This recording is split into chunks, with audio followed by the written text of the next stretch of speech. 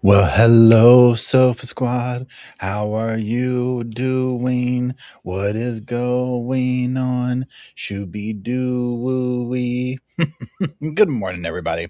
I hope everybody's doing well. Welcome to the Sofa Squad. Tuck, I do appreciate you being here. I hope you're doing well. It's good to see you.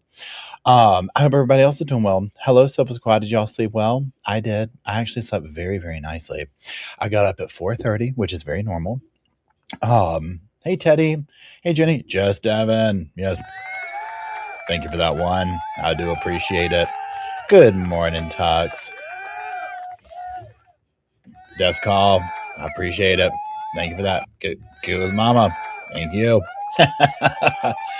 So y'all, we are on Verdict Watch. Now I had the court stream up and then they switched over to pre-recorded court TV and I was like, why are we watching this now? So I'm guessing maybe they're, I don't know if they're even going to come on and be like, hey, we're in the courtroom. I think it's just going to be replay stuff. So what the vibe is, hey Jessa, how's it going? Hey Crystal, how's it going? So what the vibe is today is we're essentially just kind of going to have the live stream going. Hey Dread, how's it going? Thanks for that. I appreciate you. We're gonna have the live stream going and I'm gonna kind of be hanging out at times. Other times you might see me recording a video in the background. Other times I might just have the, this screen on right here. And be away in on my phone, but I'm going to be home all day. I cancel my movie plans. So I am going to disappoint y'all. I canceled my plans for this evening, which means most likely now the verdict will not come in. Hey, Donna Lou, how are you? Hey, Matthews Files, what's up? So, hey, lady. So I'm just letting y'all know. Hey, Audra, how's it going? Thanks for being here. Home all day, no verdict. Legit. Okay. Legit. So I'm just telling you, I basically, through whatever you call the karma vibes or whatever, they've been sent up north. And if there was the possibility for that, it ain't happening now. And obviously I'm being dramatic. We'll see. Right. So, pardon me, I know M3 says you weren't supposed to tell us. I should have kept it going. You know what? I should have just been like, okay, now I'm leaving at 3, so we won't get a verdict today. And it would come in. It would come in. So scratch everything else I just said. Yeah, I'm leaving at 3 this afternoon. So no verdict's going to come in. It won't happen today. Wink, wink. Now, also, y'all, at 6 o'clock tonight on the main channel, I'm doing a live chat over there to talk about this case because you already know, I don't go live over there very often. It's for major stuff. Now, again, I don't know if the verdict will come in. I mean, if the verdict comes in and they're like, we're going to read it at 6 tonight, well, obviously, we'll be over here doing that. And I'll just bump that one back. But the live chats over there are much bigger than they are over here. Obviously, it's a bigger channel, so it's a little bit of a different vibe. It's less hangy outy and more like, okay, let's talk. But I haven't had a live chat on that channel about this case, so I'm really curious to see what's the vibe, right? And of course, if we have more information today, like a verdict, then it'll be a completely different thing. So, anyways. There's that. Also, tomorrow at 10 a.m. is members chat. If you are a member here, a member on the other channel, or a Patreon member, it all is the same thing. You all have access to it. And sometimes I do like specific, like I go live on Patreon more often, like randomly, like before here, or I'm cooking breakfast, like that kind of thing. But for the most part, a members chat's going to always be on all 3 platforms. Just heads up. And I'm going to put it out there. I've already scheduled it, but I haven't done the post for it yet. So I'm going to do that while we're sitting here hanging out. So that being said, please hold so I can take a bite of my little breakfast bar.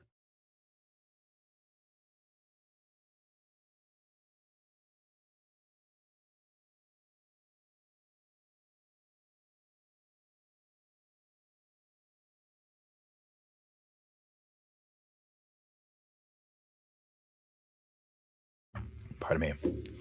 The other channel is just reporting live from my sofa without the name of the podcast after it. And whenever I say main channel, that's what I'm talking about. It's my big channel. Although this is a main channel too. I don't know why I say that. But this has always been kind of my secondary, more relaxed hangout vibe over here. And that's more of like edited videos and reaction videos and stuff like that, like pre-recorded stuff. Today's video over there is the Courtney Clenny 6-year deal.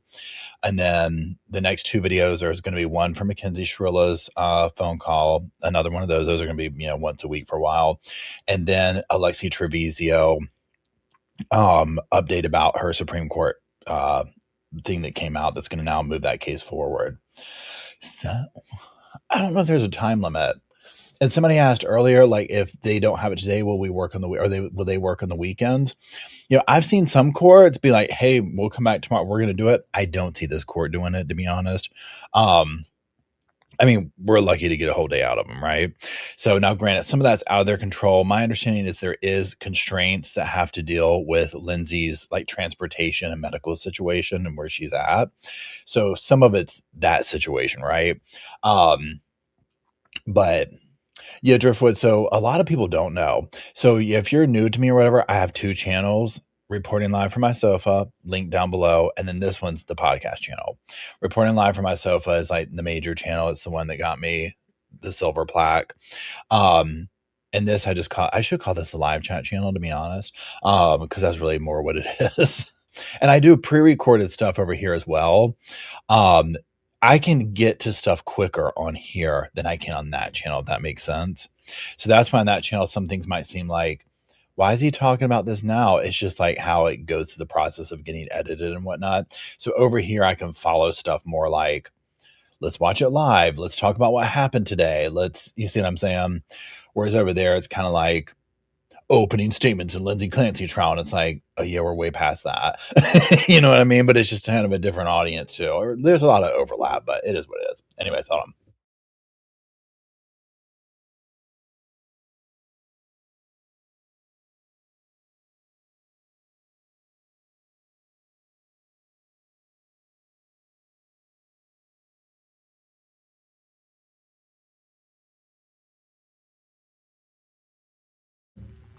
I saw the headline about Anna Kemper's stepbrother's trial. Do we know what happened? Sarah Grace Patrick, whatever her name is, that one still doesn't have a thing. I think that one's not going to happen. Shauna Gardner's trial pushed off till next year because they hit him with SA charges or something like that. The guy, Mario, who just got convicted. Hey, Catherine, how's it going? So, hey, Amanda True Crime, what's up? A lot of stuff's going to postpone. So the next two things. So Caleb Flynn is supposed to be going on September 17th. I don't think it will happen. Faith Hedgepath is starting at the end of this September. I do think that one will take place, but we'll see. And that's one that I want to try and cover as well because it's local.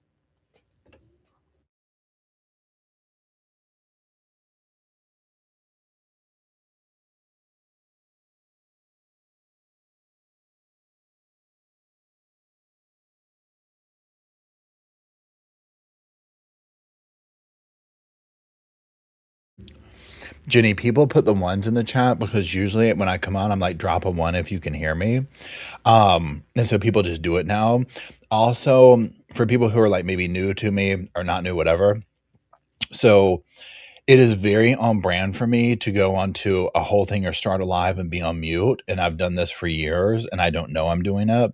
And so that's why it's in this, like, literally, it's like we need to let Paul know that we can hear him because he will talk for 10 minutes and be on mute. And I'll do it in the middle. I'll accidentally hit the mute button. Like, it's bad, right? It's kind of my deal. You know what I'm saying? It's not a live chat with me if I don't go on mute at some point and just, disclose the eighth wonders of the universe kind of a thing. And then I'm like, oh, whoops, I forgot. Never mind. Let's keep going. So that's why. But now everybody just knows, so they just drop ones.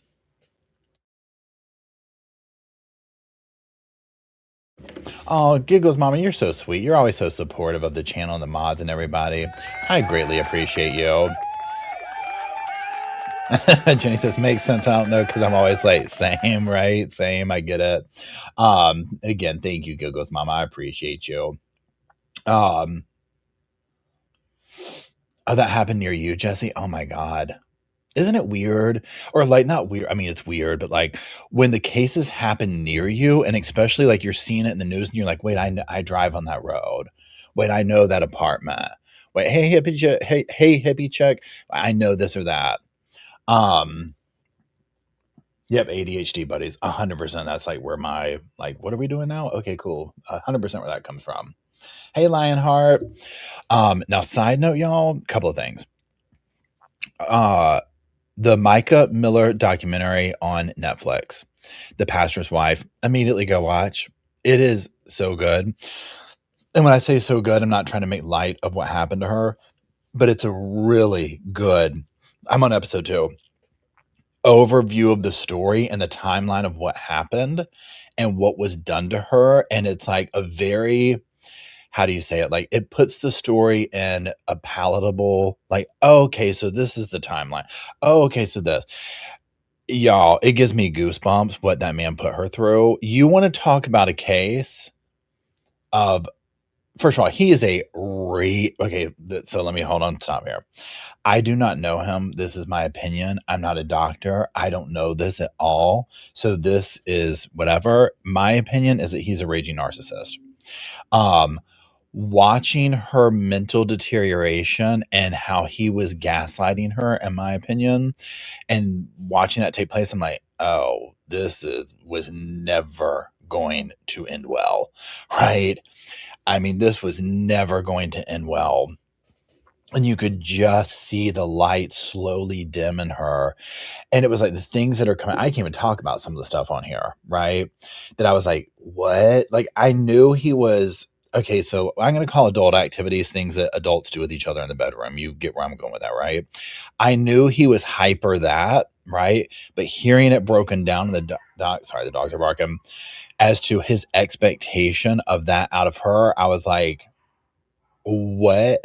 And literally, they're showing so many sermons where he's up there, all he's talking about is, well, if you don't do this, your man's going to go do this. If you don't do this, your man's going to be out here doing that. And it's like, oh, yeah, he's the one who's crying on the grass, and it's in there. And it's like, that's all he's talking about. And so I'm sitting here and I'm like, okay, what happened at home that's making him do this? Did she deny him the bedroom? And so now the next day he's out here talking about, you know, if you don't do that. And I mean, literally, it's like portraying it as like, oh, if you're not going to the bedroom with him for the 4th time that day, he's going to pull up, well, let me get on my phone. Let me go do this. And it's like, yeah, no, this is insane. This is insane. And then listening to, sorry, Matt's having to yell at dogs. The dogs are so turned up today, y'all. Oh my gosh. They got in a big fight last night. I wasn't there. They were sleeping with Matt in his room. And, oh my gosh, they've just been going at it. I don't know why they're so turned up. Yes. Michelle says the poor one took testosterone to try and keep up with his sex drive. Yet she took testosterone to try and keep up with it. I was like, oh my gosh. And then what was also sad, seeing how many affairs he had, because this is my thing. Once he got her and was like, I got her, you know what I'm saying? And she's old news to him. Then he did the same thing to her that he did to his first wife. It was like, oh, I got her, this and that. Okay, now I'm going to be talking to this other woman. And I'm sorry. Okay, so, I'm spoiler alert in some of this, y'all, and we're going to kind of be all over the place or whatever, talking with stuff while we're waiting to see what happens with the trial. So just, that's going to be the vibe of today.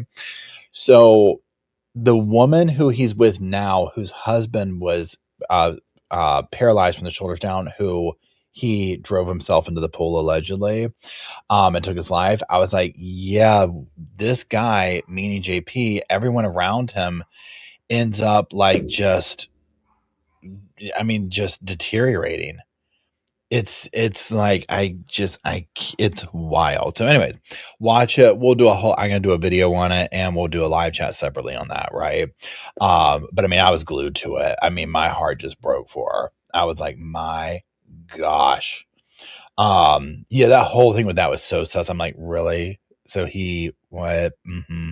Because I was like sitting there thinking this. I'm like, I bet she was so excited to be single all of a sudden. I mean, she called him and Micah to the situation before she even told the family. Yeah. She was going to the church when her husband was like, I don't like that pastor. He's coming on to you. She's like, well, I'll go by myself. And then she starts neglecting his care. No, not at all. Hold on one second.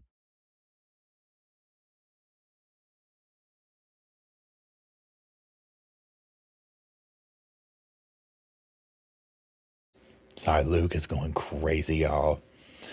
Luke is going crazy down there. That means that somebody has something. You just binge watch it. Yeah, it's good. Bless her heart. Okay, they brought the jury in. Hold on.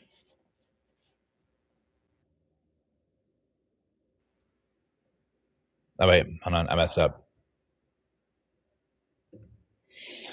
I said, please hold, bum. I said, please hold, bum. I said, it's Shayna. I said, that's right. I said, it's Shayna. I said, that's right. How's it going, Shayna? I hope you're well. I hope your moving stuff goes okay today. I'm sending good moving vibes to you. This guy's like, hey, look at this camera I got. Hey, that's pretty cool. He's like, hey, what are all these microphones for? Can I touch one? Is everybody listening?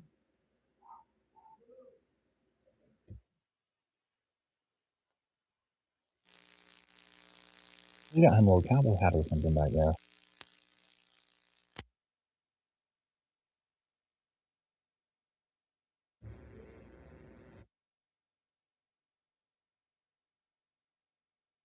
Where is the verdict watch clock?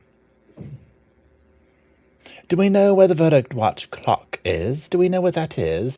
Reddington. Right. Oh, yeah. So this is. No, I don't know that. All I know is when I saw this for the check 1 2 check.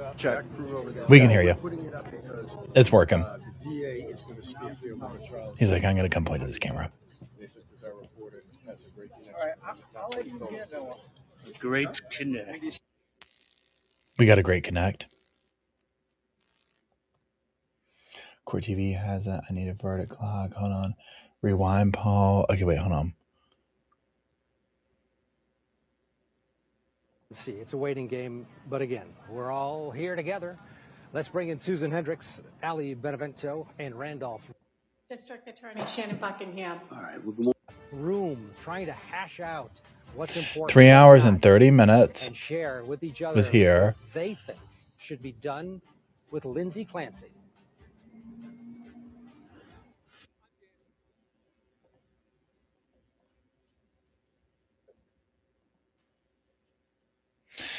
And then let's see here. So let's come over here, y'all. Let's do a little investigative journalism while we're sitting here waiting and figure this out. No one could take care of her kids the way she wanted them to. She had to take them with her. Where was the defendant seated? There we go. When you left the house, or was she seated? She was standing. And what was her demeanor? Good morning, Jim Star. Normal. At any point in time, did she tell you she I'm was going to make a planning new to kill thing. herself? No. Do you think possibly that she's over-medicated? I was practicing independently with my full credentials for Man, I forgot about Jennifer Toft. That feels like years ago, right? She just liked taking care of people. I'm truly finding my 19-month-old to be the most difficult human I've ever encountered. How you would describe Callan? How would you describe him? He was the happiest, sweetest, easiest baby. How many women have you treated that were suffering from postpartum psychosis? I don't think I have.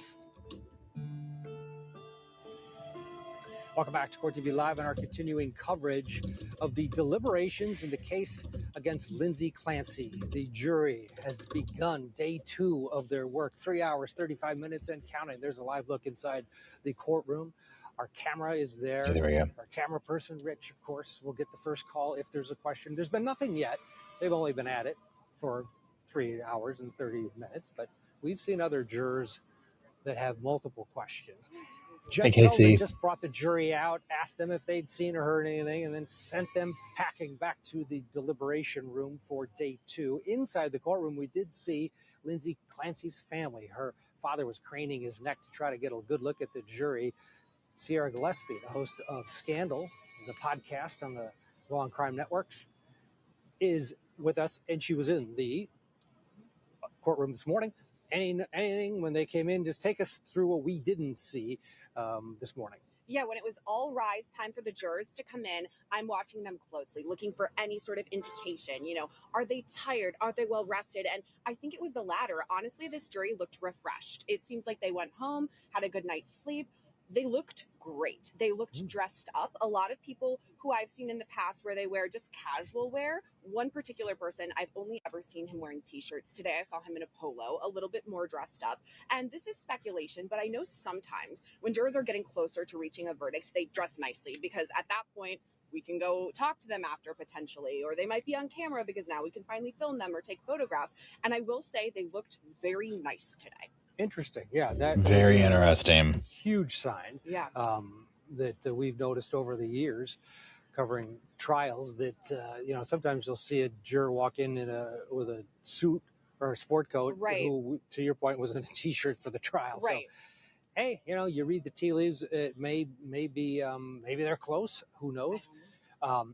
Anything else? We could see that Lindsay's family was there. Mm-hmm. Other than that, many people in the courtroom.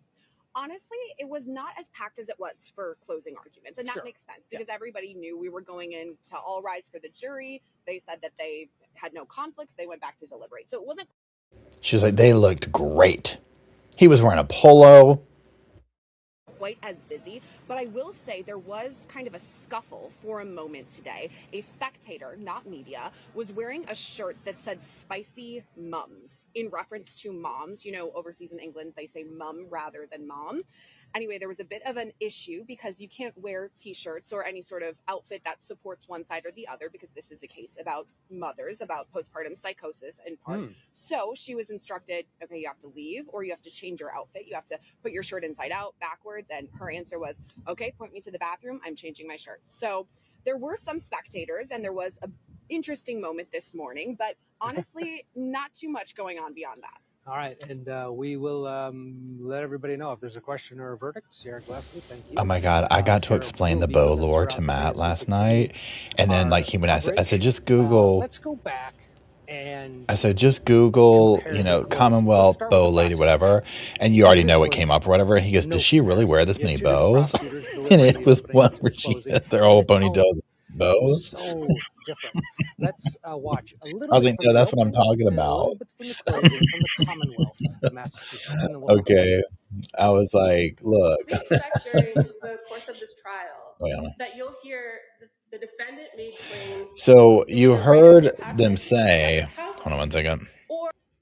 You heard him say, people look great. They were dressed up, in comparison to how they've been. So that could be a sign of, I saw someone else, and again, y'all, this is literally me saying, I saw a lawyer dude on TikTok, don't know who it was, okay, talking about, word is the verdict's coming in today, right? This was yesterday. He was like, it's not 100%, but word is we're prepping for the verdict today, sometime today.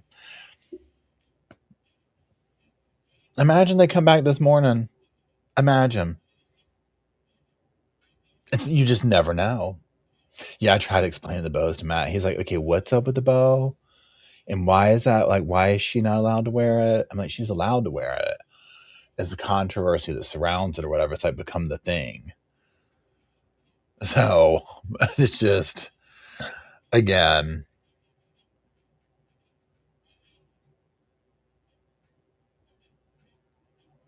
I love it when you can explain, like when somebody's like honestly, genuinely interested, like this kind of question right here. They're like, okay, so wait, Sarah Boone in the suitcase. Okay, tell me about the interrogation, please. Right?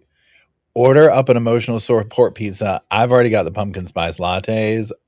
We're here for a minute. You know what I mean? And then they ask you questions about it. Oh, please. That's so much fun, right? Like they're engaged. They honestly want to know. It's like, I'll explain it to you. This is fun, right? Now, one thing too is thinking about this. Again, this is just obviously speculation or whatever. So imagine two versions of this. Like take out like anything like how are they going to get to all the evidence, whatever. So pretend the jury's coming up in here. There's two ways. It's like, okay, do they want to be like, our lives are going to potentially change with this verdict. Do we want to have a weekend where we can kind of get our affairs in order and come back Monday morning and drop the verdict? Or do we just want to go ahead and get this done with and start fresh, and we've got the weekend and we can hibernate? We don't have to go back to work on Monday, et cetera, whatever their personal situations are, right? You know what I'm saying? So it's like, I'm trying to look at the two if they're close to the verdict, like pretend they're like, yeah, I think we've got it. You know what I mean? Like we're all kind of on the same board, on the same page. You know, do y'all want to go ahead and drop this or, you know, whatever? Yeah, I hope they're protected too. Hold on one second.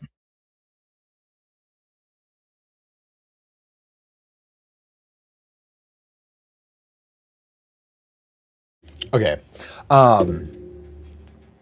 So because either way, so I was talking to Emily about this morning. Okay. So there's a few things that come up.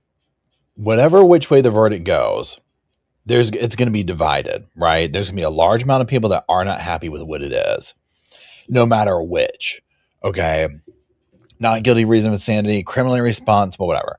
I feel like a hung jury, people are going to be more understanding because it's almost like it's not anything. It's like go back to start. You see what I'm saying? And so that's where it's almost like, okay, yeah, but with a actual verdict of it's one or the other, I think people are going to be like, you know, and that's, you know, on the probably on their shoulders. So we'll see. We'll see how that goes. We'll see what takes place. All the things, right? Yeah, the sooner the better. Yeah. What do y'all think? So if it's okay, in the realm of being like when a verdict comes back soon, what's your opinion? When a verdict comes back, let's say within 24 hours, does it lean to the defense or the state? Drop it in the comments, whichever one you think, if it leans one way or the other. I always felt like if it comes back relatively soon, it's usually guilty, right? So it leans toward the state or whatever. Obviously, a hung jury would just keep going and going and going. You know what I mean? So, like, I'll say this: if today they came up and they're like, "We got the verdict," my first initial thought would be, "It's guilty." You know what I'm saying? Like, it's guilty because I'd be like, "Oh, like for something like this? Oh, okay, gotcha." Um, but you know, again, this is like so unprecedented in so many ways. And also I don't I'm clearly I'm not a lawyer, right? So I don't know. Uh, you know, that's just me watching stuff and whatnot.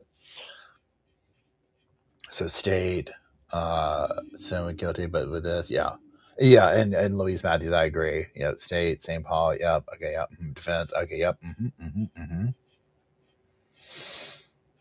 Yeah, does anybody remember how long the Karen Reed case took? I don't think it was that. Was it long? I can't remember. Oh, thank you, UK Blossom. Yeah, let me get a poll going. Most polls that I see out there, y'all, about what's the verdict are all 50-50. I mean, it's so divided. 4 days of deliberations. I mean, there you go. Where's my coffee now? Hold on one second, y'all.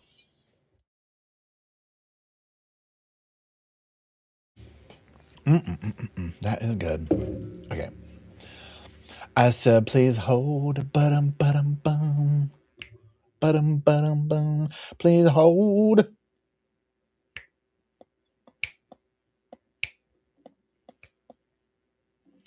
I'm going to call it, what do you think the verdict will be?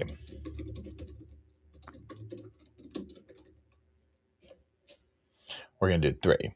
I'm going to call it, we're just going to say criminally responsible, not guilty by reason of insanity. Or we're going to add an option. We're going to say it's a hung jury all day. Okay, there's that. There's that. Okay, there you go. And so I put it in, what do you think the verdict's going to be? So what's your opinion?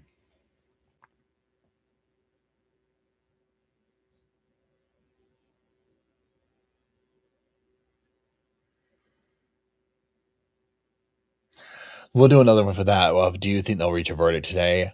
For whatever reason, I feel like we're going to get the verdict today. I don't know why, but I just do. And probably just because I've heard a couple of people be like, we're preparing for a verdict today. Right? I know, right? We need a jury question. I need the vibe. It would be nice if the judge could send back there. What's the vibe back there? We get send them questions. What's the general vibe in the jury room? We're on our second Starbucks DoorDash order. Okay. Got it. So we're locked in for a while, right? Okay, got it. Yeah, jury vibe status. Literally. They've been going for 4. What time is it? 9:30. Some of they just start.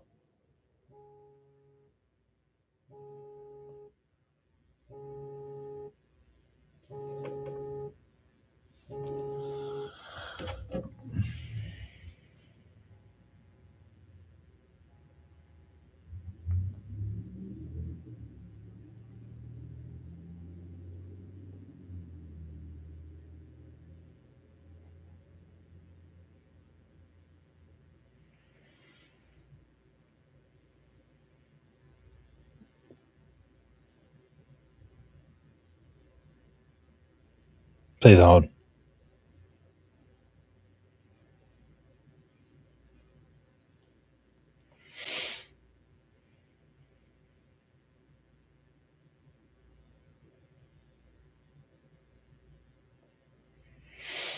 Okay, hold on.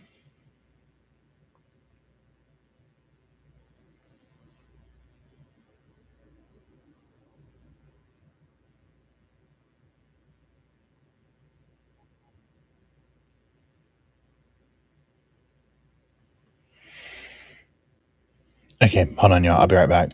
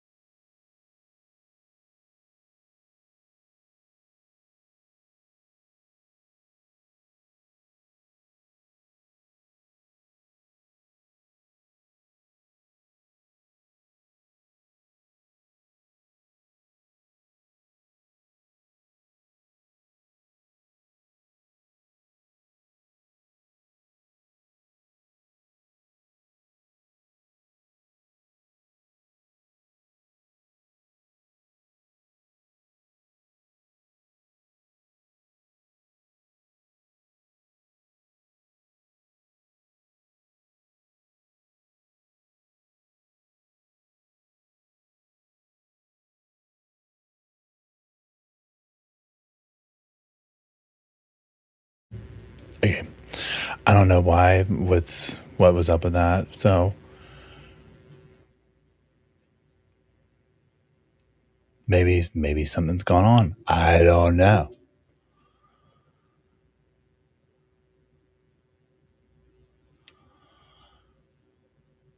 Shooby dooby doo doo doo. Shooby dooby doo doo doo. Shooby dooby doo doo doo. Shooby dooby doo doo doo. Shooby dooby doo doo doo. Okay, hold on. Y'all don't want to hear me sing. I'm sorry. I just kind of end up just going on.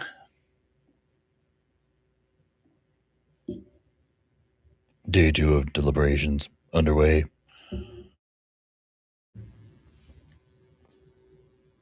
If there's not a verdict today, I think it'll be a hung jury. Yeah. Could be.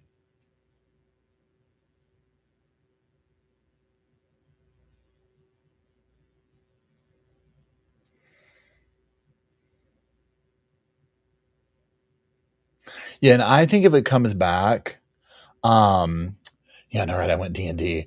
I think if it comes back as a hung jury or whatever, that I think they'll definitely charge her again for sure, right?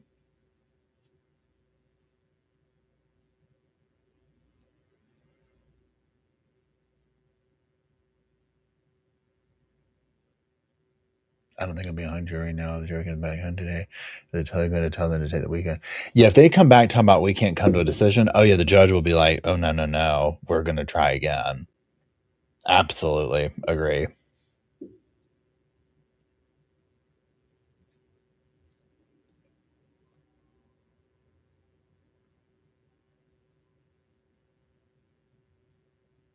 Yeah, usually what I've seen is when juries are deadlocking, the judge will kind of make them keep going back and working, whatever that means.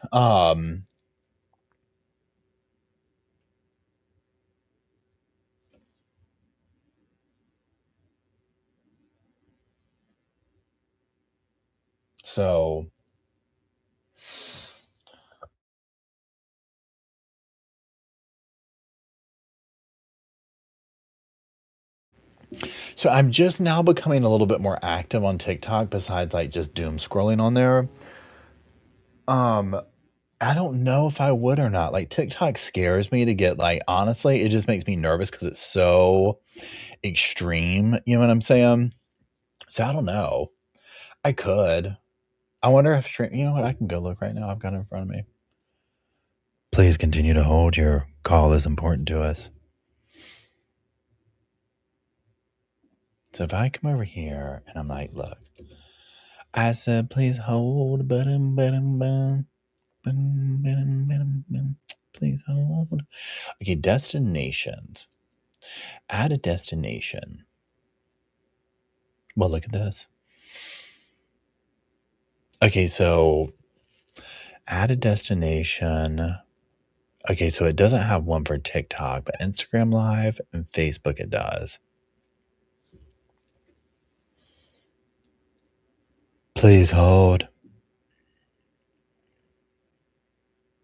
Please continue to hold. You must have an Instagram professional account. You would need to copy paste your stream key for every show. You have to click go live on both Streamer and Instagram, but that's very complicated.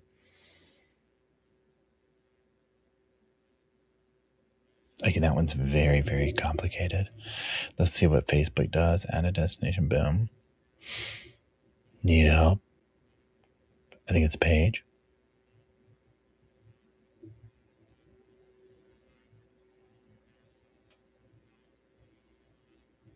Yeah, let's try this. Let's see.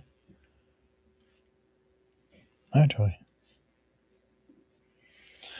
there's issues there. I might try that. Yeah, I don't know if I would do it to TikTok, but like it looks like I can do Instagram and the other one. I use StreamYards to go live. And that's what I do. Yeah, it's the Wild Wild West on TikTok, especially with this case. Oh my gosh.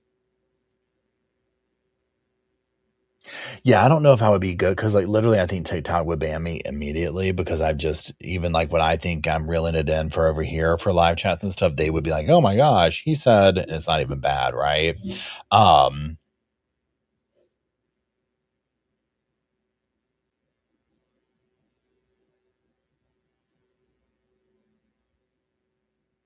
So yeah, I think that would be like a Yeah, TikTok has its own uses, but not true crime or anything serious. See, that's where I feel like it's like a certain niche or whatever, but yeah, with the true crime over there, it just seems to have gone off the guardrails. Oh, pardon me. Oh, hey, Kate, how's it going? Hey, Patriot Wife. Or Patriot Life, I'm sorry.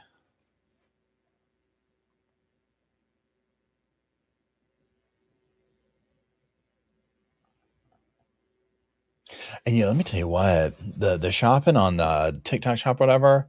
Oh my gosh. Oh my gosh. I've gotten a couple of things off there, but a while ago. It was a while ago I did that, and then I was like, no. Oh, pardon me. So for everybody just joining, we're obviously on Verdict Watch. I'm going to kind of be coming and going and just hanging out. It's just a general chat for the day. There might be times where I just turn the screen off and like check in or whatever. I'm going to be at home, but like I'm going to be doing some stuff. And so I might put you on D&D. I might leave you on red. And tonight in the main channel, we're doing a live chat. Tomorrow morning is the members chat. You know what? I'll set that up right now. That's what on my to-do list. Please hold. I just basically want to be around because I feel like we're going to see. I personally feel like we're going to get a verdict today. Do I know anything more than y'all? Nope. Don't have any insider information on it. It's just a vibe. It's just a vibe. That is right. It's just a vibe. Shoo-ba-doo. Don't put us on D&D. Don't go to Carl's. I'm coming over. I'll be there in a minute.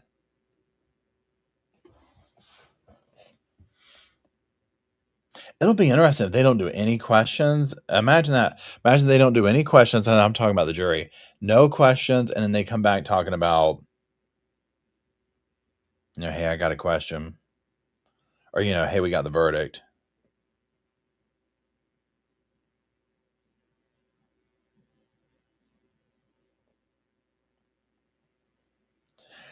Okay, what's this? I said, don't stop believing.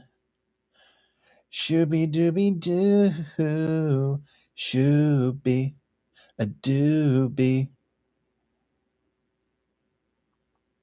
I mean, I just can't stop. Hey, North Wild Ants, how's it going? Kelly the Kitty, what's up? Heather's Purrs, how's it going? Metalla Baby, what's up?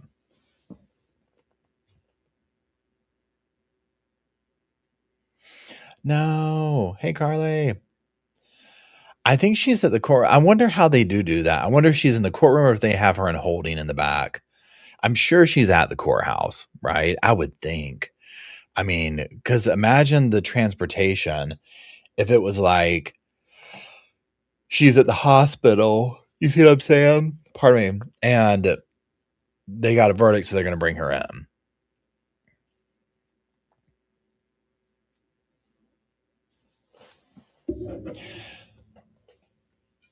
Hold on one second.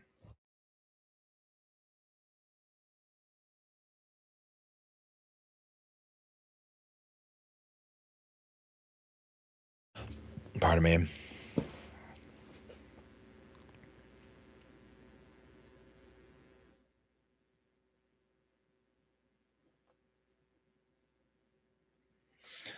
Hold on. Casey says what? Oh, okay. Sorry. It's a little blurry from back here. Okay. The shirt, probably an extra large. I think this is extra large because they shrink down usually to the good size. All the dogs are downstairs. Oh, I got to set the member thing up. Yeah. All the dogs are downstairs. Eventually they'll come up and start whining outside the door. Because they'll be like, where'd he go? What's going on? Why isn't he hanging out with us? What'd we do wrong? That's not fair. That's not tethered. The dogs will be like, that's not tethered in reality.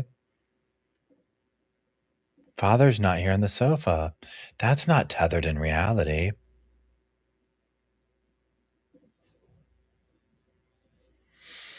Okay, I am looking for live chats. Shooby dooby dooby doo. Shooby dooby dooby doo. Doo. Do do do do do do do do do do do do. Okay, I'm scheduling the live chats. I'm sorry, the members chat for tomorrow.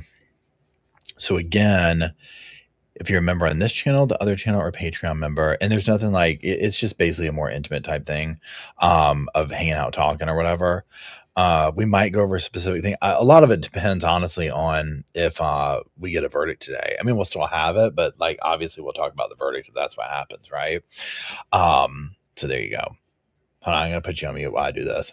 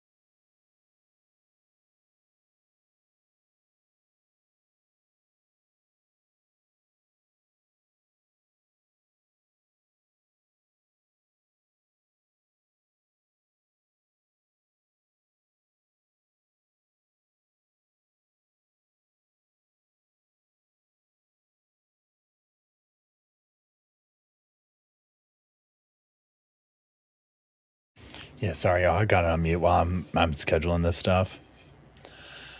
Shoo-be-doo-be-doo. That's all I'm doing. Shoo-be-doo-be-doo.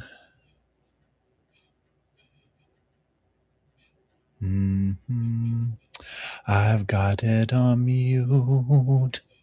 Not anymore. Okay, then we're going to go switch. No, I don't have a cat. I don't have a cat. So there is that. Heavens to Betsy. So y'all, for those who are just joining, we're just waiting on that verdict, and I am sitting here scheduling the members chat for tomorrow. And is it 10 a.m.? Members. Okay.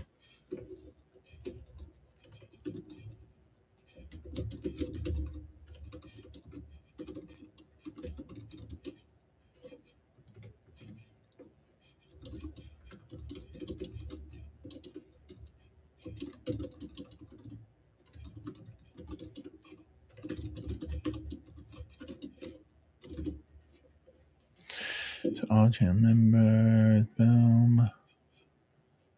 Let's make sure. Boom, boom, boom, boom, boom. Okay. Got it. Okay, so there's that. So that's done. Whoops, didn't mean to do that, but here we are. Okay, here we are.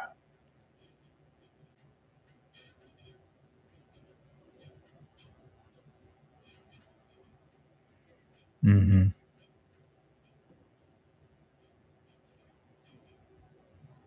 Okay. Mm-hmm. Uh-huh. There we go. Okay. Okay, so Shuby Dooby. The prosecution just went back into the courtroom.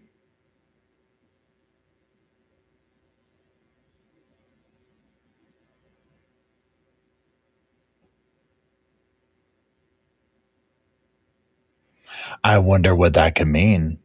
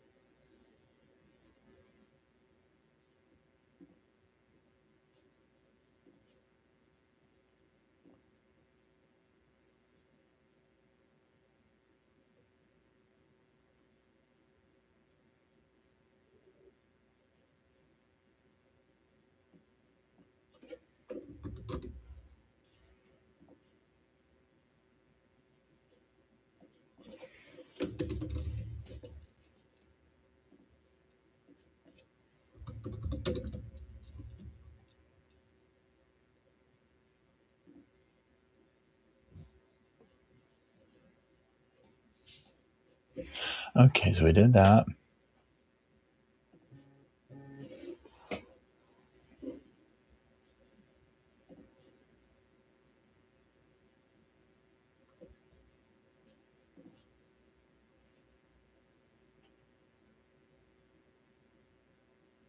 Oh, wait, hold on.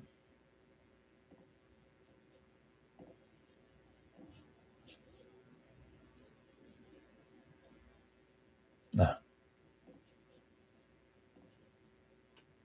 Okay, sorry.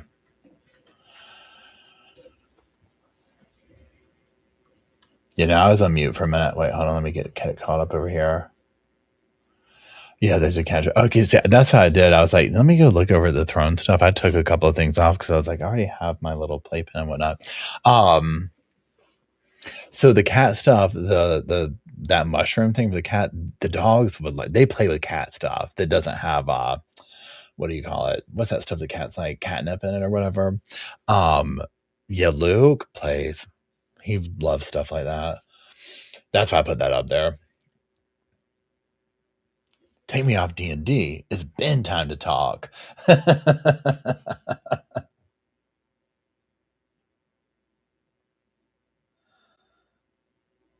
Hello, Emily. How are you? Hello, Emily. What is new? So, y'all, we are just waiting for the verdict. If it will come today, we don't know.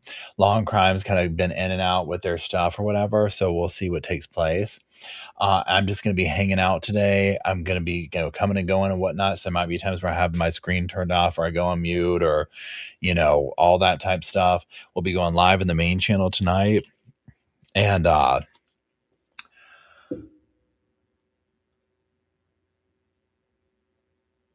there's that. Scooper, I will cry. Yeah, we'll have to see. Hold on. They're going back in the courtroom. That means the judge's DoorDash order just got there. He's like, y'all, I scooped.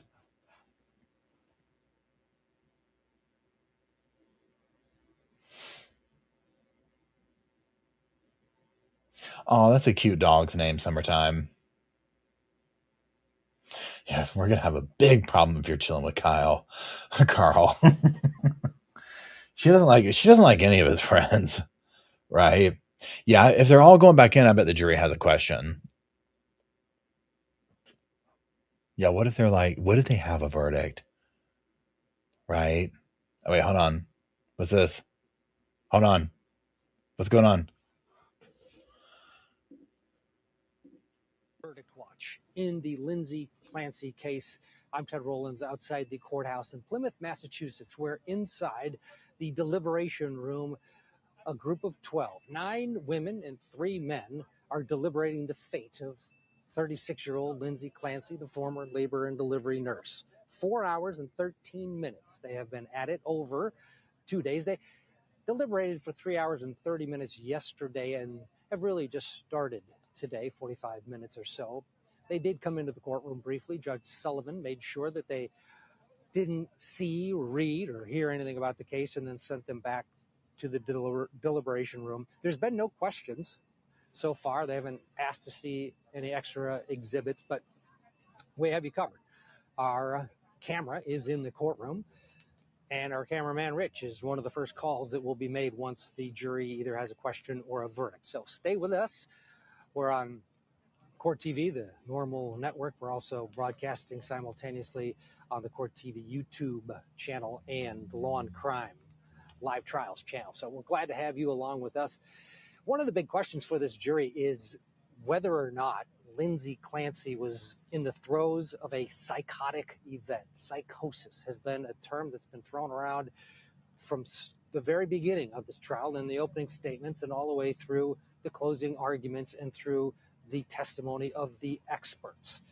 Let's go back and watch a bit of the mentions of psychosis.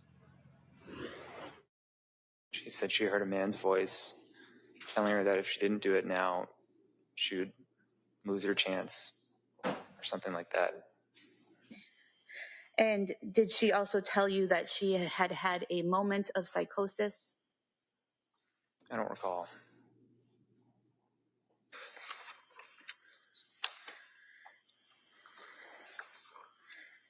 Did she mention the children at all during that call?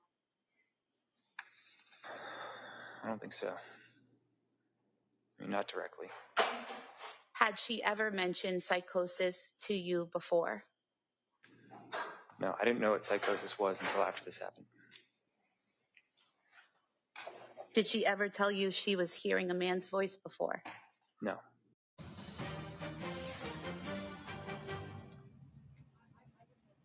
All right, I want to break away from that because just as we were talking about the fact that the jury has not had a question, well, they now have a question. We have just been alerted, so the parties are making their way back into the courtroom. Rich, our photographer, is making his way back to his camera, and they will go on the record. We understand Judge Sullivan will take the bench, and usually what happens is the judge will just be in front of the attorneys, and they'll discuss the question, sometimes in open court, sometimes they do it at sidebar, and then they'll craft an answer. So we are standing by and waiting, and as soon as we see the camera move, we will go in and we'll watch together to see what this question possibly is. Again, 4 hours and 15 minutes they have been at it, and just for today, only 45 minutes. I'm being told that there is a little bit of movement in the courtroom, but we don't have audio yet. So we'll wait. We'll hold that shot up. Susan Hendricks, Ali Benevento, Randolph Rice. This is a round. This makes sense. Randolph, they're into day 2. They've slept on what they discussed day 1, had some time to hash it out. Somebody's got a question. And again, that 4-person who seems very scholarly is likely leading this. Your thoughts, what we should read into it, if anything. Of course, we don't know what the question is. Right. Let me make some guesses here. And questions can be very, very telling, or they can be just completely silly, and you're like, oh my gosh, they have no idea what they're doing. So they could be asking questions about, can we see evidence? They may be saying, how do we interpret certain pieces of the law? Sometimes they ask things that the judge says, look, that's your decision. You need to make that decision yourself. I can't answer that for you. So it can be very telling, but it can also come back and be like, huh? What are they talking about? How do they even get to this point in the deliberations? So I'm very interested to see what the question is. Allie, no matter what it is, to Randolph's point, you do learn something. You do. It gives you some insight into an otherwise very secretive room, right? You get a glimpse into the room where it's happening. And like to Randolph's point, I have had some really, nothing's fun. I just want to be clear, nothing's funny about the situation, but sometimes the things that juries will get hung up on, or the rabbit trails that they will find themselves on and then come back and ask a question, can really be a head scratcher to the people who have lived the case and litigated. Okay, I'm muting them for a second. So y'all, obviously we're waiting for the question to come in. Oh wait, hold on. Here we go. To find out. All right, let's find out. Judge Sullivan on the bench. Lindsay,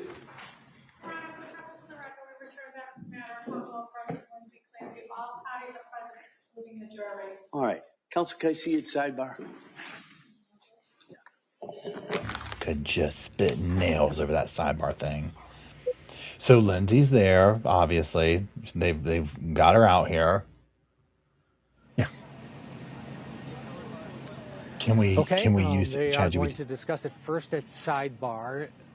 So we may or may not hear the discussion on a crafted answer. At some point, the question will be put on the record, one would opine. And as a side note, you saw Lindsay grab something there on the desk. There's been a lot of speculation. What are those? Are those pills in front of her? No, they're mints. They're cinnamon Altoids, according to Kevin Reddington. So that's what she was grabbing as she now is, as everybody waits at sidebar. Susan Hendricks, sidebars are a big part of this case. Yeah. So we're used to it.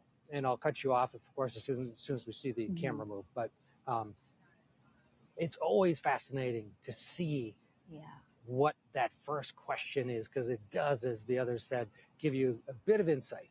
Absolutely. And you mentioned, Ted, it's different with different jurisdictions, but in Indiana, in Delphi, they would go to a sidebar, the jurors would discuss it, then Judge Gull would read that question. So you didn't know which juror was asking the question, but read it. And what I noticed was there were highly intelligent questions, very specific. I remember one about an unspent bullet, very scientific. So it said to me, wow, they're paying attention, And there were a lot of questions. And to me, it also says they're doing their job. Let's say they go through their notes, because it's a long trial and you forget what you've heard. So it makes sense to think, okay, let's all go back in, let's ask the judge instead of just guessing if we don't know the answer. I mean, this is torture. To that point, Allie, the question of can we see exhibit A, B, or C, that's telling on some level, but it also is the overarching message. We're working. We're making progress. Yeah, absolutely. And questions like that tell you that they are still going through, perhaps in chronological order, the evidence as it was presented. If they're later on in their deliberations, sometimes they start asking questions about the law that the judge gave them during instructions. I'm not sure here if anybody knows the answer. Some judges will send the written jury instructions or charges back with the jury, and some expect the jury to sit there and listen to them verbally only. I'm not sure which is the case here, but to me, when we have factual questions or exhibit questions, that tells me we're still early on in the process. When they start asking questions that apply to the law as they were provided it, that tells me that they're getting closer to getting to that ultimate question. Very curious to see which of these two, or maybe it's something different, this is. Yeah, I'm 90% sure after talking to Rick Grundy this week that they do have a copy, because we were actually talking about the bizarre practice in some jurisdictions where the judge rattles off a gazillion instructions over 45 minutes and then they don't have a copy of it. But in Massachusetts, happens in my yes, jurisdiction regularly. have It's a very copy. frustrating. Yes. Yeah. Randolph, any when you are sitting there as an attorney, you hear there's a question. When you get it, when your phone rings and you are on, what's it like as you wait? You've done all your work. There's nothing you can do. What is that gut wrenching hour, day, like 2 days, 3 days when you're just waiting? Oh, it's painful because you're sitting there on pins and needles, and then you hear something from usually a bailiff or a sheriff will come to you and say, "Oh, we have something," right? And then all of a sudden you get your client, if they're not locked up. If they are locked up, you maybe go downstairs, tell them there's some information. You go back up in the courtroom, and the judge may say, "Oh, we just have a question," and then you read that question at sidebar. You go up to the bench and read it, and you say to yourself, like I said earlier, what does this mean? Or, oh, I get this. I understand where they're going now. I think they're leaning our way. And then you start thinking, okay, judge, or you say to yourself, how do I argue to the judge to craft the answer to this question that may help our case moving forward? Yeah, there's gamesmanship for sure, Allie, because the answer can be just as important sometimes as the question, and you can fight.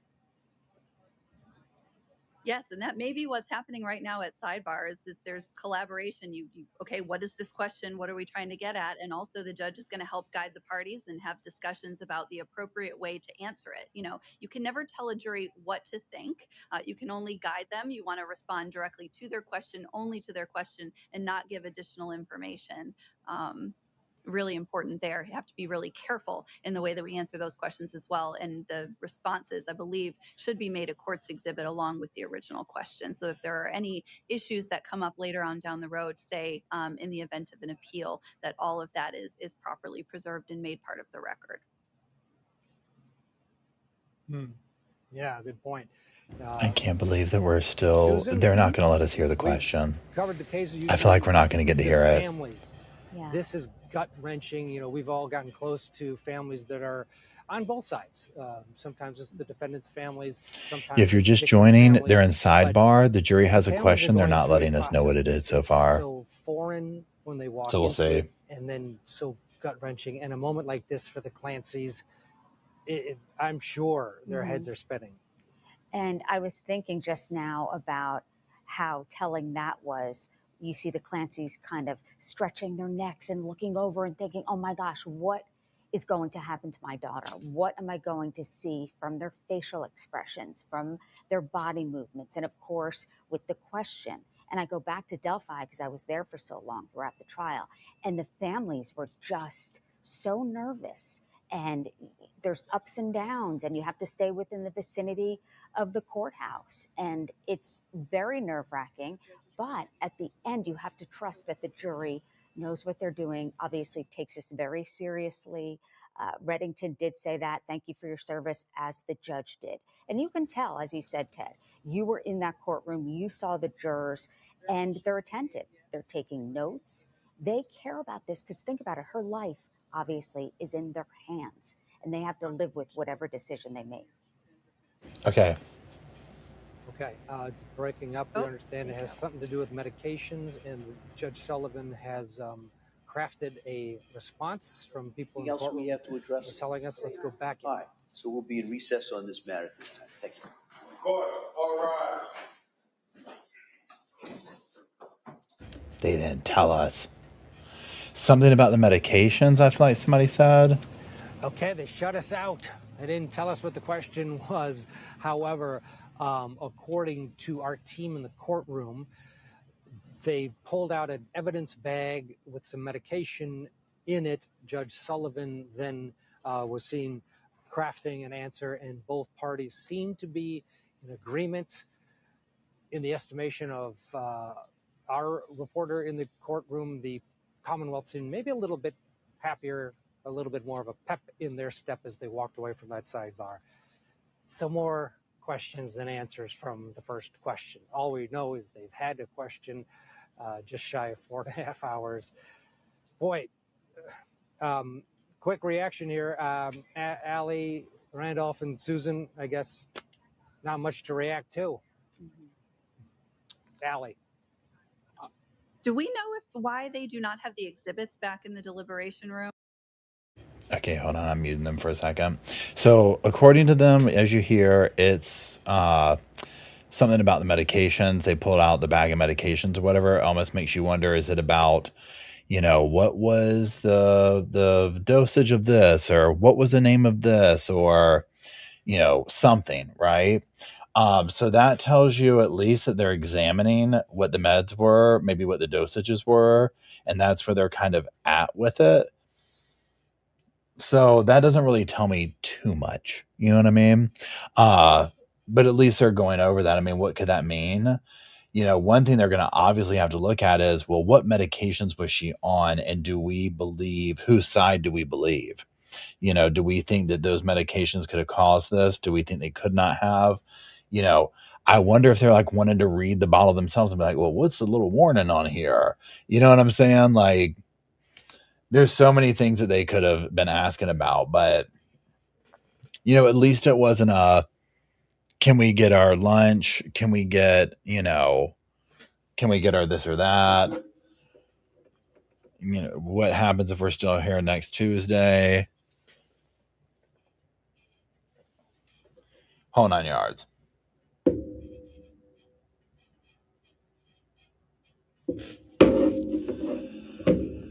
Okay, hold on.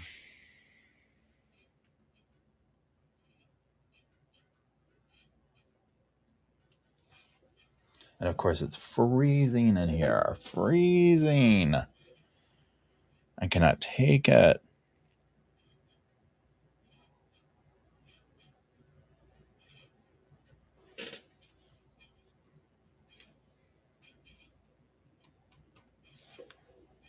Do I have my jacket up here? No. Also, don't have that. I'm gonna have to go get a hoodie or something in a minute. What time does PSL get here? Literally. Can we get some puzzles? Can you imagine what was that?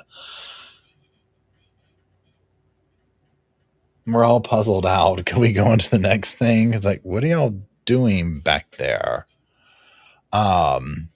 It's like, are y'all done?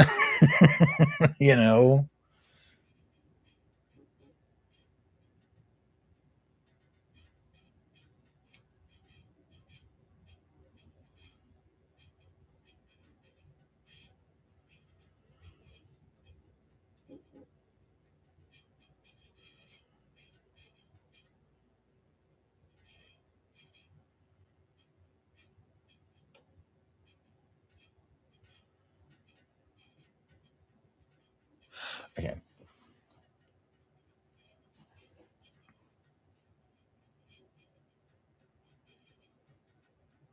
And I'm gonna have to do something. I just need to get the things for it's just the fact that the air blows directly on me right here in the seat. That's the only reason why it just eventually gets so cold in here.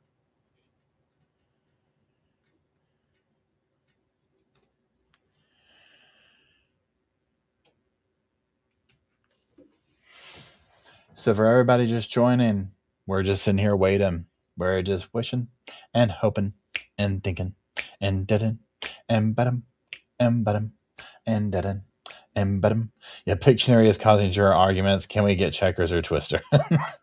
That would be like where we're like, what are y'all doing back there? Are y'all done? Oh yeah, we've been done. Why didn't you tell us? Oh, we didn't know we're supposed to tell you. We thought y'all said we had to be back here for 72 hours. No. No. You can come back out. This probably isn't going to be good, right?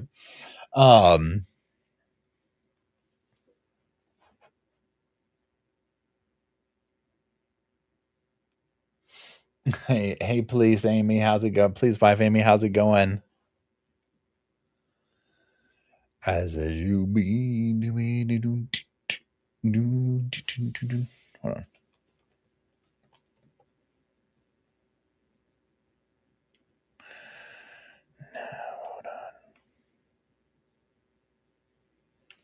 Please hold.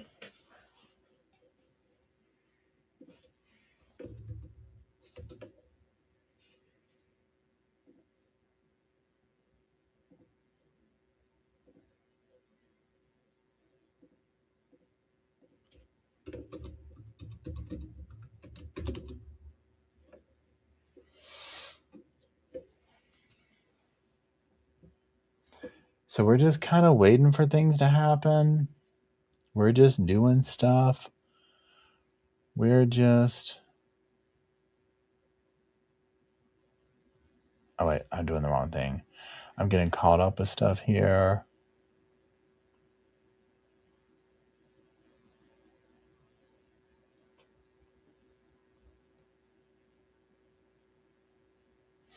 Okay, we're doing this.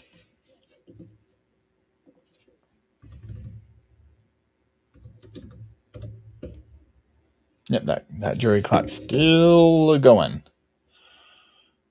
Ba-dum, ba-dum, ba-dum, ba-da-da-dum, bum.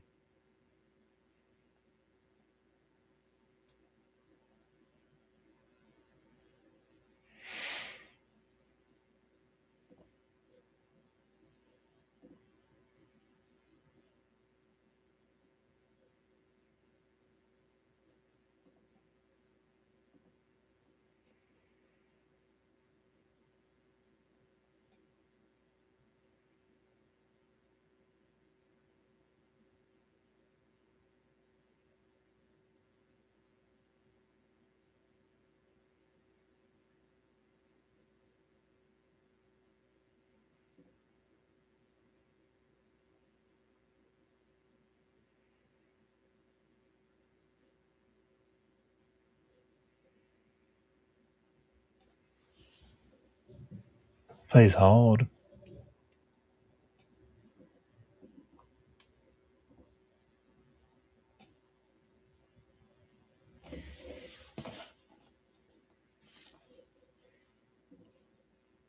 Was a jury question. I was hoping that things would be discussed, and they were. They just weren't discussed in front of us. They're at sidebar, so the white noise is playing. We can't hear exactly what they're saying, but here's what I saw. That the evidence bag, this is the one that I believe Kevin Reddington had in his closings. It's a large Ziploc baggie with a bunch of prescription pills in it, okay? So that is brought up. It's the judge and both sides there discussing. We've got the bags right there. The judge eventually writes something down on a piece of paper. Both sides read it, obviously. They nod their heads in agreement eventually. The prosecutors looked pretty happy after whatever was decided and all of that. And it's unclear whether this bag was taken back to the jury room, but I could infer that their question had something to do with this piece of evidence, the prescription pills. Interesting.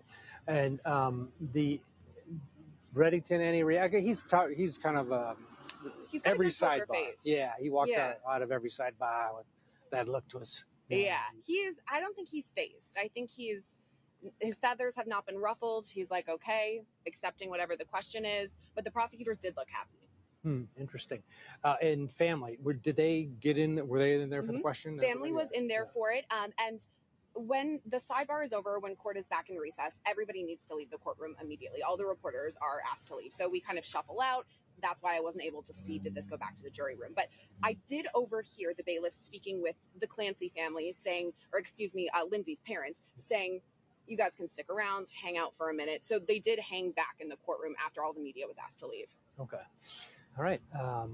Thank you, Sierra. We'll see where this leads. Of course, this was the first of anything since this deliberation began. You did mention, we should go back and remind everybody that when Judge Sullivan took the bench this morning, just after 9 o'clock Eastern time, the jury was brought in, and you did notice some things. Oh, yeah, definitely. This morning, the jurors came back in. They looked very well rested. I mean, I'm sure that they were discussing things yesterday. It was about 3 hours of deliberations that they had. And I don't know if they talked in the courtroom and said, hey, let's all go to bed early or what, but they came back and they looked very well rested. I also will note that some of the people previously, I mean, most of them were dressed very nice, but very casual. You know, this is just another day. But today, people who I'd seen previously wearing just a t-shirt and jeans now are wearing a polo, now dressed up. People look very nice today. And I know that sometimes that could be an indication. Maybe they're getting closer to a verdict or a decision of some sort. And I mean, you know that they're deliberating, right, Ted? Because they are asking this question about the evidence. Yeah.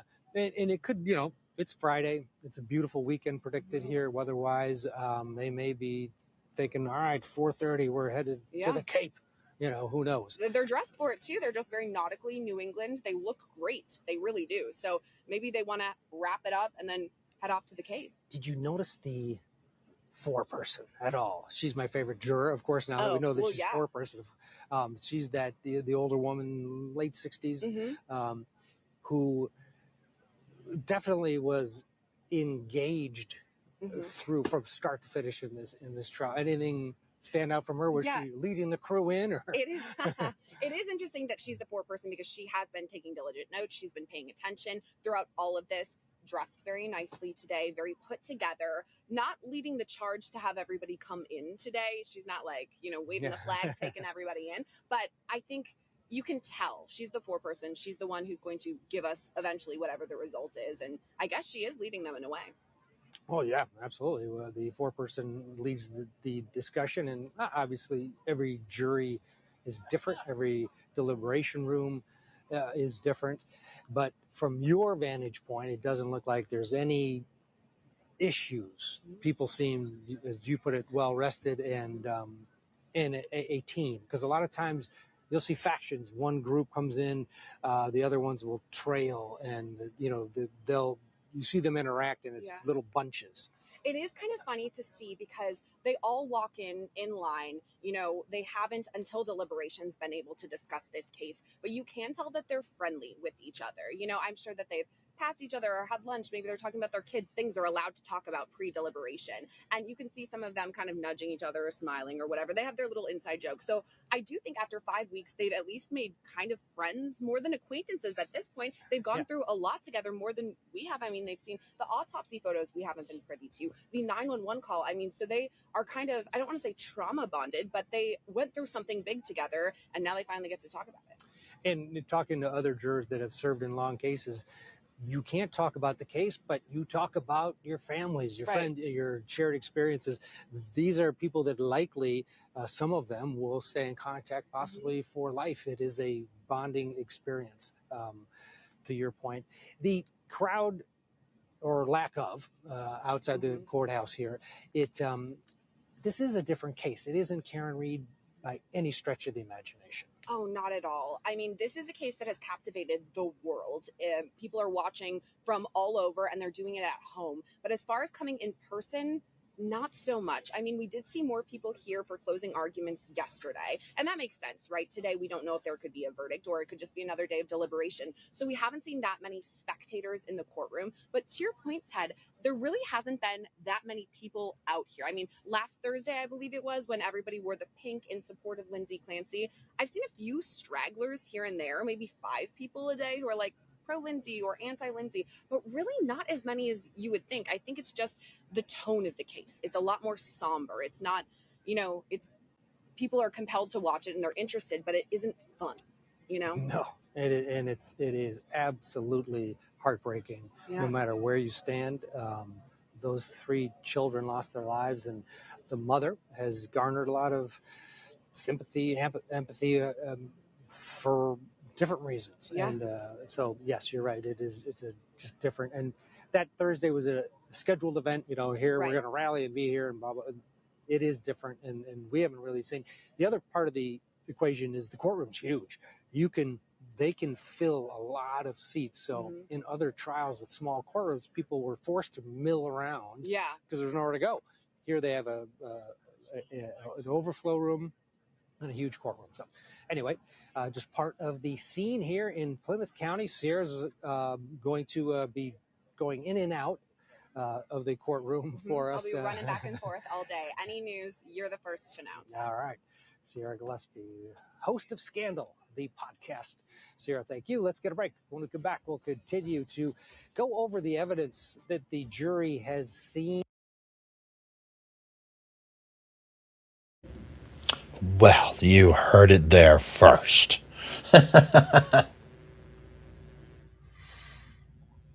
How's everybody doing today who's just joining? So, obviously, we're still waiting on that verdict. Today's just kind of a casual sofa day. I'm doing stuff here at the computer right now. I got to get up and film a movie review video in a minute, but I'm just going to be over here on the other side of the room.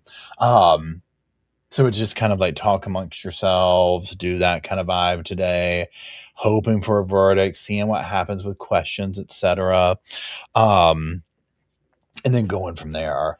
So, yeah, they had one question. It seems to be it was about medication. So, what does that mean? Who knows, right? You just never know with this stuff. They're saying the jury came in kind of dressed up. Okay, that could mean something. That means more to me than the question about that.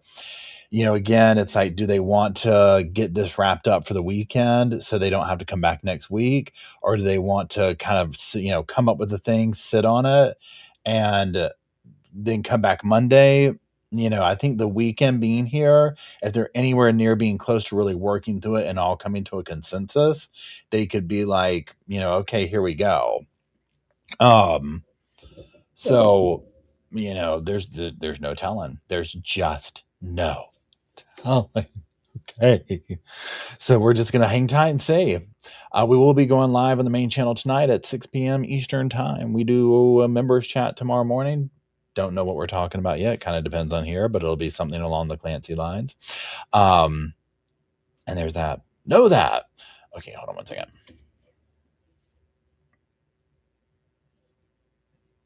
I said, bum. Okay, hold on.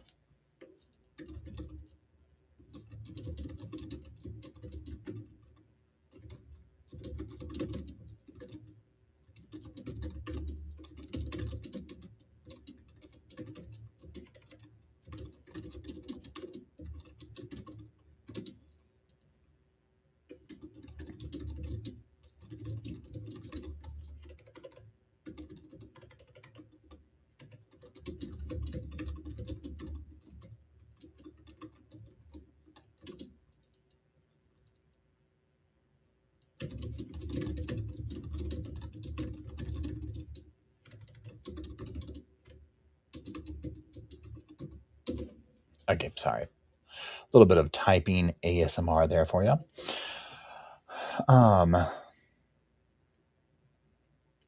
So we're just, chilling and doing our stuff, and oh, thanks, Patriot Life. I appreciate it. Yeah, so I was talking to someone yesterday and they were asking me about this. So you can't see, I got my haircut yesterday, so my beard is very closely trimmed. So I went and dyed this because I usually do like I don't know what you call it, but it's like for men where it like kind of leaves a little bit of the gray.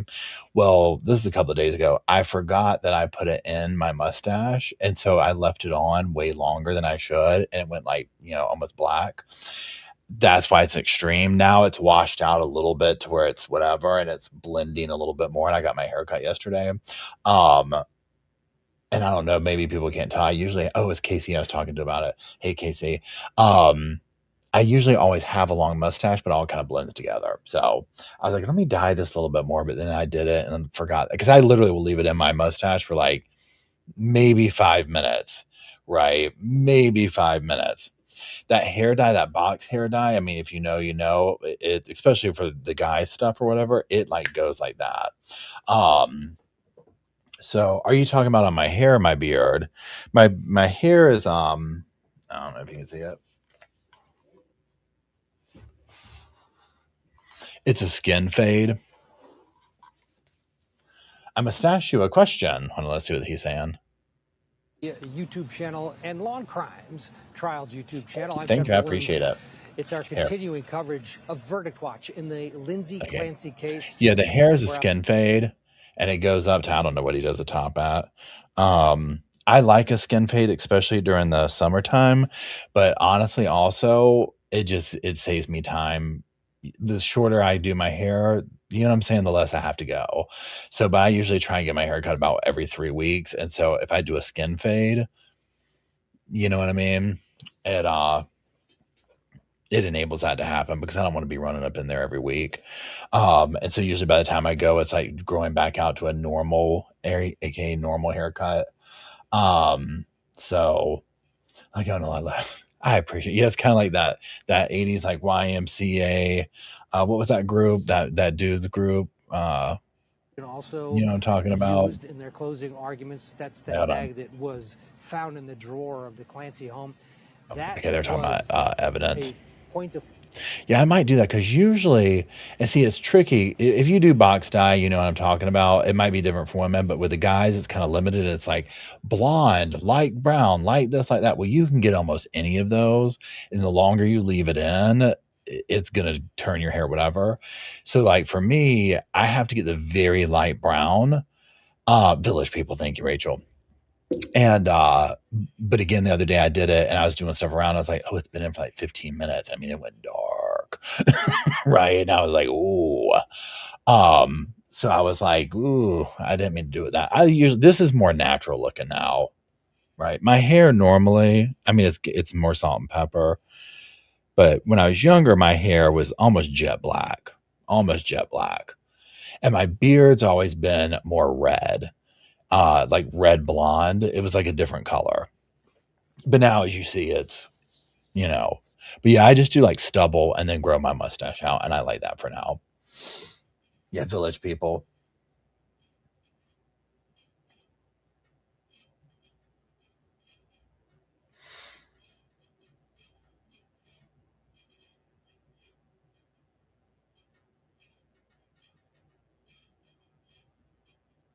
Yeah, that's the one thing. Like when my beard hair at least had natural color in it, because I love the reddish brown that it would grow into. I love that. I don't know why it works that way. So like with hair color, it's more flat, right? So that's why I like to do it and do the where the gray comes through some. But anyways, yeah, I appreciate y'all. Wait, hold on. I need to plug this phone on because I got to use it to record and get my jacket. I'll be right back.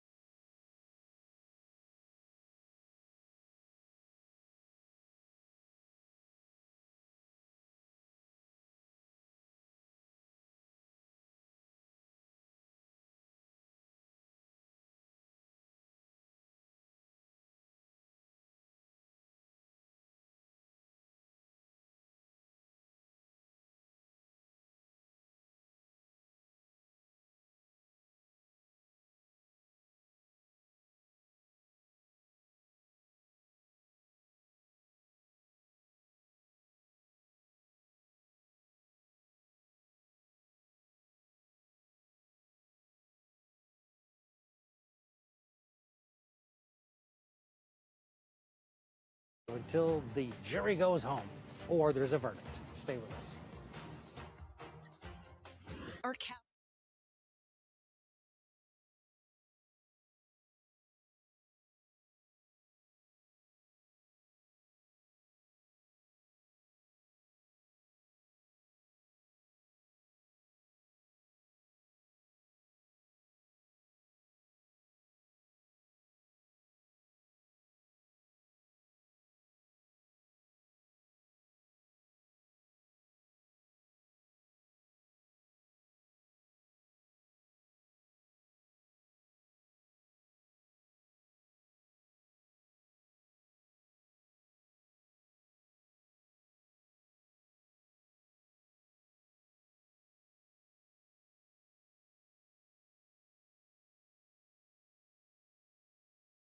Hello, ba-dum, ba-dum, bum, ch, bum, bum, ba-dum, ba-dum, bum, bum. Hello, ba-dum, ba-dum, bum.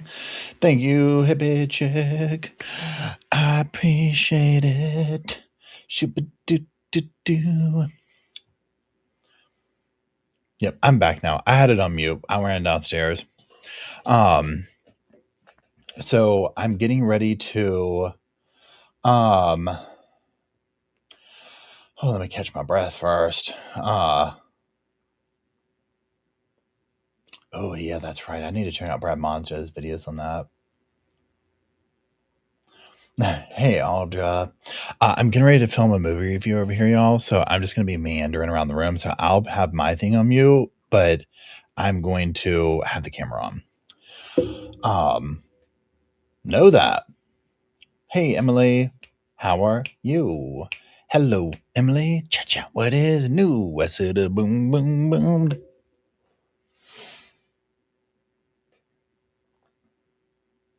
Okay, here we go.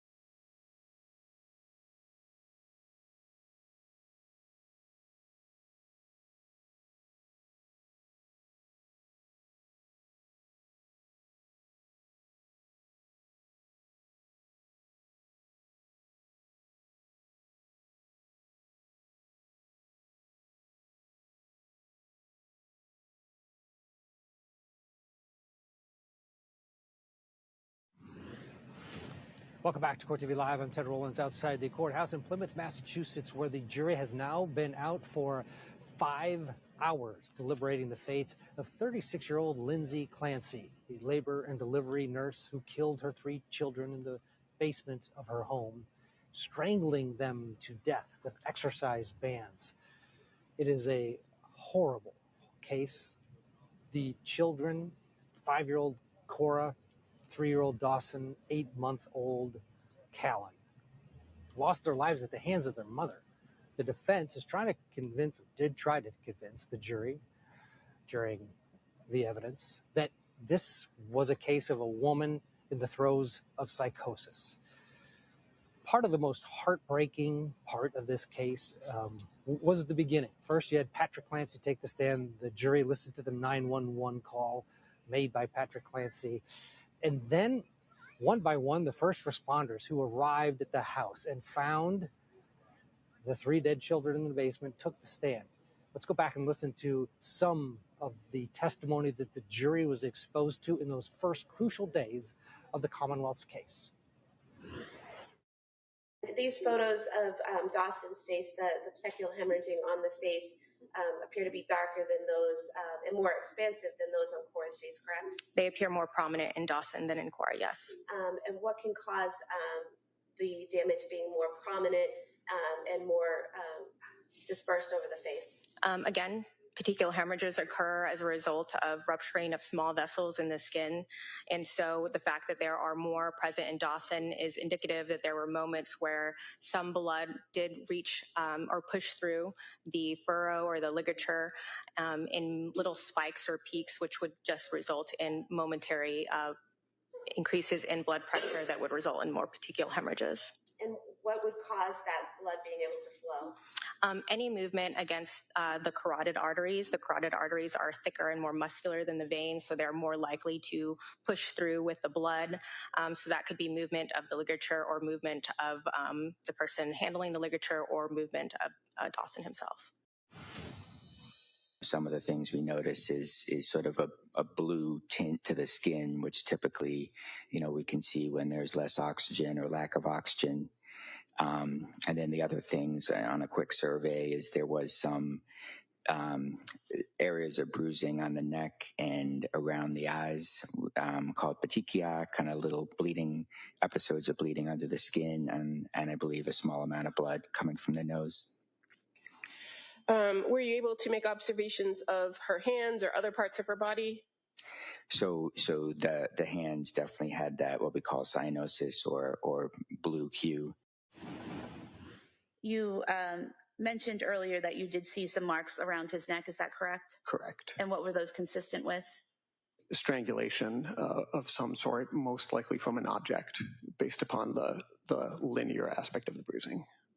And when you say the linear aspect of the bruising, does that mean it's in a straight line? Correct. Allie Benevento and Randolph Rice still with us. The actual killing of the children. I mean, it's heartbreaking. The jurors were moved during those first days of trial because of the reality of it. A 4.5-week trial, when you add in voir dire 5 weeks. Randolph, do you find that over the course of a trial that there is some desensitizing from the jury? It's human nature. They're exposed to such gruesome things day after day. By the end, when Attorney Sprague was really hammering on that in her close, thoughts of the effectiveness? I didn't think that this was necessary to this trial as much. They needed to establish that the children were killed. We get that. And that's a horrible thing. And I do think that they become desensitized. But the point of that was it didn't move the needle, at least in my opinion, as to what her mental state was at the time of the crime. And really, to go to what I think that they should have hammered more of, and I think they did it in closing, and they certainly put this evidence in, was what was her behavior before? What were the things she was doing? And the problem that they had was, again, there wasn't that planning element of this. She was a loving mother. She cared about her kids. They were making snowmen. She took them to the doctor. Everybody in the family said she cared and took care of these kids and was a loving mother. That's their issue, is that they don't have that planning element. And that's what the jury's going to be hung up on, I think, is they've got to put themselves in that room or that moment and say, we don't have any evidence that shows that she didn't have psychosis. Allie? The problem the prosecution has had from the beginning is their version of events makes no sense. They have no burden to prove their motive, but jurors want to make sense of something. This is nonsensical. And in a way, Kevin Reddington's defense of this was a woman in the throes of psychosis, at least, even if we cannot understand it or we have not ourselves experienced it, puts this nonsensical, horrific act in some sort of context.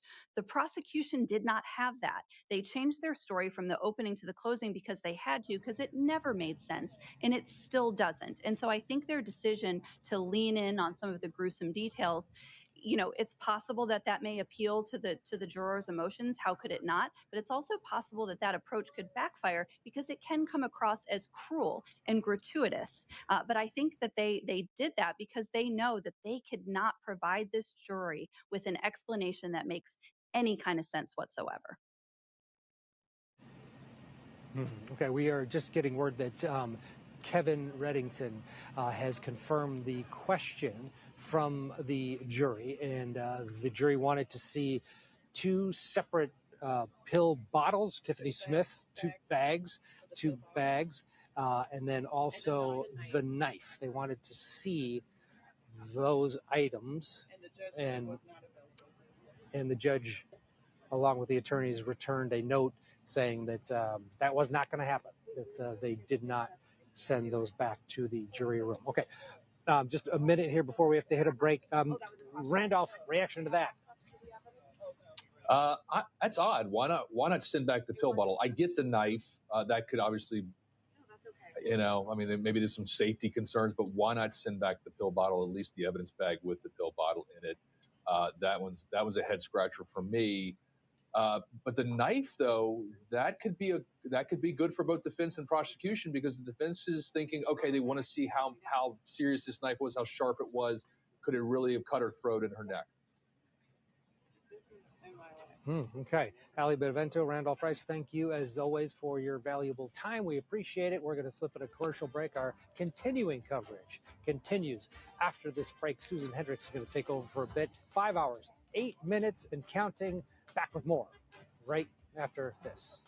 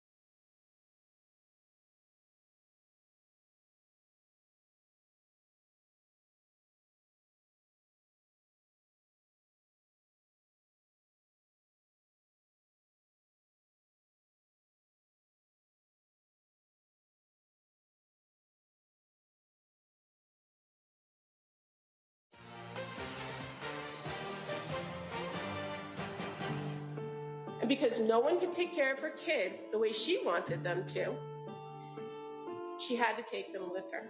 Where was the defendant seated when you left the house, or was she seated? She was standing. And what was her demeanor? Normal. At any point in time, did she tell you she was planning to kill herself? No. Do you think possibly that she's over-medicated? I was practicing independently with my full credentials for about a month. Cora was into princesses.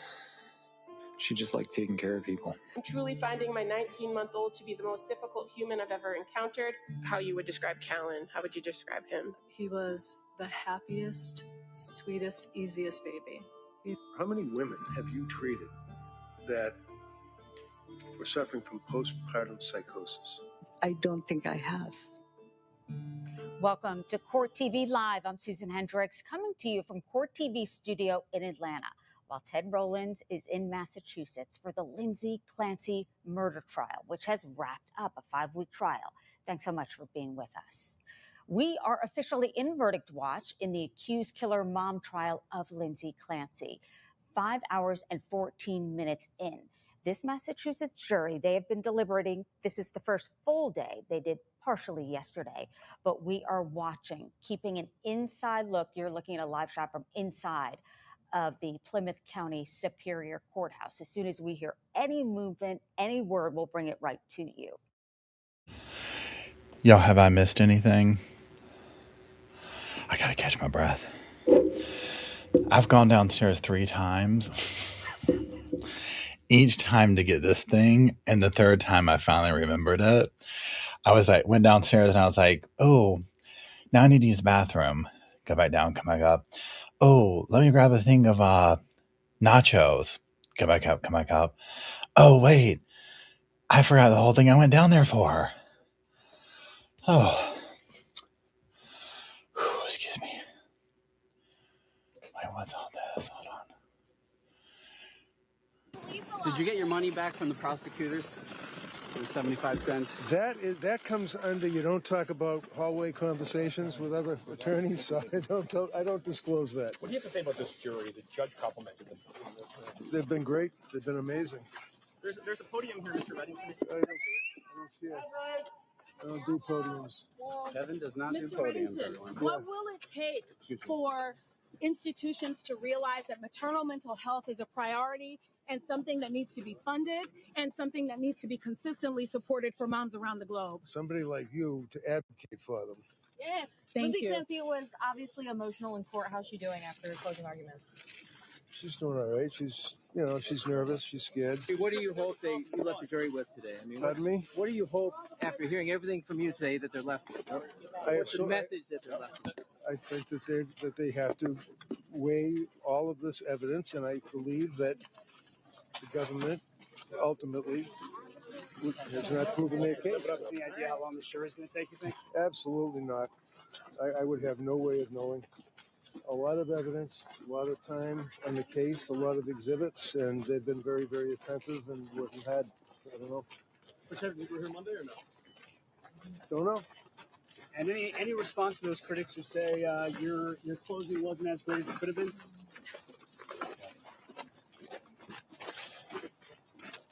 What a punch. Just being honest here, I don't know. Do you have any second thoughts about the closing, or you think you left it all on the table? Put it this way. I have my fair amount of haters.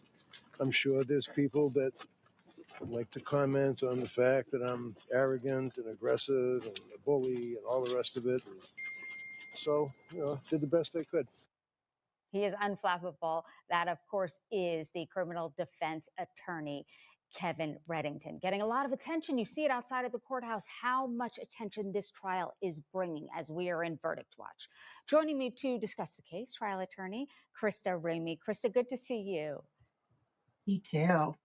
So this breaking news, we had a question about an hour ago from the jurors. Can you read into that? Kevin Reddington walked out of the courthouse, told a few of those outside of the courthouse what the question was, and it was about pill bottles and also a knife. What does that say to you?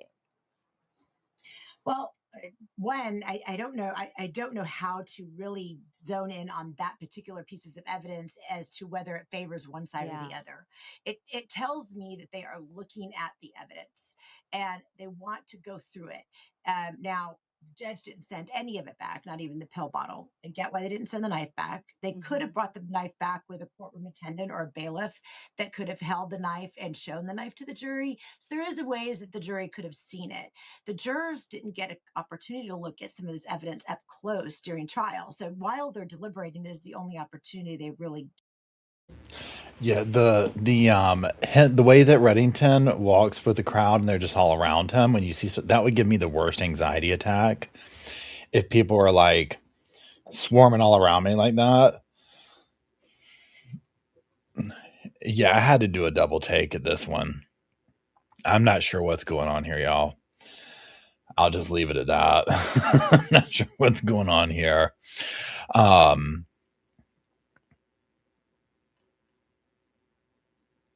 Yeah, Justice says the way he does it is seasoned at. He's seasoned at it. Yeah, I agree. Okay, I'm going to continue mulling around the room here. I'm going to just kind of leave this. I'm going to have this going. My what do you call it? My thing. You'll see me maneuvering around.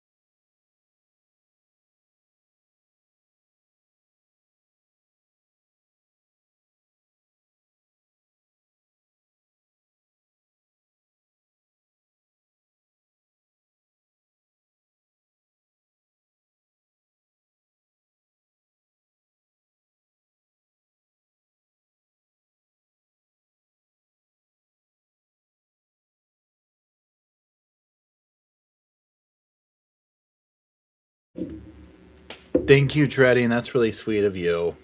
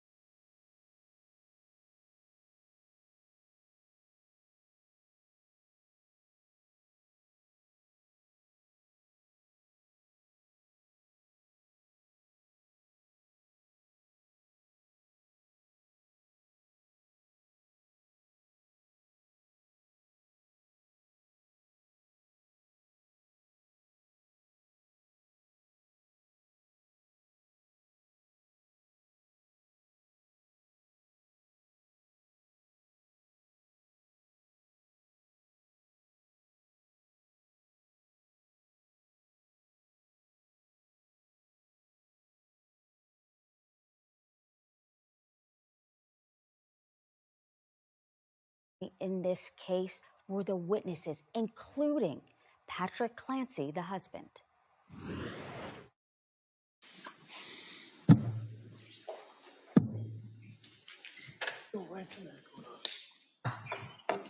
Good morning, sir.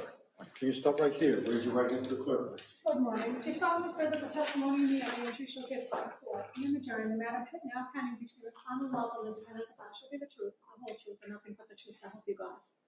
Thank you. You may have a seat. All right. Good morning, sir. Wait, what is I'm going to this? ask you to speak Never into that mind. microphone. Never mind. Okay, I see. I was like, wait, what's going on? You can't be seated if you like. No, it's not a tribal thing. I'll show you in a second. It's God, what is it? A centaur, Sagittarian. Please state and spell your It's name not for the finished yet, record. though. Yeah, my name's Patrick Clancy. It's PATRICKCLANCY. And what is your date of birth? June 15th, 1988. What city do you live in now? New York.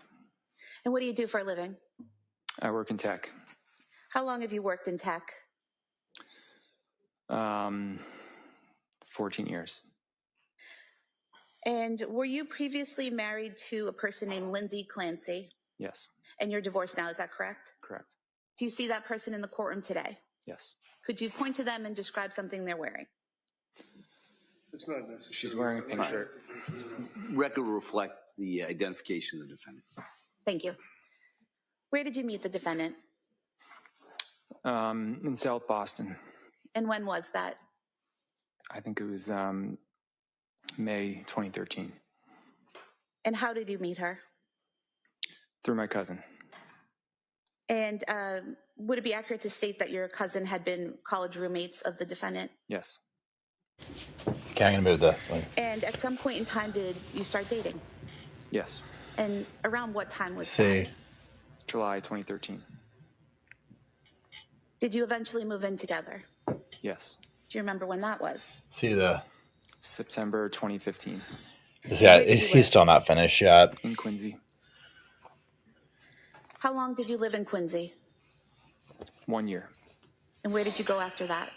We bought a house in Wayne. Okay, so I'm going to move the camera a little bit. You can see, y'all can watch me if you want. 2 years. I'm just filming one of my movie reviews. Did you eventually get married? Yes. And when was that? December 2016. And was that while you were living in Weymouth? Yes. Did you have your first child when you were living in Weymouth? Yes. And what was her name? Thank you. Know and that. What was her date of birth? December 24th, here we go. 2017.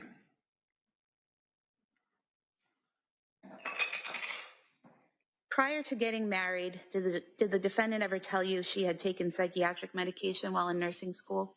Not that I recall. After having Cora, did the three of you move somewhere else?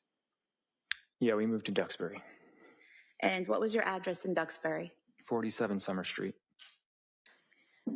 And do you recall when you moved there? I believe it was July 2018. And where were you working at that time? I was working for a startup called Automation Anywhere. At some point in time, did you start working for Microsoft? Yes. And when was that? May 2020. And when you worked for Microsoft, did you go to an office or did you work from home? I worked from home. And was that from 2020 onward that you worked from home? No, I started working from home in 2018.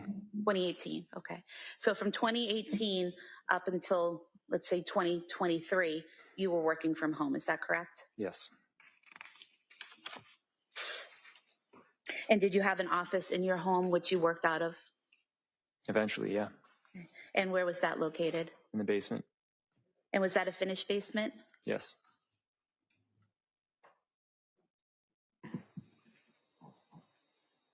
Going back to after Cora was born, do you recall the defendant having any physical issues after the birth? Yeah. And what were those? I think there was a lot of tearing, and she bled a lot. Did it take her a while to recover physically? I would say so, yeah. Did she have maternity leave at that time? Yes. Where was she working? Mass General Hospital. And what was she doing there? She's a labor and delivery nurse. At that point in time, when she had Cora in 2017, how long had she been a nurse? 3 years, maybe. And do you recall how long her maternity leave was with Cora? That was the shortest of the 3.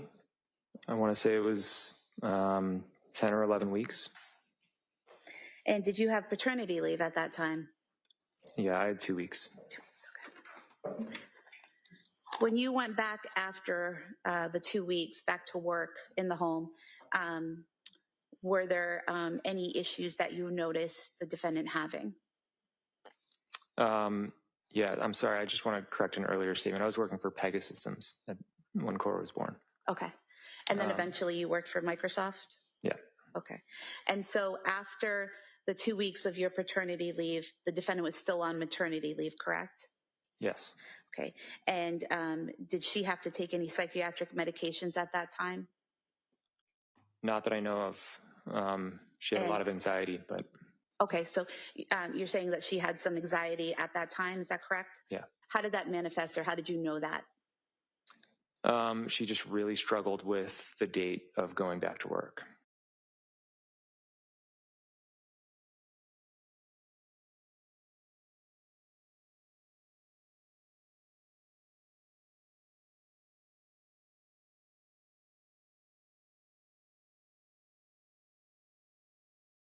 That, of course, was Patrick Clancy during the 5-week trial on the stand during his now ex-wife's murder trial.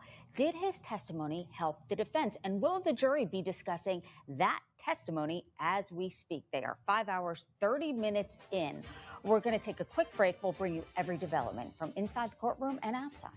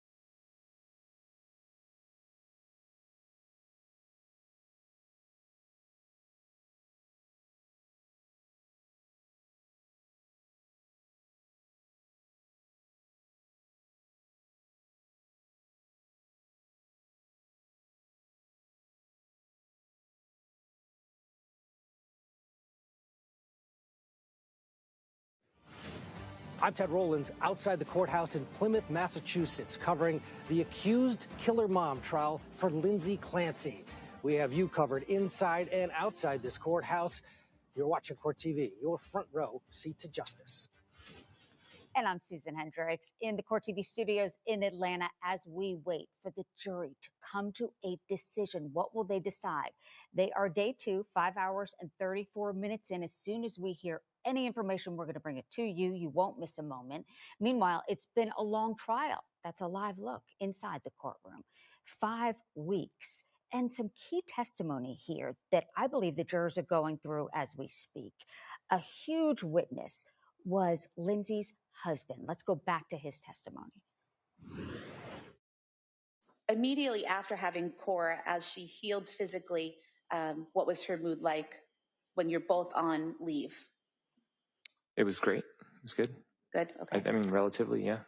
And so did the anxiety start as it became closer in time to when she had to go back to work? Yes. How many shifts was she working at that time?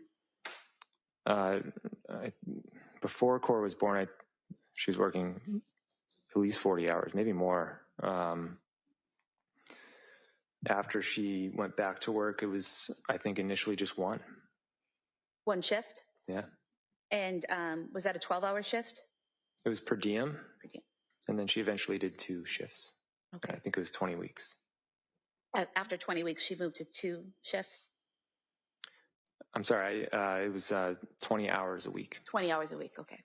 And so from the time she worked her way back up to 20 hours a week at work until she had your next child, did it remain that 20 hours per week that she worked? Pretty much, yeah. Okay. And did you have any assistance in the home during that time after she went back to work? A nanny or a babysitter?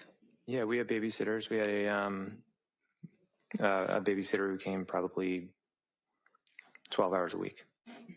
And did that typically happen after your wife had a shift, that the nanny or the babysitter would be there? Yeah, so she could sleep. Did the defendant work overnights? Yeah. And how long did you have that nanny or babysitter for? Several years. Do you remember her name? We called her Miss Jen. Miss Jen. Do you remember her last name? Shanahan. And then you had a second child, is that correct? Yes. And what was their name? Dawson. And what was Dawson's date of birth? September 30th, 18. And was Miss Jen still helping out in the home at that time? Yeah. And what was Dawson's delivery like? Pretty traumatic. How so? He was in I think a breech position. So he came out in I guess I don't know much about it, but not an ideal way, and it caused just significant bruising and tearing. So again, did the defendant with this second pregnancy have some pain and difficulty physically healing from the birth? Yeah, much more so than Cora. Okay. And was she on maternity leave at that time? Yes. How many weeks leave did she have at that time? I don't recall, but I think it was more than the traditional 12. I want to say it was 13 or 14, maybe more.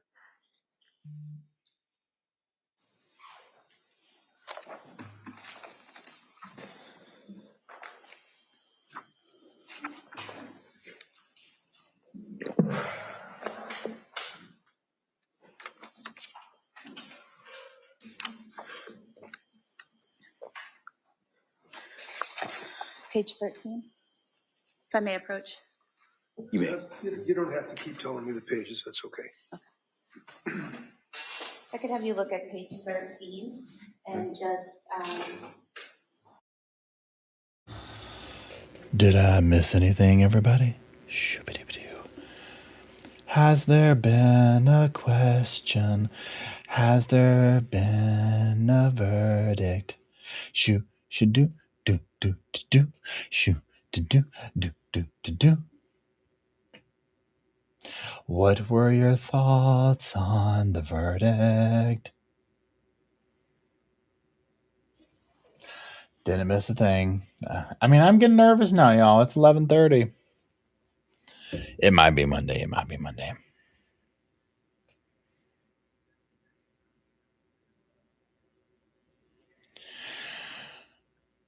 I said, please hold. Do-dum, please hold.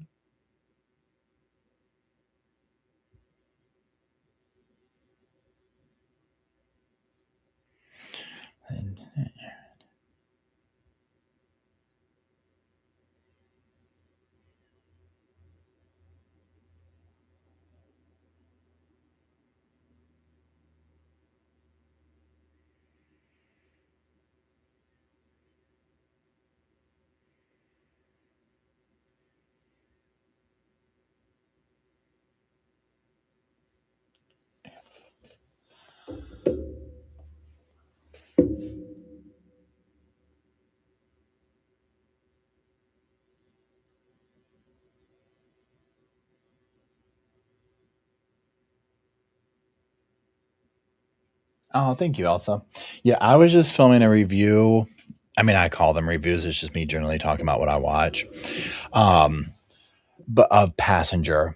It's mostly I do horror movies and then obviously true crime docs because I'm like, I might as well do a quick, like, was it good, worth watching since I cover them more in depth over here. You know what I'm saying? But I was just doing one on Passenger, the movie Passenger.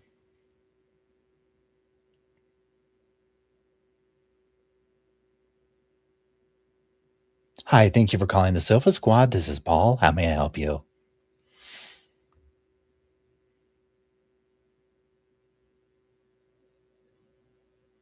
I can just upload this. I was supposed to go see Acme tonight, but I canceled it. Oh wait, I'm doing the wrong channel. I said dun dun dun dun dun dun dun dun dun dun dun dun shooba dooba dooba doo doo shooba dooba dooba. Okay.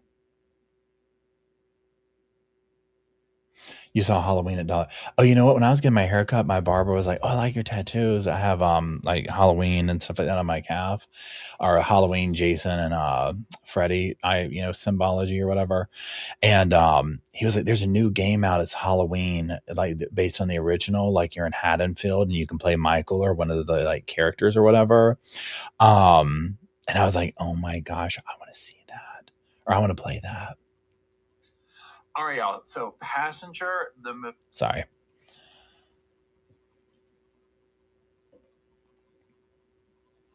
You were uploading that?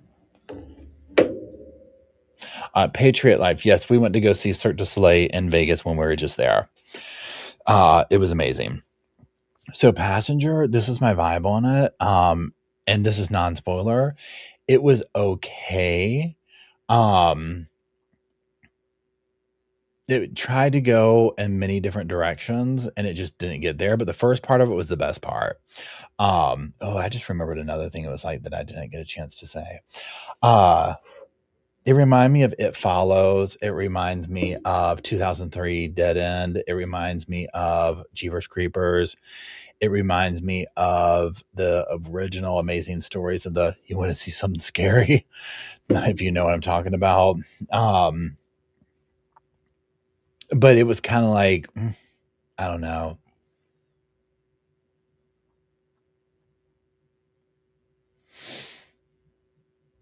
I gotta look it up. Hold on 1 second. Oh my gosh, excuse me.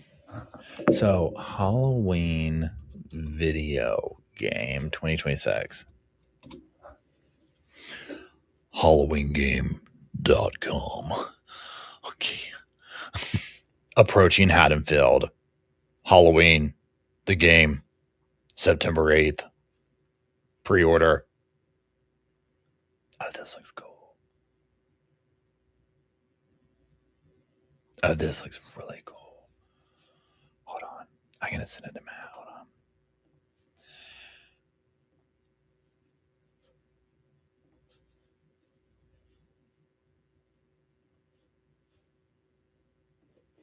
on.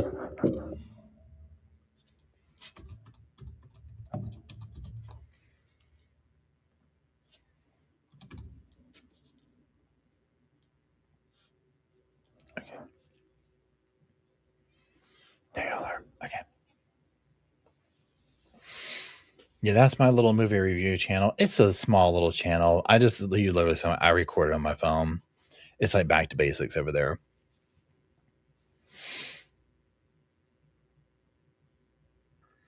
We've got a lot of things coming. You know what? That's what I need to do. I need to make a list of stuff that I'm on the lookout for this year.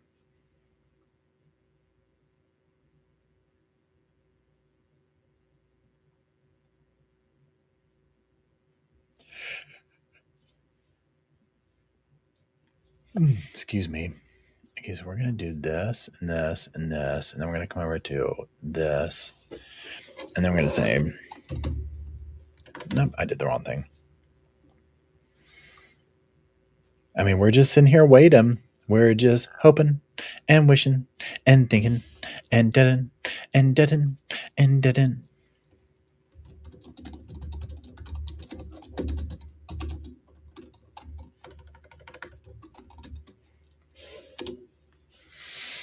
Okay, so we did that. And then we're going to come back over to here. And then we're going to come over to... Okay, what am I looking for? Boom, boom, boom, boom. I don't understand. Where'd everybody go? Get off D&D.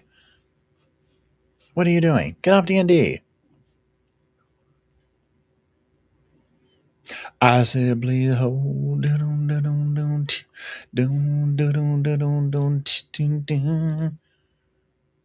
Okay, so we're gonna do this. I really like to say ship-a-doo. I really want to do a ship-a-doo. Cha-cha-cha-cha-cha-cha-cha.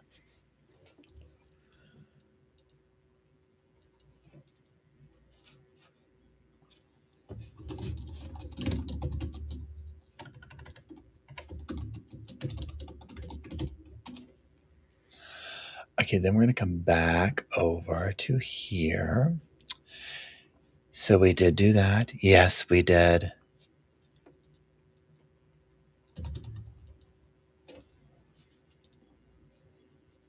And then we're going to say bam, bam. And then we're going to say bam, bam, bam. Okay, and then there's that. Oh, wait, let me put this back on. Hold on. Relevant it is to their decision. His decisions, will that play in to what they decide? Now, eventually you had your third child, correct? Yeah, I got to run downstairs and grab something. I'll be right back. May 26th, 2022. Can you describe that delivery for us? It was great. From what I could tell, it was relatively quick. It was during the day. We were both smiling after, and I don't think there was as much physical trauma. Nothing compared to what happened with Cora or Dawson, is that correct? Correct. Did the defendant have maternity leave after Callan's birth? Yeah. And how long was that leave? She never went back. How long was it planned for initially? I want to say 18 weeks. Okay. And were you on paternity leave as well? Yes. And how long was your paternity leave? 12 weeks. So with Callan being born on May 26, 2022, the two of you were home with the children that summer on leave. Is that correct? Yeah.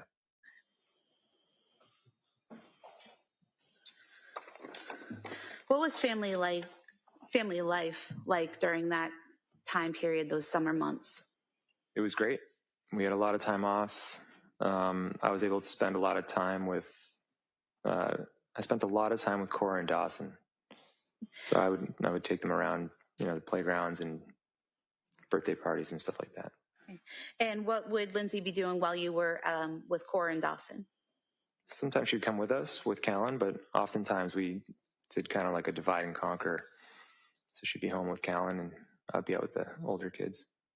And what types of family activities did you all do during those summer months? We went on a couple vacations. We went to the beach.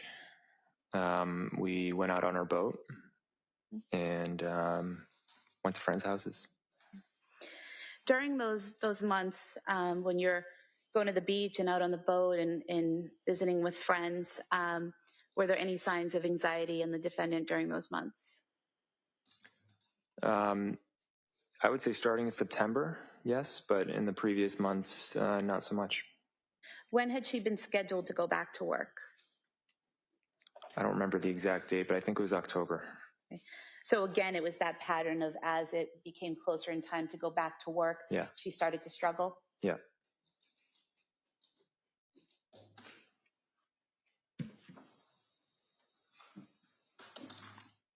During the times when she would get anxious, when it was time to go back to work and she would start being anxious, did you ever have any difficulty understanding her when she spoke?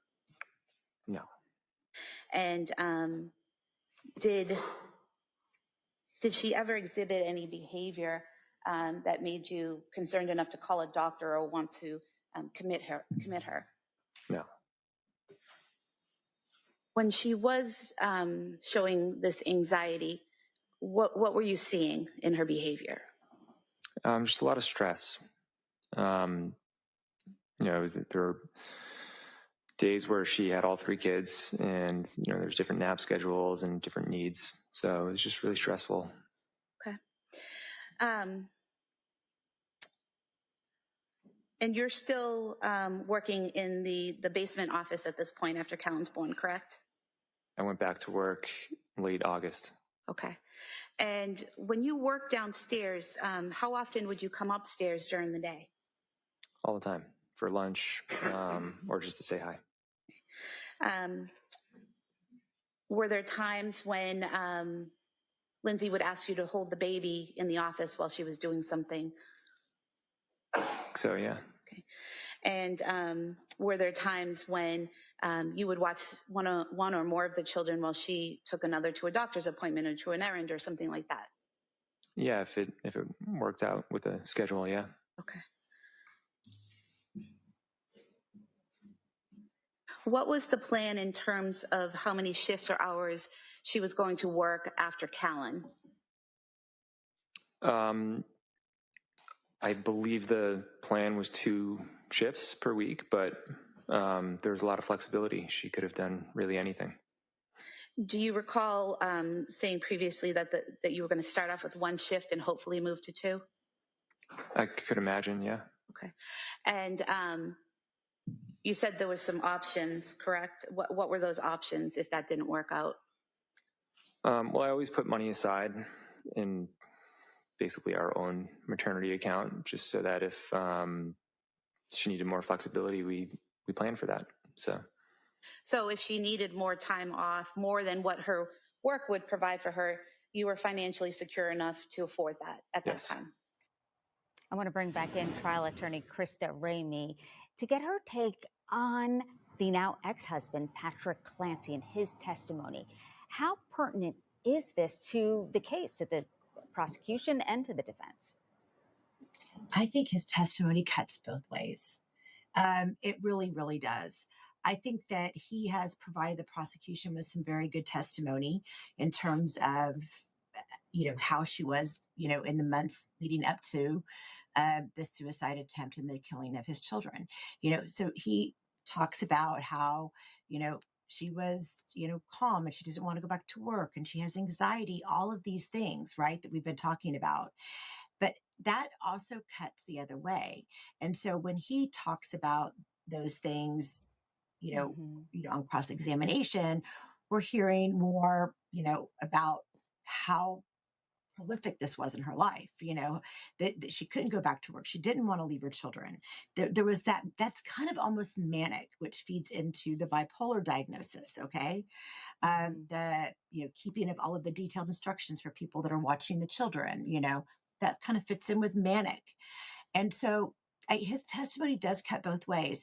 And it also became apparent that at the end of the case, that Reddington finally kind of maybe was listening to some of the conspiracy theories out there, but he really questioned the veracity of some of the things that Patrick said in terms of could he actually, did Lindsay actually say to him, I tried to kill myself and the kids are in the basement. Mm-hmm.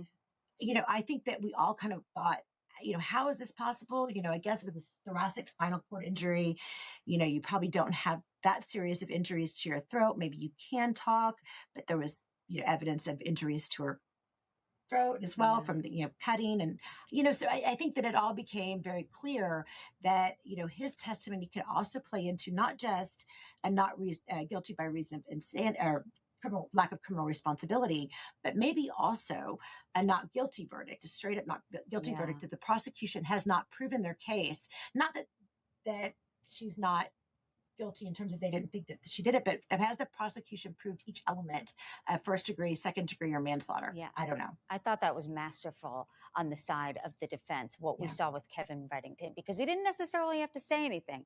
He just kind of stood back and said, wait a minute, why? And this was a line he said that, why would she do it now when she has a couple hours when you're out running errands? Why not when you're out with the guys, throwing in a ski trip, planting seeds of reasonable doubt? And you're absolutely right in terms of speaking. Could she speak? Because all of the first responders said no. They heard grunts and groans, but he was able to do that. And in his opening statement, he spoke fondly of him, saying, Patrick does not have to be here. He is. You'll hear about what a great mother she is. And then out of the gate, he kind of turns on him and puts him on the defense of like, wait a minute, how could you talk to her? And the timeline into question. So I thought that was reasonable doubt as well without actually saying it, right? Absolutely. And you don't have to, feed into the conspiracy theories. I think that, we've seen, in Massachusetts itself, we've seen, defense attorneys lean into conspiracy theories and, with moderate success in the Karen Reed trial. But I don't know that, as a serious defense on a case like this, that leaning into a conspiracy theory that it was the husband that did it is really the way to go. Right. But I think that you call into question, what, where, like you said, there was all these other opportunities for him, to be gone for a long period of time, for him to do this if it was something that she was thinking about and planning. Yeah. And that is why I think that a lot of us feel like that the psychosis is so believable, that she became a puppet at that moment, just following the instructions of the voices that she was hearing, and make it so compelling, because why would she pick a time when she barely had any time at all? Yeah. And he makes you think about all of that without actually saying what no one really wants to say, just planting seeds of doubt. I'm going to take a quick break. Absolutely, Krista. We are 5 hours, 57 minutes in. We are on Jury Watch. We'll bring you any developments as they come in. Stay with us.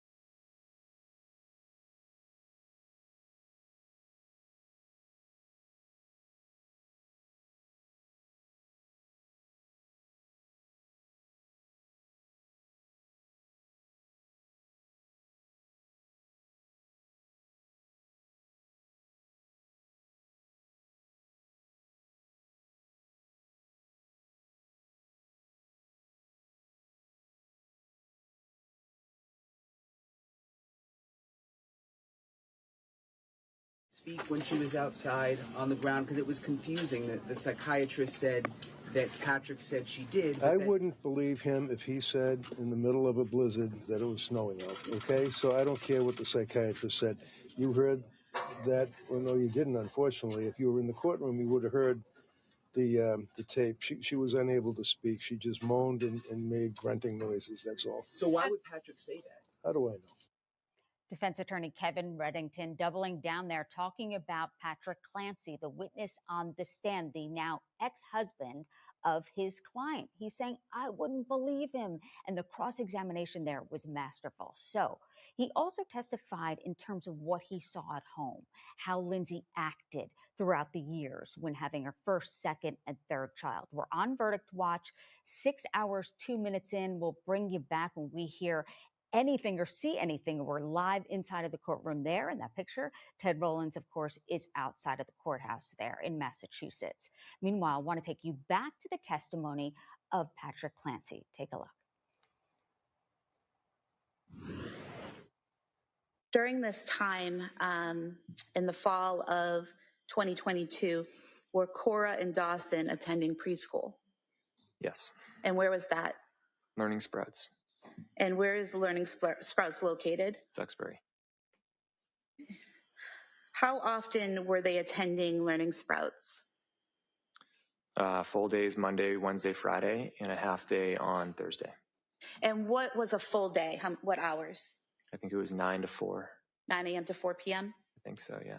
And what was a half day? Like 9 to 12:30. I think they might have had some days where they started early. I can't remember. Okay. But basically all day, working hours all day, Monday, Wednesday, Friday, and then the mornings on Thursday. Is that right? Right.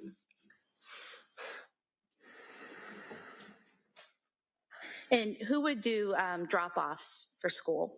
We both would. And what about pickups? Both of us. Together or take turns? Usually we would take turns. Now, at some point in time after Callan was born, did you hire a nanny? Yes. And when was that? I think it was in August or September. Of 2022? Yeah. And who was that nanny? Laney. I don't remember her last name. Was it Elaine Rossi? Sound familiar? Yeah. And do you recall how many days per week Elaine was going to work when you hired her? I think it was 12 hours. But it wouldn't be 12 hours altogether. It would be spread out over the week. Is that right? Correct. And Y'all, hold who on. was she hired to? Okay. Okay, first of all, somebody, this is a thank you. I'm just going to say Sasha sent the mods 3 coffees and said, handle y'all's business. Thanks, cheese and crackers. That's very sweet of you. Thank you. And then I'm not going to say last name stuff, but Melissa F. Sent 3 coffees to the mods as well. We appreciate you so much. You do hard work in the background, making our experience here the best it can be on the internet. Thank you, mods. That's really sweet of you, Melissa, and very true of what you said. Let me catch my breath. Sorry, I've been up and down. I say it all the time, and I mean it all the time. The mods here are so great. Yes, obviously I'm biased saying that, but it's so chill, right? It's like create such a nice little space for everybody. We all have different opinions. It can get heated. I get it and whatnot. But they really help create the laid back, cool vibe where we can all just kind of sit here and talk and like have differences and all that kind of stuff. And it's really appreciated. And thank y'all for supporting the mods as well. Hold on. I know, right? So what I did is, hold on.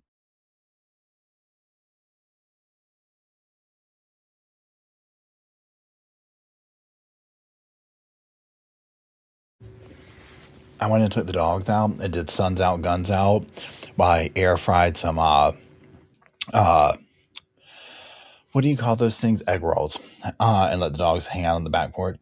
Y'all, the sun. Oh my God. I literally was like, this was like, oh, okay, what are we doing? Felt so good. Like 10 minutes of sun. I'm good. I'm good. It just rejuvenates me. Wait, what's this? Oh. Wait, did I miss anything, y'all? I don't think I did.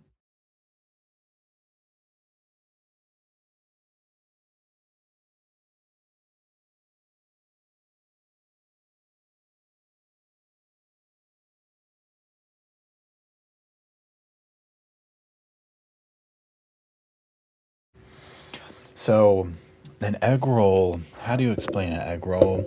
And actually, I think this is like more of like a vegetarian roll. It's like, it's like lettuce and vegetables, and some can have chicken or beef or egg, and it's wrapped up in what do they cook an egg roll in, y'all? I can't think of the name. Like a roll of some sort. Is it flour? I've never thought about it. Wrapped in a wonton. Thank you. Thank you. I was like, what is this? It's almost like a very flaky. And I love it. Hold on one second.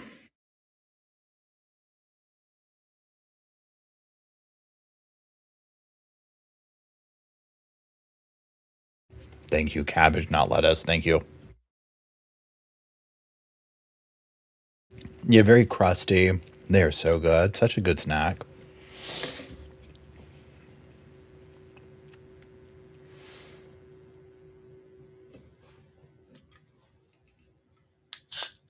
I love sushi too.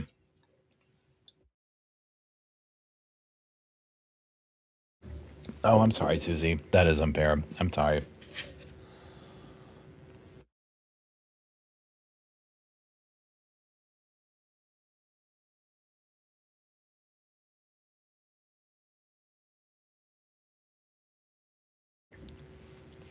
Sorry. I was hungry. I mean, it's basically lunchtime for this courtroom.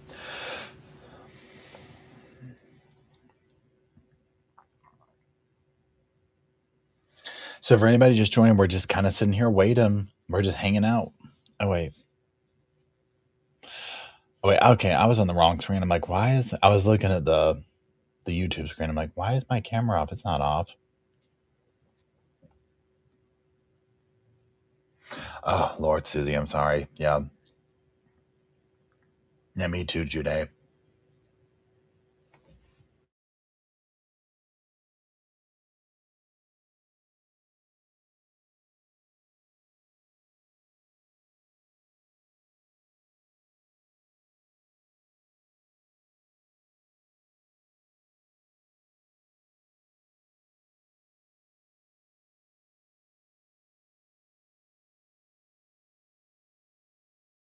Okay.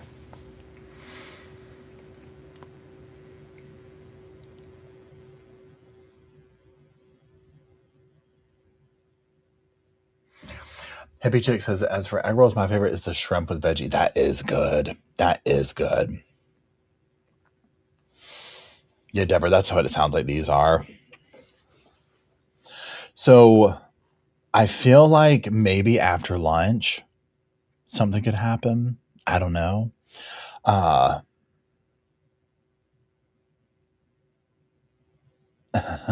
Emily says, I still get nauseous thinking of the sushi bar we had to walk by at Caesars.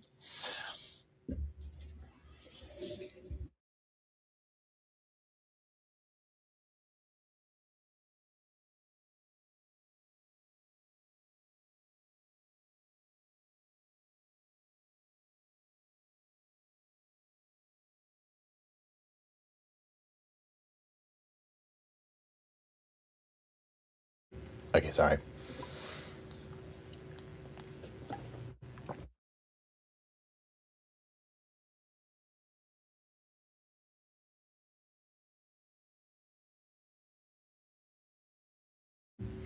I feel like they might be like, look, let's get this free lunch.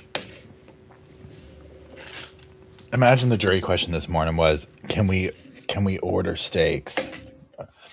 Do we get comped for DoorDash steaks if we order them for lunch? I'd be like, oh, they're definitely going to get a verdict today.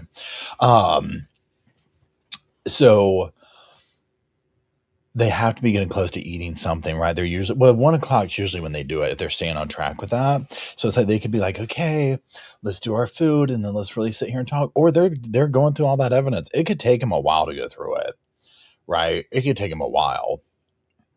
I mean, there was so much stuff because it's like, let's look at the physical evidence and then maybe like let's look at because they could be like, me personally,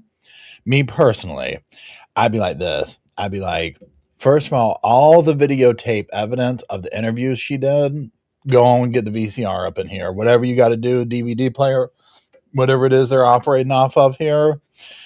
Just like when we were in primary school, wheel that TV in on the cart. We're going to be playing it here because we're watching every minute of it. Get me my popcorn and my little soda and just start from the beginning and let me see all of it. You can speed it up, but we're watching it. I would want to see any of the pre-recorded, the full context of all those things. If they're like, well, here's her whole journal. Nope. Y'all can take one of your journals over there. I'll be in this corner with this one. I'm reading it from start to damn finish. You know what I'm saying? Because like those are the things that I would want to see. Now, I don't remember if they're not letting them take stuff like that back there.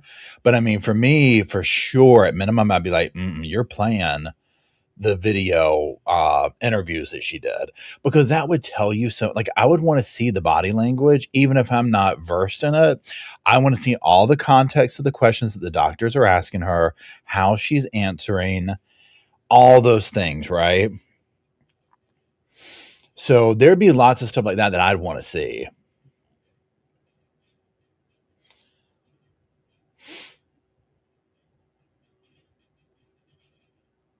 Definitely reading the journals, right? Definitely reading those. Even like the journals where she's just documenting, I'd be like, well, let me read this. What's up in here? This is your private place where you can put what you're thinking down. Let's see what was going on, right? So there'd be some stuff like that I'd be real. Now, like the pills and stuff like that, I too would. Now, I don't know. Do they let them have their phones back there?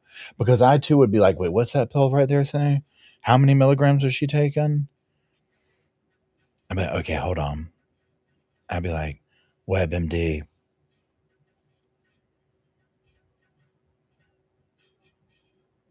Tell me about. Okay, hold on. Yeah, as he was the lead prosecutor for how many years? I was a prosecutor for about 25 years. 25 years. The guy was, yes, he's an OG here in terms of the Commonwealth. And Christopher Rainey. They asked to see the knife. In Los Angeles. Cody Thomas is in the Court TV studios. And we are going to spend the next however many hours together as we wait for any word from this jury that's hard at work. You know, is there Friday verdict? Some of the jurors apparently were cleaned up a little. The guy that wears a T-shirt was wearing a collared shirt. A lot of reading the tea leaves, and then this question. Rick, the question has left us with more questions than any real answers. What do you opine by the knife and the pill bottles wanting more? That's a tough question. Unfortunately, I'm a little bereft of information because what I see there is that these were items that were actually seized by Attorney Reddington after the fact. They were not seized by the Commonwealth, placed into evidence bags, locked into evidence, developing that chain of custody that follows through to the actual presentation in court. So there could be an objection to them being entered into evidence because they were not done in that formal manner. I don't know if that happened or not, but the easy answer would be that because of that, they've been marked for identification, but not entered as evidence, and therefore could not go to the jury. And wouldn't they be back in the evidence room, in the deliberation room anyway? They wouldn't have to ask for them if they were. In the normal course of deliberation, yes, they get all the evidence. However, that does not include weapons. Yeah, right. Yes. That does not include bullets. And if there's actual drugs in here, in these bottles, that could be the same rationale. Oh, that's a great point. That is a great point. So maybe they, and Krista Rainey, they did, the Commonwealth pointed out after Kevin Reddington used it as a prop, saying this, once she got these pills, her life went downhill. Then the Commonwealth got up and Attorney Sprague said, well, look at those pills, because they should have more pills in, or they have more pills in them than they should. She wasn't taking them as instructed. What do you take on the ask from the jury here?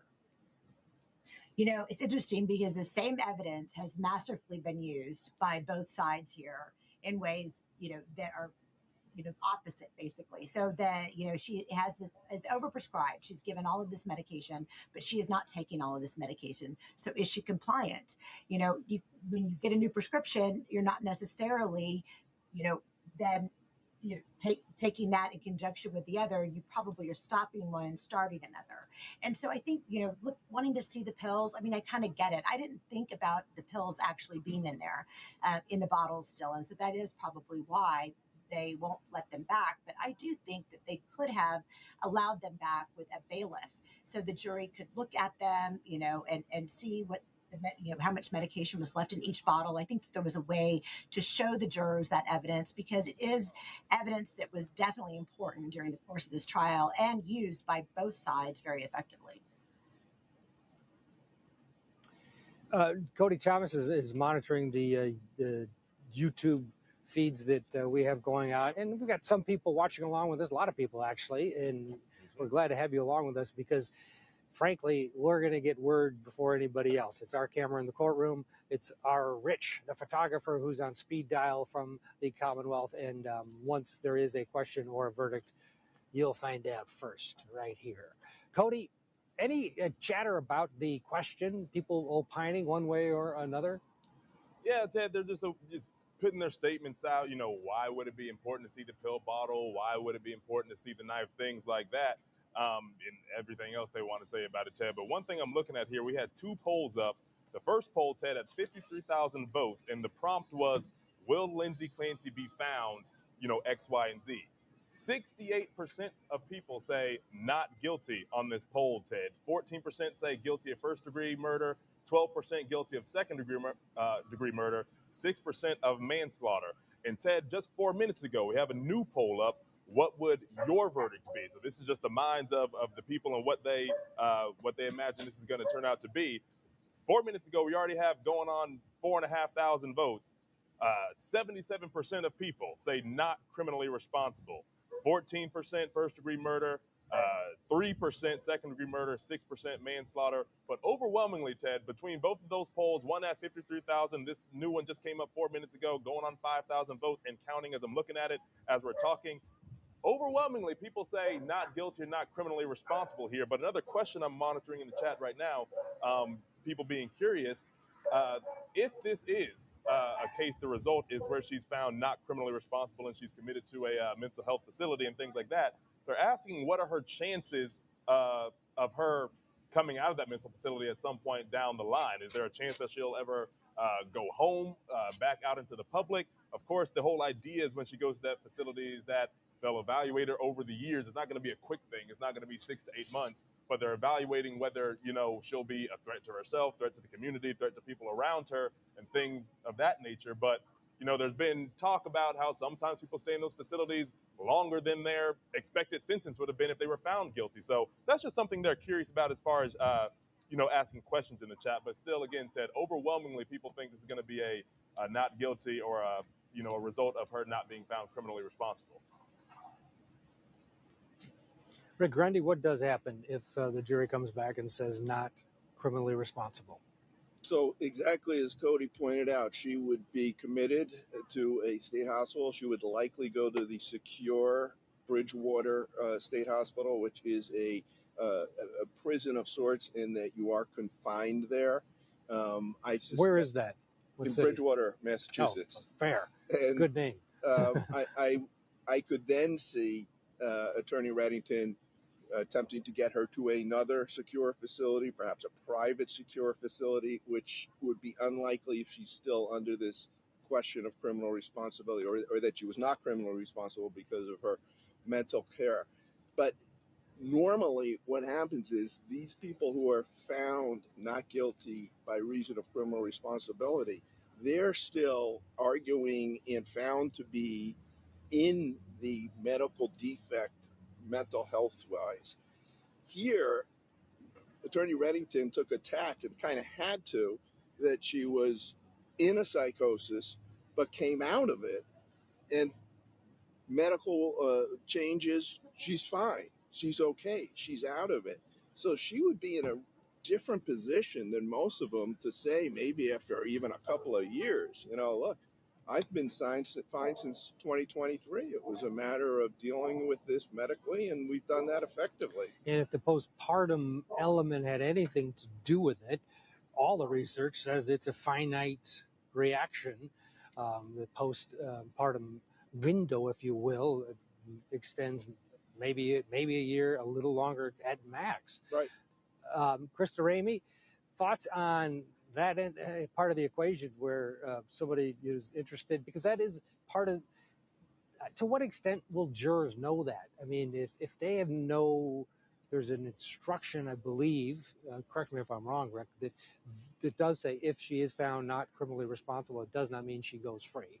Correct. But they don't have the whole story. How does that, you think, factor in if I'm a juror and there's 3 dead kids here? I'm real reluctant to let this woman just not pay if they think that that's the result. Well, and that's always a real concern. Jurors always are asking themselves questions that are not appropriate for them to ask themselves while they're deliberating, and they're discussing it among the jurors as well. And, they also do things that they're probably not permitted to do, like look things up online. So, I'm not a firm believer in jurors always do the right thing in terms of those things, but there's also people that just have specific knowledge about the criminal justice system that they might, kind of know this anyway, that they'll be, committed. You also have like really notorious cases out there, like, Hinckley, for instance, who didn't get released until, I don't know, like a couple years ago. So you do have a lot of common knowledge information out there that would maybe put some of these reluctant jurors at ease. But with Lindsay, because they are not saying that she's still in the throes of psychosis, which is what caused her to commit these crimes, then, there is the real possibility that she might not be confined for very long at all, maybe 60 to 90 days up to a year. The DA has a right to come in and every time that she's up to petition to keep her in. I think others do as well. So, there's ways that you can keep the system in check, but I don't know that the jurors actually know all of this, but they're definitely talking about it. One of the drumbeats for this scenario is the victim family members. There is no victim family member that's come out against Lindsay Clancy. It muddies the water a little bit on a potential release if, and it's a huge if, she's found not guilty or not responsible. Yeah, absolutely. It really is unusual that there isn't some source, even if it's tertiary to the actual people involved, that take the position of victim, whether it's in-laws or whatnot, which we have not seen in this case. I still think, just following up on what was said, that there is, and we've seen a real monumental shift, I think, in people's opinion of this as a defense with respect to this particular case. But I think going into it, there was still that bias that, look, either it's a sham defense, or if there is something to it, the concern is, I've got 3 dead children here, and she's going to be out on the streets in a year or 2. Right, which actually might be true. Cody, it's very rare, cases we cover, that there isn't a group of people behind the prosecution in the courtroom every day, the grieving parents, the sisters, the brothers. That is a huge component because the jurors are seeing them day in and day out. They know that the pain caused by the person at that defense table is real. Here, it's sort of the opposite. Nobody was behind the prosecution. The courtroom was packed behind Lindsay Clancy, and relatives, all of them that testified, supported her. That's the thing, Ted. To your point that you were just making, it muddies the water a little bit, because I throughout this entire case, as I've covered over the last 5 weeks, I've been trying to put myself in the jury psychology, looking at both sides, how they could analyze this, how they could analyze that, and I just keep coming back to Patrick Clancy, the man who was in the house every day, the father of these kids, the man that came home and found these kids strangled to death and his wife jumped out of a second-story window paralyzed in the yard. He is testifying, it pretty much in favor of her. This is the woman that killed your kids, and you're still not really. He had every opportunity to point the finger and be like, get her, and he did not. Okay, you had Lindsay's mother and her sisters and coworkers, which there's a potential there for people to look at that as of course this is her mom and her sister and everything. They're gonna be in favor of her just off the natural progression of things. They want to be in support. But then you have Patrick Clancy's mother, Sue Clancy, who was also testifying on Lindsay's behalf in support of her. So like when you come back to this handful of people, and as you were pointing out, Ted, no one really going against her saying, get this woman, she murdered these kids, blah, blah, blah, outside of the prosecutors themselves, I think that's really going to be something that the jury is wrestling with here. Mm-hmm. And Krista, impressing your mother-in-law is a very difficult thing, let alone after you've killed her 3 grandkids. The idea that Sue Clancy got up there and supported Lindsay sort of blew back on the Commonwealth, you could argue, because in the opening, Prosecutor Buckingham was attacking her, saying that person over there, she may look harmless. She was a conniving individual that was controlling and manipulative, with some grit. Her attitude was, was biting. Now, fast forward to the close, night and day. Sprague knew better to do that because, frankly, the Commonwealth didn't deliver on that characterization of Lindsay Clancy. How does that play for the jury? They didn't deliver at all on that. And I think that is the reason for the shift, which I think can be problematic for the prosecution. They promised this jury one thing and they didn't get it. And that may feed right into reasonable doubt, right? But what you also have with to your point about her mother-in-law, her mother-in-law was testifying that she was almost desperate to find help, desperate to get better. She was talking to her mother-in-law. Her mother-in-law was giving her advice. She was also a nurse. And then the prosecution came in on an attack mode in cross-examination with this woman. And it was just uncomfortable to watch because she is a victim here. Her grandchildren were killed. And you could see the incredible pain that she had when talking about that at the beginning of her direct. And then for the prosecution to attack a victim on the stand, I just have never seen anything like that before in terms of, trying to win a case maybe at all costs, but there was a way to cross-examine her. This was not the way.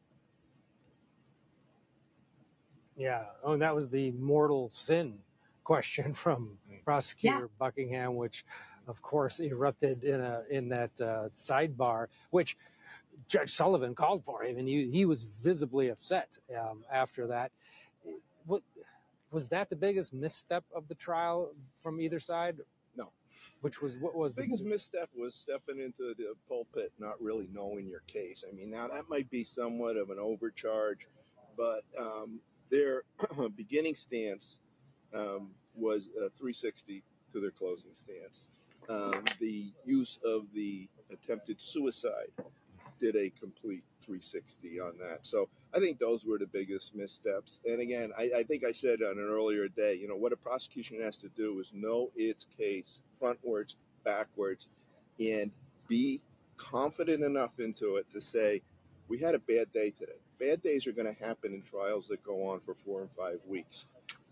We got through some rough stuff. We had some rough stuff to get through, but stay the plan. What was the plan? She could not. No, in this situation, she could not stay the plan. Yeah, because it was a miscalculation, or why did they not see the groundswell of support when they knew the interviews with the family members had a certain tenor to them, including Patrick? I think the assumption there was that these are individuals who are so close to every element of this crime, grandkids first and foremost, children first and foremost, that to some degree, and knowing the defendant too, as the defense, and I think one of the hardest things the defense has is to show that she went from great mom to murderer back to great mom. That that's not the person they knew. And there's a part of it, I think, when you're that close, psychologically, it's far easier to accept as a break from reality than it is that this person who lived with my son for 14 years and had these 3 children is a knowing murderer. Yeah. And there might be some also natural guilt within that circle because she did reach out for help, and likely others had the same attitude that frankly she had, that we can get through this. Be strong. Lindsay's got this. She's always been strong. This happens. There's probably a seed of like, oh, I should have blank. Yeah, there's been nobody here shy to jump on the medical providers. And I think that's something that one question may show that the jury has seized upon, because I think it was one of the more cogently previously not developed parts of the Commonwealth's case. And that is that she went to a bunch of physicians, but she didn't necessarily take their advice because she wanted to go for a run or because she wanted to be at a birthday party. I think that's really where they're dicing it, and maybe why they wanted to see those prescriptions here. Yeah. You know, in the Monday morning quarterback category, I think if I was a prosecutor, I would have wanted to get a pharmacologist on this. So instead of having the jury think there was just tons and tons of pills and they were getting tossed down the throat and it made her kill her 3 kids, have a pharmacologist say, this is what she was on from point A to point B. These are the effects of it. She went off it. She was cleared of that when she went on another. So they don't have the impression that she was on 15 different medications at one time that could have all these adverse reactions. Right. And it turned out the defense had the expert in terms of pharmacology. Right. Let's get a break. 6 hours, 33 minutes, and counting. The jury hard at work in the building behind us here in Plymouth, Massachusetts. Our rolling coverage continues right after this. Coming soon. Well, here we are, everybody. We find ourselves at lunchtime.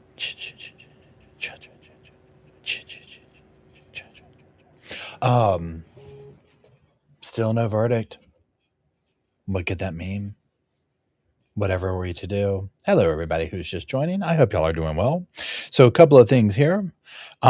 First things first. Tonight at 6 o'clock in the main channel, we are going to be doing a live chat over there. I haven't done one yet on this case on that channel, the main channel. I call it the main channel. It's reporting live from my sofa. That's it. It's where I do more of my like structured, edited videos and whatnot. Anyways, we're going to do that. Then tomorrow morning at 10 o'clock, we're doing our members only chat. And if you're a member here, the main channel or Patreon is all the same. I've already posted the link on the like community post for members and stuff like that. And then Patreon. And that's it. Tomorrow night, Saturday night, we're back to Dom and Shrilla's text messages. So that'll be a little bit of a palate cleanser. That's on this channel. So just stay tuned. We were going to be following the Shauna Gardner trial, but that one has been pushed back to 2027. So Caleb Flynn is next. I personally think that will get pushed back. And then Faith Hedgepath, I've been actually going through court documents that were filed today, actually, in that case. And they are notice to bring in evidence of statements made by the defendant and aggravating factors. So that's one's actually local here to me. So we'll just kind of see what comes down the pipeline as far as like live trial following and whatnot. And there you are. No, we're not leaving yet. So they keep putting this up here, and I'm kind of like just doing stuff throughout the day or whatever. So Faith Hedgepath, she didn't do anything, but she was murdered. This is in Chapel Hill. God, probably 10 years ago or so. And it was a huge case, and I'm talking huge case. And it was definitely of the, oh my God, the roommate or the roommate's boyfriend did it and blah, blah, blah, blah, blah. And like, all these theories, podcasts, entire series have been made on it. And years went by, cold case, and then through a DNA thing, I can't remember which, a guy, his DNA came up and matched finally. And it was basically a random dude, right? This is like some random dude or whatever that killed her. And he's been incarcerated, and his trial's coming up in September. And so I don't know if it'll be big, but it's a very, this is one of those like years and years in anticipation. It was a terrible crime. Savagely murdered. And to me, it's just one of those things where, because I know like where the apartments were that she was murdered, I know the bar that she was at before the night that happened. So it's, you know what I'm saying? It's like one of those weird things from like, oh, a UNC. Like, I mean, I grew up there. And so it's like, wow, it's just weird when they're like that close to you. You know what I'm saying? So I've been just keeping my eye on that. So there's that. Thank you, Kelly, for the coffee and cig, right? Yeah, now I'm wanting something sweet. Yeah, right, Shauna. It's like when they're that close, it's like, wow, I don't know. It's just different to me.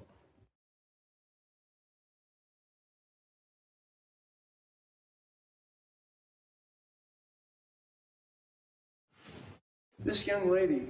I mean, we're still that thing's still I have going. many clients like that. This young lady did nothing wrong in her life. She was a nurse, a daughter, a wife, and a darn good mother.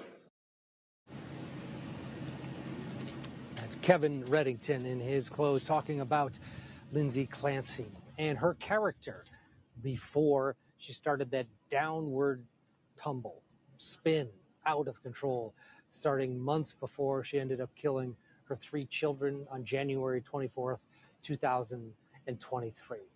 Another part of Kevin Reddington's closing argument that raised some eyebrows and definitely caught the attention of everybody in the courtroom was when he started pulling out quarters from his pocket and laying them down on the rail, equating it to basically a pool hall challenge to the Commonwealth. Take a listen. We're just going to assassinate this young lady in every which way we can. Remember that evidence? I was concerned. She was drinking 5 drinks a day. She was worried about, you heard the evidence up to 2019. What are they talking about? She wasn't drinking while she had her kids. She wasn't drinking while she's breastfeeding. She would have a couple of beers with her friends. That's bad. Put that over in the bad pile. Right here. We spent all that time showing through Dr. Lapasada's testimony that this was a legitimate, dreadful, horrific suicide attempt. You think about this beautiful young girl throwing herself out a window. That's a quote. I don't know if you ever played pool. I challenge you to tell this jury why we spent a week showing that she committed, your witnesses. Counsel, address the jury. Said, their witnesses, serious suicide attempt. Remember that? Tried to kill herself. So now they'll back off on that, and they'll agree. Serious suicide attempt. Watch the evidence. Watch the manipulation. Remember the argument with the bands. She took the bands out of the bag, put the gloves on, talks to Dr. Lapasada on the Zoom, slams the bands down out of the paper bag, does the movement of the bands and yells at Lapasada and says, wrapped. They were just wrapped. They weren't knotted because you gotta get Lindsay tightening the band, right? You gotta hold it. You gotta hold it for a minute. You gotta hold it for 2 minutes, 3 minutes, 4 minutes. That's why she needed the bands, not. And then she said, it's like this. And they sprang open. Remember that? Dr. Laposada said, yeah, I saw what you did. And she walked away like if the glove won't fit moment.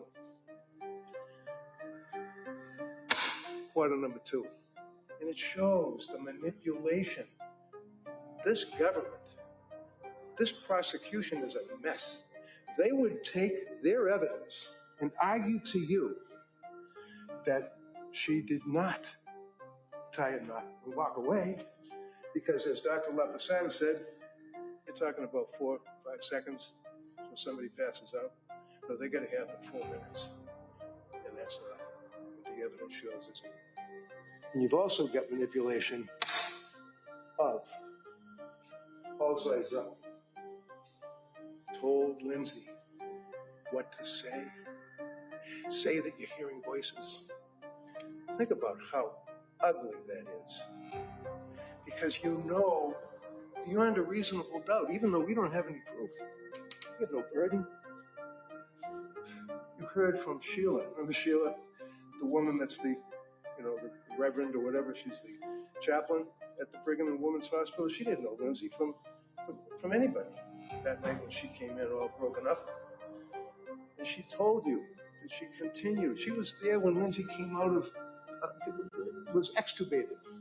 She was there when Lindsay was going through her treatments. She was there for 8 days before Paul Zeisel even knew Lindsay existed. Rick Grundy, Krista Ramey, Cody Thomas with us as we wait for any word out of this deliberation room. 6 hours, 43 minutes and counting. Krista Ramey, the quarter shtick from Reddington in the close caught people's attention. Not quite sure, if it translated with I'm challenging you in a billiard, match, but your overall thoughts on it and the fact that he left him there and Sprague grabbed him. The leaving them there was the bad part. You take them with you, right? I think gimmicks can sometimes land and sometimes they don't. I think that this was actually kind of classic Reddington. It's kind of what we all have grown to love about him, is that he is unapologetically who he is. He is a little gruff and rough around the edges, and I can see that he is challenging them to answer these questions. Many of us do this where we, maybe write a question on a whiteboard or tell a question to the jury. I have some questions, for the other side. And I would like, maybe let's see if they answer them when they have their opportunity to come up here, because I will not have another shot at that. And so that's, how I do something like that. But that is all he was basically doing. He was challenging them to answer for what they did. And I think that can be very effective because the dramatic, throwing down of the quarters it's waking the jury up, and the jury is paying attention. And what is he saying here? And why is this so important? And so I think that it's good. I think you should take the quarters up. Yeah. Cody, the quarter thing, we've been in courtrooms before, and defense attorneys do, well, both sides do things, but usually it's the defense attorney that kind of goes over the top. What was your take on the quarters from Reddington? Well, the thing about it, Ted, people love a demonstrative aid, especially after 5 weeks of being inundated with all sorts of emotional testimony, psychiatric testimony, medical testimony that these regular old people on this jury might not understand when they're using all these big words and naming all these 13 different medications about what Lindsay Clancy was on. But once you have Kevin Reddington up there slamming down some quarters, like to Krista's point, you wake up. Wait, what's going on? What's going on right now? What's he doing? What are these quarters? What's happening? So, I think it could have been effective in the sense of getting the jury's attention. To your point, Ted, I don't know if it was as effective enough as to, translate into the challenging of the billiard game. That wasn't my immediate thought. And then I was like, oh, yeah, that is what people do when you go to a pool hall and do things like that. But the fact of, Incoming Paul voice. Incoming Paul voice. Yeah, I think the judge said Bridgewater or someplace like it, basically, but it sounded like the state hospital Bridgewater if she was got not guilty by reason of insanity. And I want to look. I want to see what that says. I want to look. Shoo do. I want to shoo do. Do do do do do.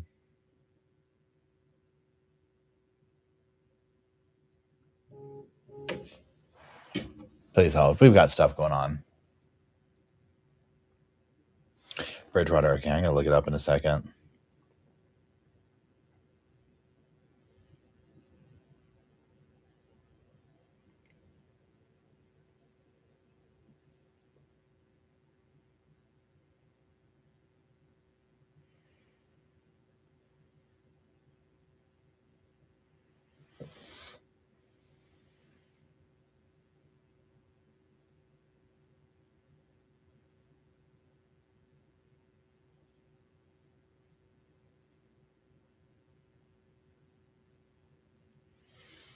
I forgot what I was doing over here, y'all.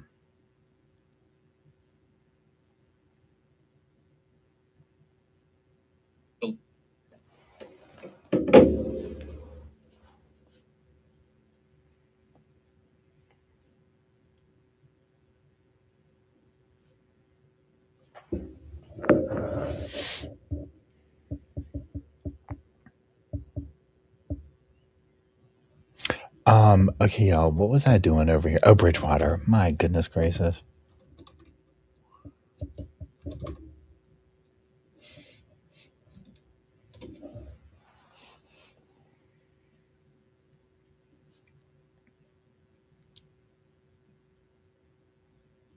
Okay, hold on.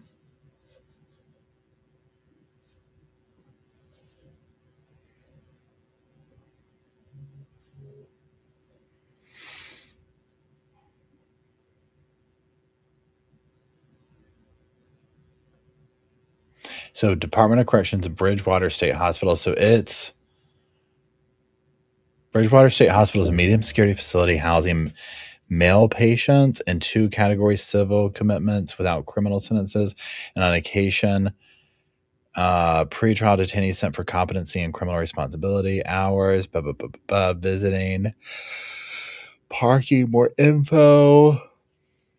Yeah, it looks pretty scary.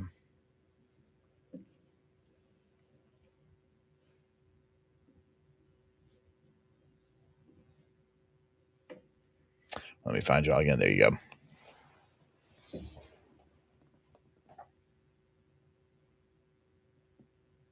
Yeah, so for people just joining, we don't have a verdict yet. We've just been hanging out all day, keeping the chat room going, tending to it, kind of like a little bonfire, you know what I'm saying? And we're just kind of hanging out. They've asked 2 questions so far. They've asked to see pill bottles and the knife. We don't know what that means, but they didn't let us hear any of it. We've just gotten that through the grapevine.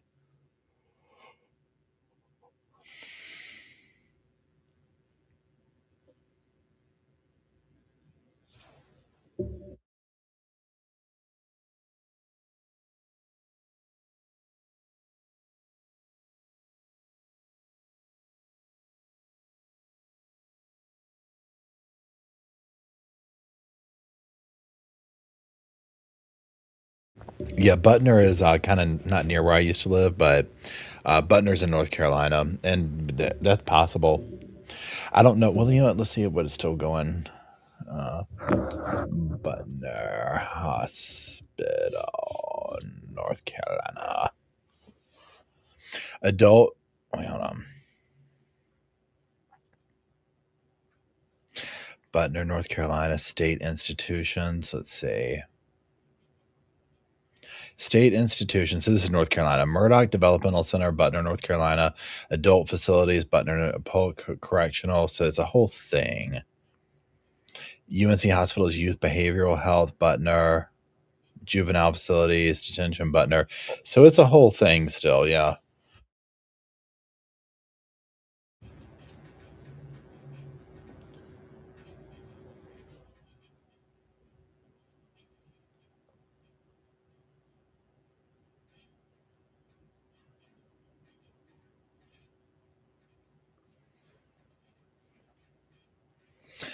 So the judge, you know what we can do also? Please hold. Currently, please hold. Please consider yourself in a hold pattern. Hold on one second.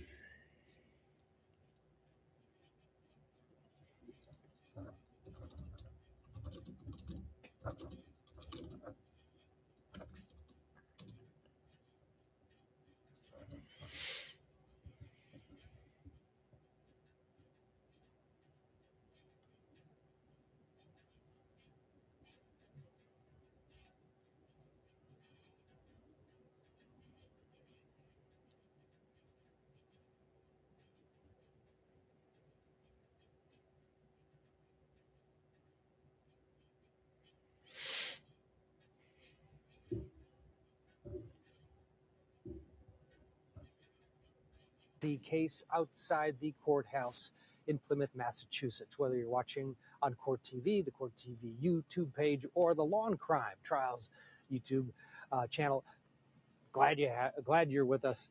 6 hours, 52 minutes, getting near 7 hours. One question, which we had earlier today, but otherwise the jury of 9 women and 3 men hard at work in the deliberation room. Gives us time to go back and think about the evidence, the crucial evidence that came, and also those closing arguments, which both sides leaned into at the end of this case. The last word that the jurors got, the journal evidence was used by both Kevin Reddington and Attorney Sprague in the closing, starting with Reddington, but she picked up the journal herself and had an answer for it. Let's remind everybody what they said. You look at her journals that she took, you'll see as you go along in the dates that she's recording in these journals, she's talking about the drugs that she was prescribed. And look at the first page. Look at how detailed dates, how she felt, 10 milligrams Prozac, and it goes on like that, goes on through November into December. December 9th, 10th, 11th. Horrible intrusive thoughts. Horrible thoughts in the AM. Horrible thoughts. Horrible thoughts. No motivation. And then finally, horrible thoughts, no motivation, deeply depressed. Then that's around the time she went to Women and Infants Hospital, right? Looking for help. Look at this. As she runs into January, there's nothing other than little chicken scratches because her mind was gone. In January, as she's on these drugs and she's suffering from what you've heard is postpartum depression that can lead to postpartum psychosis, and you have these men coming in here that don't even know psychosis from schizophrenia as experts, telling you that if a woman doesn't have these symptoms, like it's a disease, of symptoms of postpartum depression within 4 weeks, that's it. Lights out. You're not a person that can be considered. And if you look at their journal, you look at this journal that defense counsel showed you, she's very detailed, excuse me, about when she took medication, what she took, the amounts she took, what the effect was for months, starting in October and going all the way up to January. And where it stops, January 18th. Someone who's been so meticulous about everything all the way up to January 18th, and it just stops. It's as if she's decided she's done trying. She's decided that it's too much and she doesn't want to do it anymore. And so she just stops keeping track. Krista Ramey, Rick Grundy, Cody Thomas, all with us here. The journal, back and forth. Krista, when Reddington said, I was like, oh, yeah, that's good. And then Sprague gets up and, to me, both seem plausible and nobody really knows the answer. Your thoughts? You know, I feel that way about a lot of the evidence in this case because I too thought the same thing. And, you know, I thought that Reddington did a great job in his closing all the way. And then, you know, I'm hearing a very different approach to the closing from the prosecution that laid out this timeline that was really fantastic. I loved how Reddington used the journal to show the psychosis. So I thought it was, think it was a little bit more effective.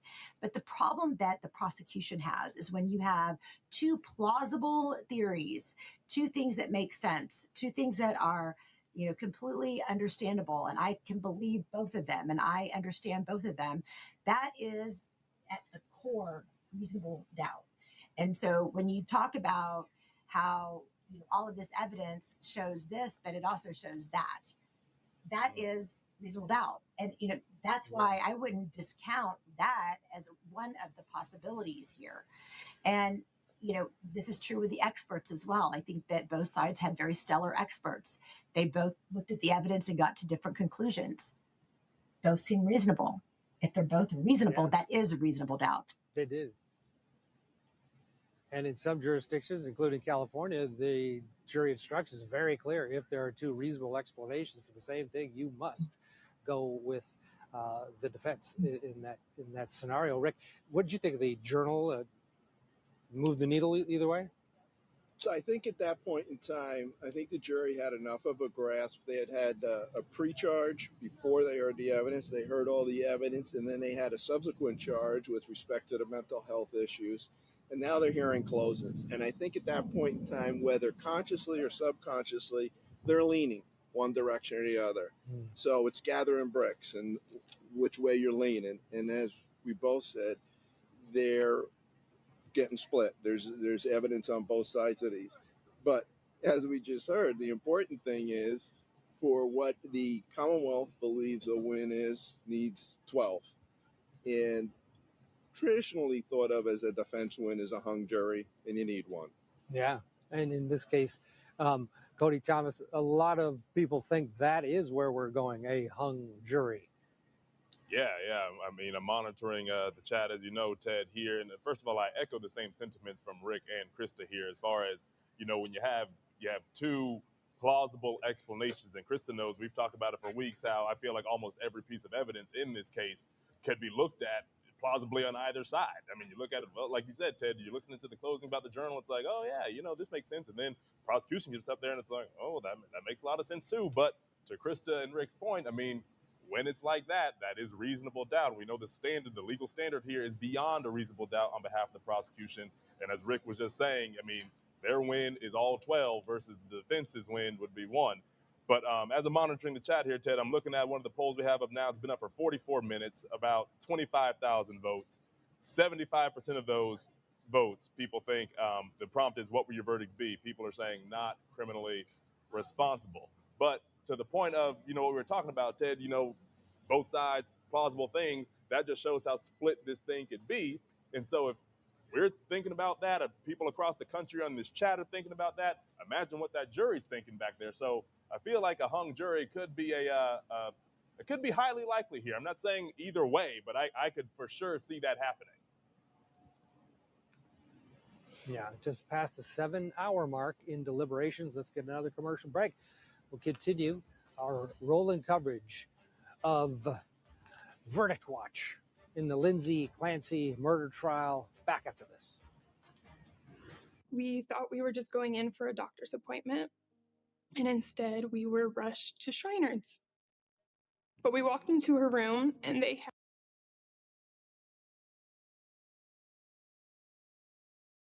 All right, y'all. So you heard it from him. We're still waiting. We're at 7 hours, y'all. What could this mean? The closer it gets to the afternoon, the more I think we won't have a verdict. The more I think it's just not going to happen today. So for those who are just joining, the only things that have happened today is the jury asked about the pills and the knife. And the jury seemed to be more dressed up than they were before. So that's where we're at. I know, right? My friends were just texting me, sorry, you're not going to be here tonight. I'm like, I said, I know, watch. I know, right, Vic? I was like, yeah, we're not putting that commercial on. We're going to skip past that.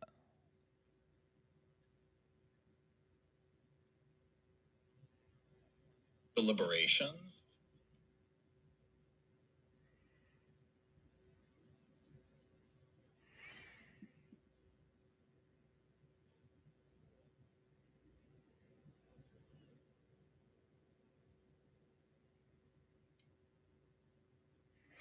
Man, okay, hold on.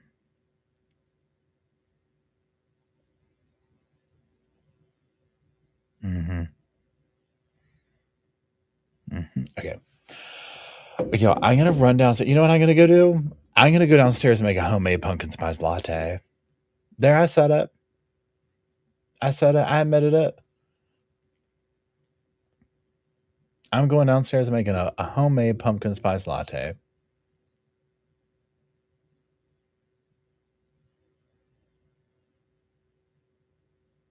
Right. Let me trick it. Yeah, I think I'm gonna run to the gym. We won't get a verdict in the next hour. I'm gonna go run some errands, everybody. See you then. Won't have my phone or anything on me. That should work right there. Send that energy up north, at least from where I'm at up north, right? We know what's going to happen now. You got to trick the universe. You know what I'm saying? You go to the DMV. Yeah, I'm going to go to the gym and the DMV. I'm not going to have my phone on me, but I really doubt there'll be a verdict. We'll be good.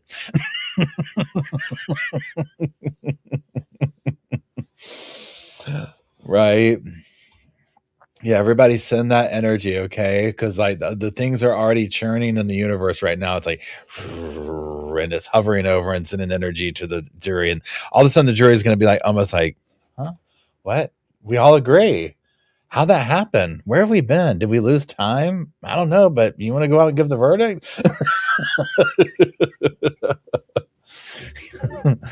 So, yeah, Shannon says, there's no way a verdict would come while I go do this. Absolutely no way it's going to happen. Okay, I'm going to leave. Let me make sure the volume's on this. Hold on. Oh, there it goes. Okay, I'll be right back.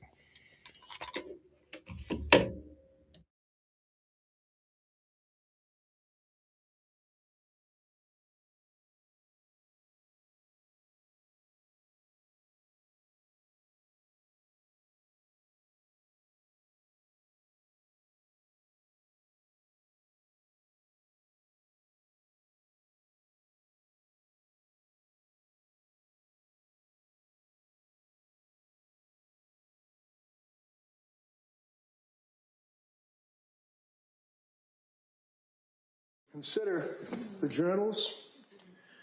I don't know, you ever watched the movie there, The Shining, with Jack Nicholson? Remember the scene when he's sitting there in a state of complete psychosis, and he's writing a book and he's typing, and the wife finds the book and opens it up and looks at it and says, all work and no play makes Jack a dull boy. All work and no play makes Jack a dull boy. Repeated after repeated after repeated. And he says, do you like it? You look at the records of her Googling drugs. You look at how many times, how many hours of the night in the afternoon she's looking this stuff up, in between taking care of the family, in between all of the stuff that was going on with visiting doctors, seeing doctors, going to Rhode Island, being told, no, we can't help you, calling a suicide hotline, we can't help you, calling another suicide hotline, we can't help you. My God, what does she have to do? She was reaching out for help, and she was not getting it. Kevin Reddington comparing his client to Jack Nicholson in The Shining during her downward spiral in closing arguments. 7 hours and 5 minutes. Our continuing coverage of deliberations continues here on Court TV and the two YouTube channels, Court TV YouTube and the Law and Crime YouTube channel as well, the Trials channel. With us, Rick Grundy, Krista Ramey, Cody Thomas. What did you think of The Shining? If you've seen the movie, if Jack Nicholson's a raving lunatic, we don't want our client to come across that way, but we do right in that minute, in those 18 minutes. Yeah, I didn't get to see the jury, and I'm a little on the age side with Kevin Reddington, so I hope everybody knew what he was talking about. He explained it enough, I guess, for those who weren't. But again, get away from it, what they've been hearing. Don't just repeat what they've heard in the evidence. Bring a little life to it, a little dramatic reading by Kevin. Can't hurt. Yeah, Krista, your thoughts on the all work and no play makes Jack a dull boy? Because that was quite the moment in that movie, if you saw the movie. Well, and I think that The Shining is prolific enough where I think most people would have gotten it. And I don't know. I think that, and in fact, I think I recall hearing that the reporting on this from maybe Sarah Gillespie, that the jurors are not necessarily younger in this case. So maybe they got it. And I think when you come up with these analogies as a lawyer, you do try to find something that will fit, but you also want the jury to understand. So hopefully it landed, because it did with me. I actually did understand it, and in that moment, because that was certainly a very good analogy, to demonstrate the psychosis and how it was manifesting and could be visualized if you were just looking out for it. So I did like the analogy myself. Yeah, it was bubbling, and he was out there writing just like she was out there Googling. We could figure out if it landed, because there are a couple jurors that are in their late 20s, early 30s. So, Cody, you ever seen The Shining? He's going to be our test here. I knew y'all were going to ask me. Don't age me out of this conversation just because I'm a little 30-year-old TV boy, but I've seen it, and I think that was a better comparison than him saying, here's Lindsay. That would not have probably connected as well as he would have wanted it to connect here. But I think, as Krista was saying, I think it's prolific enough to where enough people would understand what he was saying. I think I love a pop culture reference. People that watch me on my hours on here on the network know I make one every now and then. So I think it was a rightful comparison, and people in the chat are responding, saying, here's Lindsay, here's Johnny situation. Again, that poll still 75%, about 30,000 votes now of her not being criminally responsible. But another topic, Ted, I want to bring up here as I'm watching the chat here. People are bringing up the idea of Lindsay's personal responsibility. I know we touched on that earlier this hour, of her, not being as truthful as she should be with her psychiatrist, things like that. So, I mean, that's a topic of discussion here now. Yep, need a break. We're going to get you back. We're going to continue our coverage right after this. Stay with us.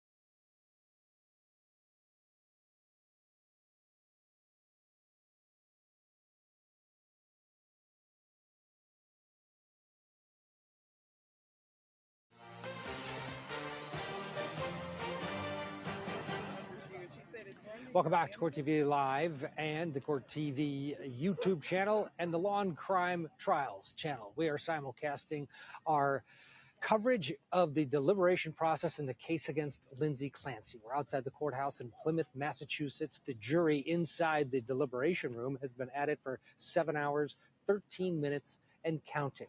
Just about now, 1 o'clock is normally in Massachusetts when the court staff and everybody takes lunch. We're not sure if the jury will deliberate over lunch, whether they will take an actual lunch. We're trying to get that information, but they're definitely getting lunch brought in. We know that.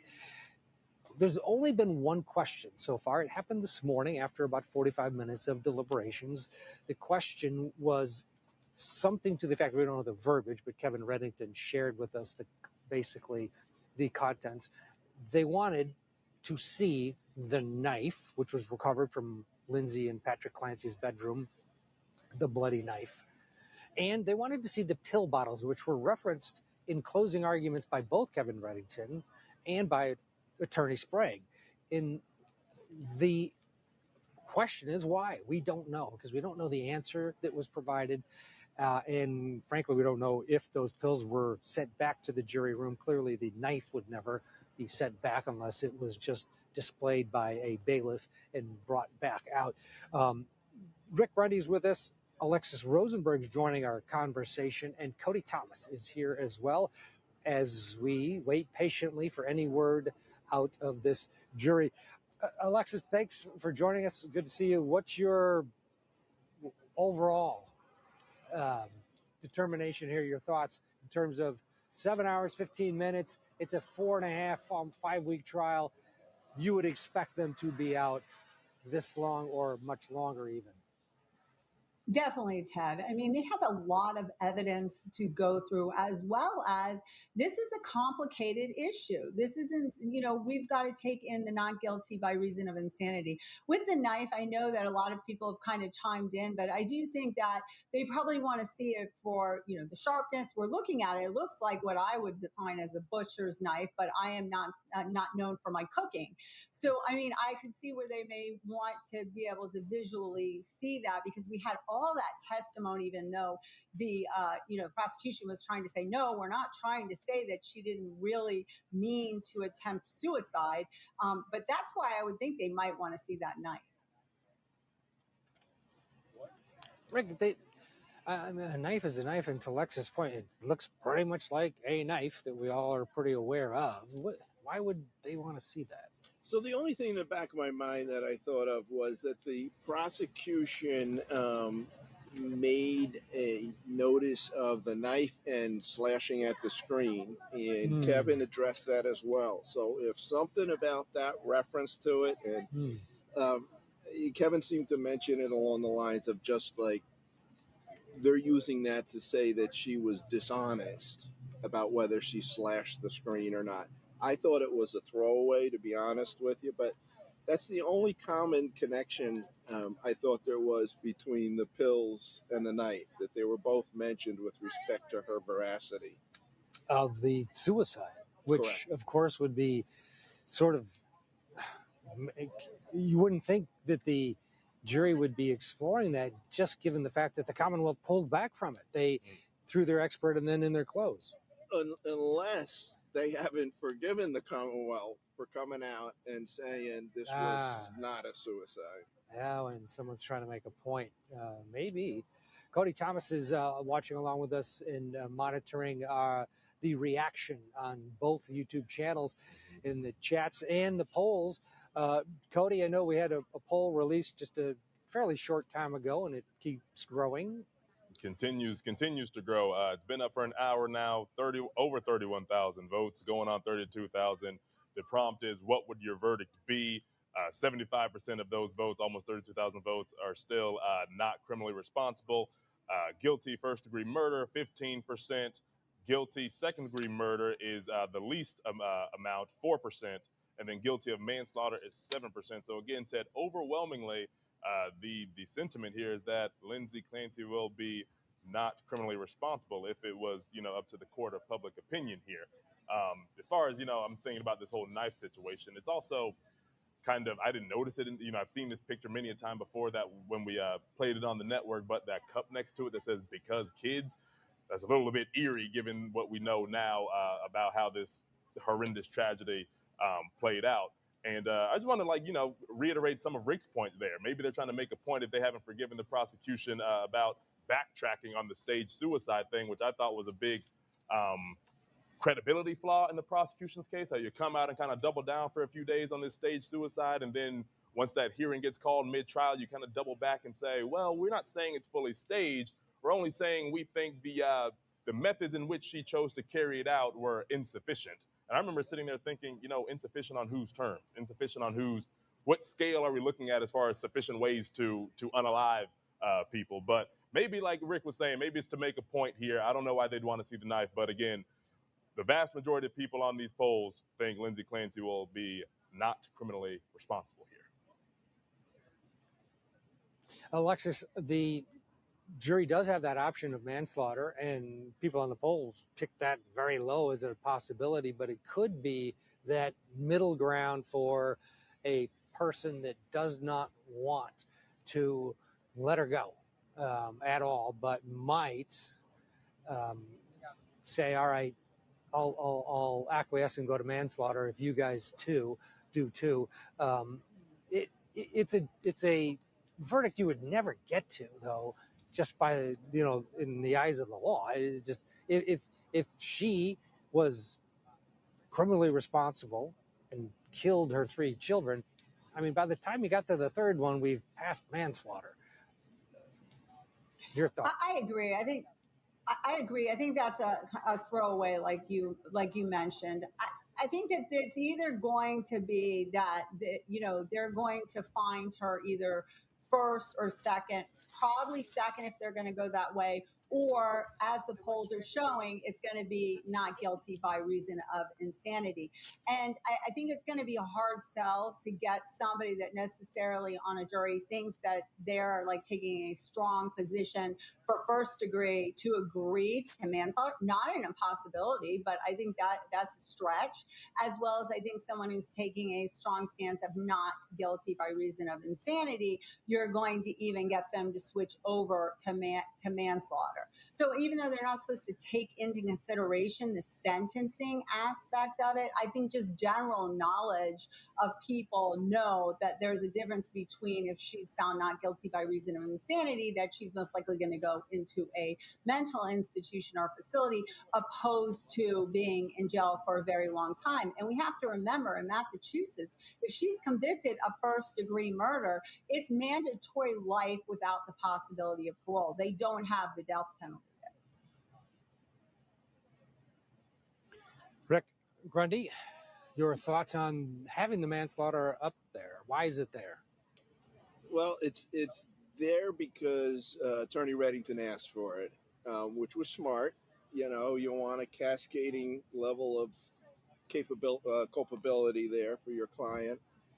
But I tend to agree with everybody else that these people, if they are following the trial the way we know they did, they've dug in to a pretty strong position, and they're unlikely. Somebody who thinks that this woman murdered 3 children is not going to be happy with a manslaughter, and somebody who thinks who had no control over herself, no appreciation for the wrongfulness of her act, is likely not going to want to go there either. So you think hung juries is absolutely on the table, and is it probability in your estimation? This is always such a hard, when people get locked into positions. I don't see a person who's really locked into the lack of criminal responsibility moving. If the people who are just like, lack of criminal responsibility is a sham defense, I still believe that, and there's not 6, 7, 8 or people like that, if it's 1 or 2 people like that, maybe they give in after a while. Strange things happen as time passes by in a jury room, and they don't know. I mean, they know probably enough to know that there are such things as hung juries, but they're not told, well, keep going another day and then you'll be free. They're sitting there and told, keep going. By design, yeah. They're not told, hey, if you guys have trouble, don't worry about it. Right. We'll just hang the jury. Right. No, it's the opposite. Alexis, if you are, when you are in this position, you've worked so hard on a case, you've done everything you can, and now you sit and wait. What is that like? Well, as the attorney, I mean, it's stressful. You want to do the best for your client and get the best result. And the prosecution, obviously, you've spent so much time. You've lived this case. You've put all your energy. This was a long case, and I think what a lot of people are also missing, as long as the jury. Incoming Paul voice. Incoming Paul voice. So, here we are. 1 o'clock, lunchtime for them. So, now again, I think they'll finish at 4:30 today. So, we have 3.5 hours. Right? What do y'all think is going to happen? I'm now leaning towards a verdict won't come today. I could be wrong. Maybe I'm dramatic.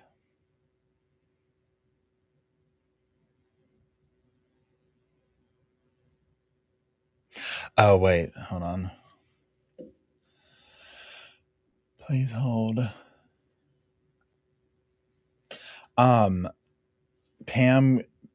Keith, you gave a super sticker while I was gone and I missed it. Thank you very much. I appreciate that.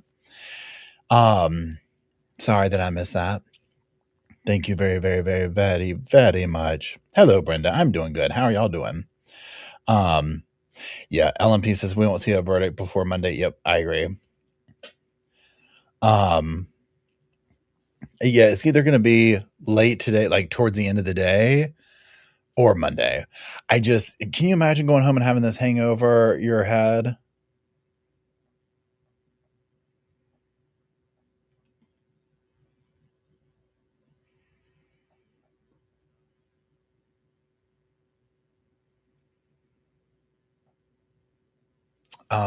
Okay, sorry. Yeah, and I can see that too, where it's like they'll want the weekend to think it over. So I think too, what could happen is when you sit here and get to the point of like, okay, we've gone over all this information. You see what I'm saying? Like, let's go home and simmer on it because this is pretty major. So if they're going back and forth and all this type stuff, then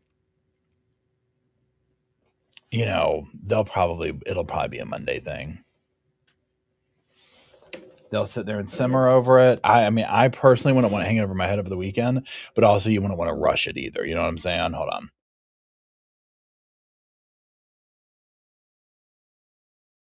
See, I went downstairs. I was like, I'm going to make an at-home pumpkin spice. So I have decaf espresso. I know. I just like the flavor of it. So I do that. And then I was like, oh, I had the pumpkin spice creamer. So I was like, I'll froth that. And then I was like, let me get my pumpkin spice, little packet all out of them. I was like, you have got to be kidding me. You have got to be kidding me. So then I had my 0 sugar chocolate when I was like, well, I'll just mix up the chocolate and the pumpkin spice.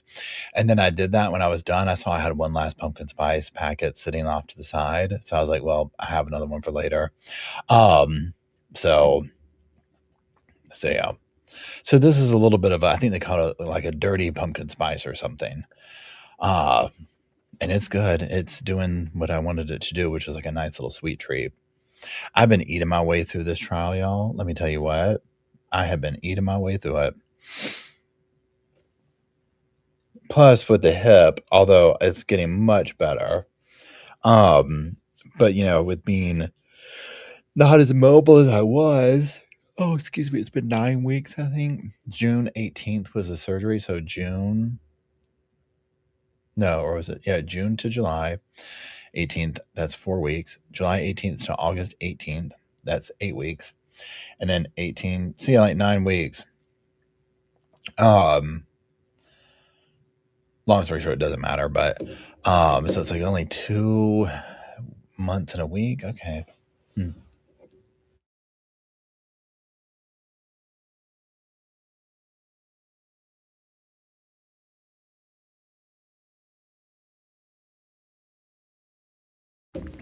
Now, here's the other thing, too. Amy says, I have nervous energy. I've gotten so much. I know I've been like kind of like doing stuff over here. I brought my little stuff to fill out some little notes. Yeah, and Deborah says, I'm glad they're taking time. It's hard to wait. Yeah, I agree. I'm glad it's definitely not something to rush through, right? I mean, it's fun to be like, for me, like it's fun to be dramatic, like, come on, but yeah, definitely don't want them to rush through it. If I was on the defendant, I wouldn't want them to rush. I'd be like, take your time, go on now, really think it over. Right. Oh, you put an egg roll in Patricia says I put an egg roll in the air fryer too. I tell you what, it's good. I haven't had lunch yet, but that was kind of my lunch. And I'm really not technically hungry, but it's like time to eat. You know what I'm saying? So for everybody who's just joining, again, we're just waiting for the verdict. We'll be doing a live chat on the main channel tonight to talk about this case. I haven't done one over there yet. And tomorrow morning, 10 a.m. is the members chat. Know that.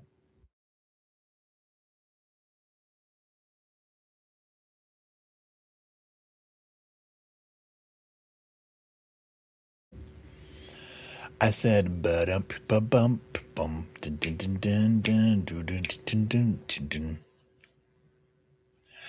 I said, hello. What's your name? I'm just making songs up right now. I'm just making songs up. I am making the songs up. Okay. Now we're going to write little notes. Here we go.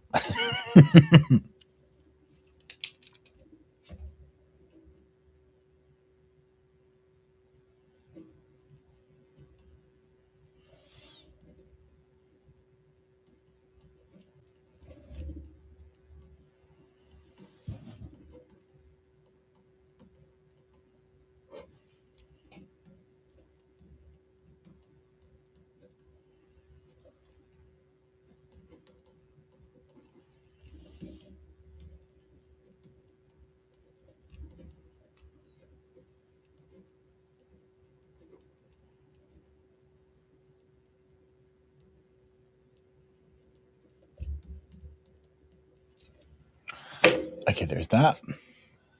We've got lots of Post-its to do, lots of filing, lots of facsimiles. I mean, that probably won't get it all done today. Remember how Sarah Boone always had like a whole like little job to do at the table? She was like, I'm going to do this. I brought the filing cabinet with me.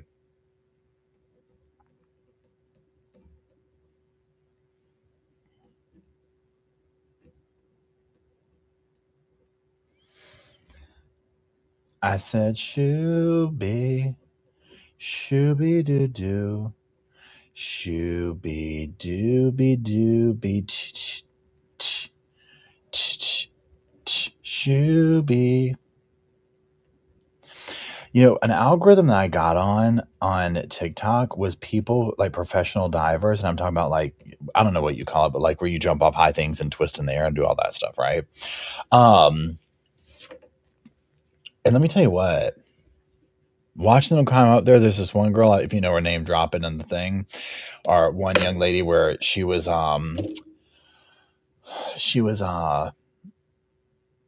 do you say it? Preparing to do one of those Red Bull things, right? Hey, Troublemaker Baker, how's it going? And she was doing 27 meters. And I'm like, I'm sorry. I don't care if you're jumping in water. You're jumping off the top of a building, right? And then when they show them in the water to show how deep they go to where they go to the bottom, Oh, Justice says I did 10 meters. Even 10 meters, nope. No, thank you. I can remember being a kid and going up to some of those and being like, looking over the edge. The way she'll sit up there and like look over the edge and stuff and like, hold on, let's see if he says anything new.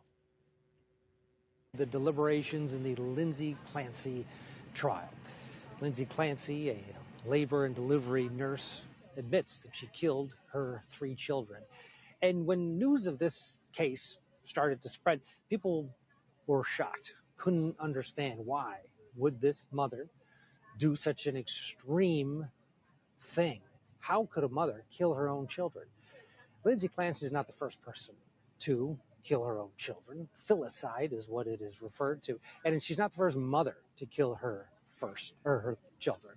Andrea Yates in the state of Texas received a lot of publicity when she killed her 5 children, drowned them one by one in a bathtub. She was found guilty the first time around, but was granted a new trial and was found not guilty by reason of insanity. Philip Resnick, the same expert that testified on behalf of Lindsay Clancy, testified in the Yates case as well. And interestingly enough, Lindsay Clancy heard about Andrea Yates before she killed her children, years before she killed her children, when she was a young nurse. For whatever reason, the subject came up, and one of her colleagues said, "Oh, this is what happened to Andrea Yates." And Lindsay Clancy, at the time, according to the colleague who took the stand in the case against Lindsay Clancy, said this is what Lindsay reacted to and how she reacted. Lindsay often checked in on her kids while they were sleeping at night. Again, we worked the night shift, and she had the ability to look at her phone and see what Cora or Callan were doing in their cribs. And she shared that with a lot of us. There was one particular night that Cora was crying. She was probably about 6 months old, and Lindsay never let Cora cry. She wasn't at that point in parenting, and she was very communicative about that. And Cora was crying on the monitor. It was the middle of the night, and maybe after 10 minutes, she started to call Pat, and he wasn't answering. And she got really worried that Cora was crying, but now Pat wasn't answering his phone. So in the middle of the night, she called the police to do a wellness check on her family. Okay. And while you were working the night shift, is that pretty much what you both worked together all those years? Yes. Would that be through the pandemic as well? Yes.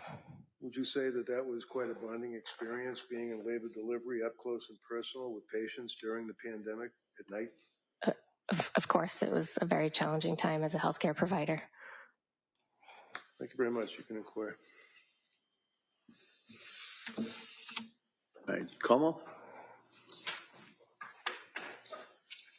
Good morning. Good morning. So the incident that you just told us about where Miss Clancy was watching the monitor overnight, you are aware that the police responded and everything was fine, right? Yes. And you worked with her through 2022 when she went out with Levon Callan? Correct. And you never visited their house after Callan was born, did you? No. You don't know what was going on in her life, did you? No. And she didn't share any of her struggles with you via text or in any other capacity, did she? No. And as a labor and delivery nurse, and having been trained in labor and delivery, and you said you worked obstetrics before, correct? Correct. Is it fair to say that you often have patients that come to you in both those areas that have some mental illness or are on psychiatric medications, right? Sometimes. And working labor and delivery, you have some training on how to handle patients that are on certain types of medications, right? Limited training, yes. Well, it affects how you're going to go through a birth plan or do a delivery if a person is on some sort of long-term medication, right? Right. And so you're aware that Zoloft is something that's deemed safe for pregnant moms and breastfeeding moms? Yes. And you've had patients that have dealt with bipolar issues before? Yes. And that they have to remain medication compliant in order to manage those things, right? Yes. Thank you. Nothing further. All right, Ms. Brayton? So your experience dealing with patients that have birthed a child, as the district attorney asked, and are on Zoloft and expressing issues of being a parent, were you aware of any incidents where Lindsay was with you and a woman did in fact express concern that she wanted to hurt herself or her child? There was a particular patient that Lindsay was on staff when this patient arrived. It was a patient that arrived to the unit that had plans to harm herself while she was pregnant. And we had a conversation. Lindsay was brand new. It was the summer that she had just started. And we had a conversation about mental health in pregnancy and postpartum. And I asked her if she had ever heard of the Andrea Yates case, and she hadn't. And I explained that to her, and she cried. And she said, how could a mother hurt her children? Thank you. So Bennington was able to get the Yates story out of that witness on redirect. The Commonwealth then brought Andrea Yates up again and did it in a way to say, well, Andrea Yates was different than Lindsay Clancy. Take a listen. There are a few reasons why the voice doesn't make sense. The first is she immediately obeyed it. Dr. Resnick, their expert, the one who knows everything about postpartum psychosis, he teaches other psychiatrists and psychologists. He writes books and chapters and articles about how this is a huge red flag if someone immediately obeys a voice. You heard him talk about Andrea Yates, about how she heard voices to kill her children for months. And what did she do? She committed herself 5 times. She tried to kill herself twice to avoid harming her children. Counsel, said that was all accurate. Let's move on from that. Alexis Rosenberg, Rick Grundy, Cody Thomas with us. The Andrea Yates subject, amazing how much it came up because, of course, Resnick was the expert that the defense contracted. He worked on the Yates case, and then, of course, we just heard those 2 other times that it came up. First of all, the Reddington didn't get it out of the witness on direct. He waited till redirect. He called that a bear trap. Yeah, I no doubt, knowing Attorney Reddington, and certainly fair game and smart play, that was a plan to come back and whatever she got, which was really nothing out of that witness, was going to shut the door with that. And I think it was a ooh moment for everybody. But in addition to that, he was putting a welcoming mat out there for his expert witness. So, that was he wanted them to have some understanding of that case before his expert took the stand. And Alexis, the close from the Commonwealth, Attorney Sprague, also pointed out some very clear differences before Judge Sullivan cut her off in terms of if you want to compare Andrea Yates to Lindsay Clancy, Andrea Yates did everything she could to prevent these feelings from taking over. Was that effective?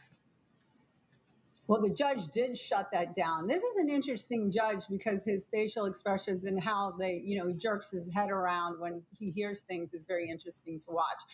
But I don't think that was very effective because she came out of the gate saying, oh, the defense expert knows everything.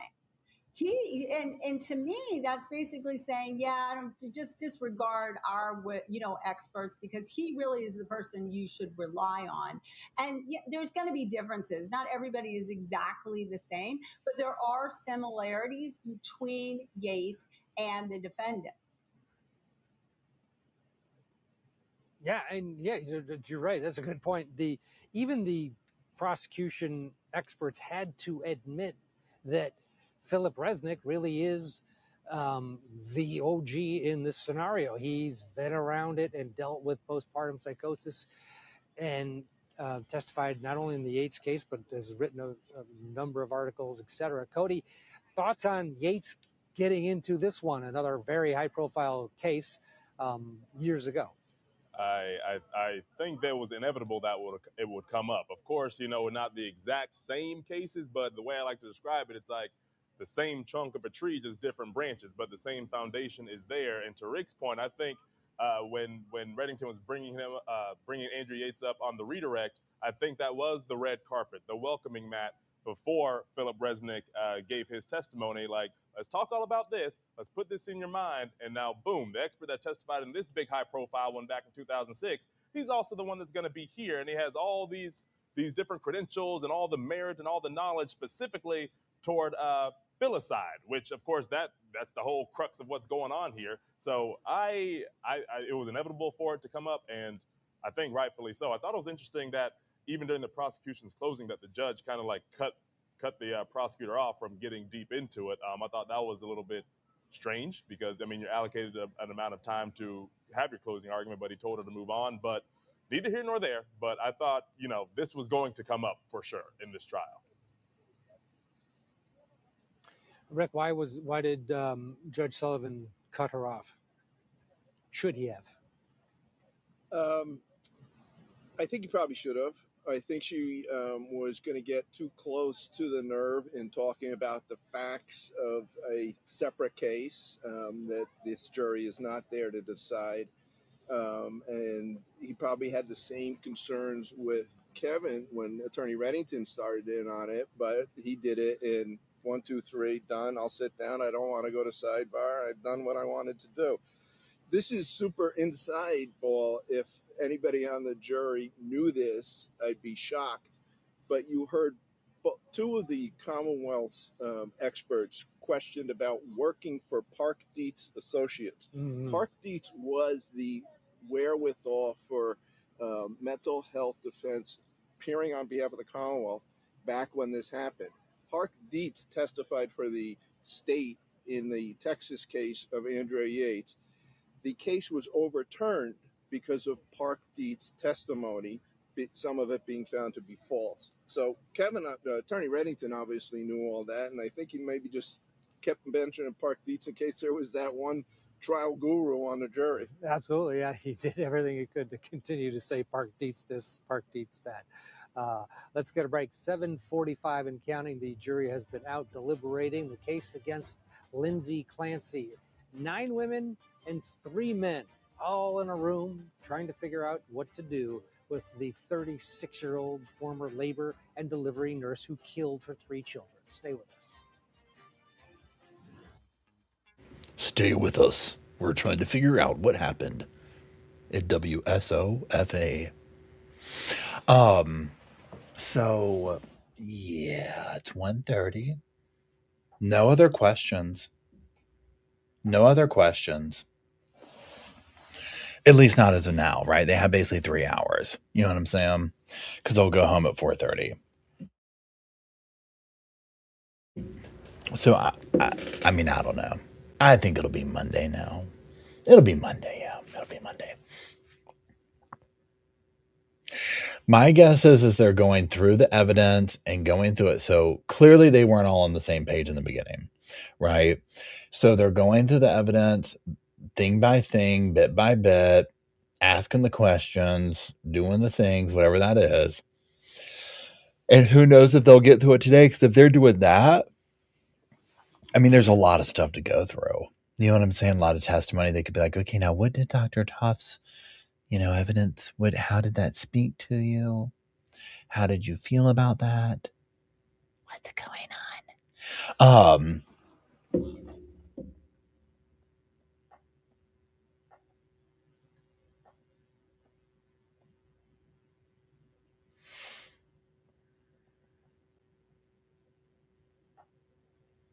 You think they're at lunch? They very well could be.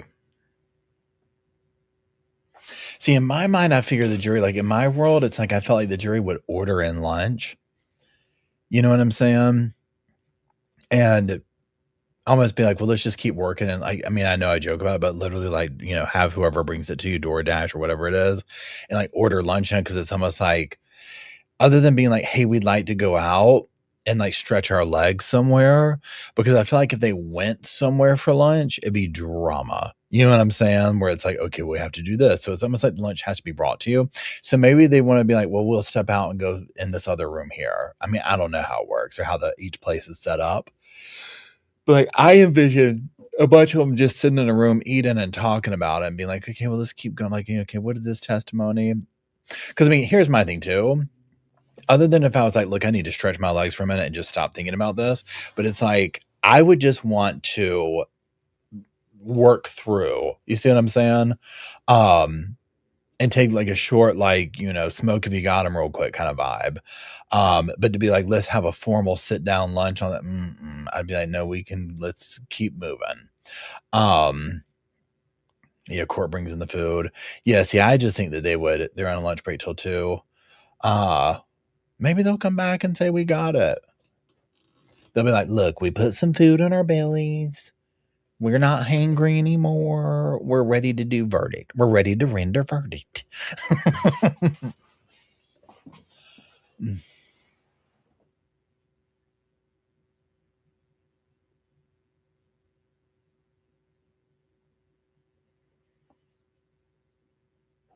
Yeah, Barb says, I wonder if the 4-person has said, let's all take a vote to see where everybody is. I think they would, personally, I think they would do that at the very beginning. Panera and Starbucks. Yeah, I always do the 2-for-1. I get French onion soup and then like whatever salad, but it's usually like the apple Caesar. There's like an apple Fiji type salad and then this chicken Caesar. The cheese it, wheeze it, ease it, wheeze it. Cheese it, wheeze it, wheeze it, wheeze it. I do the cheese it, wheeze it, wheeze it salad from Panera.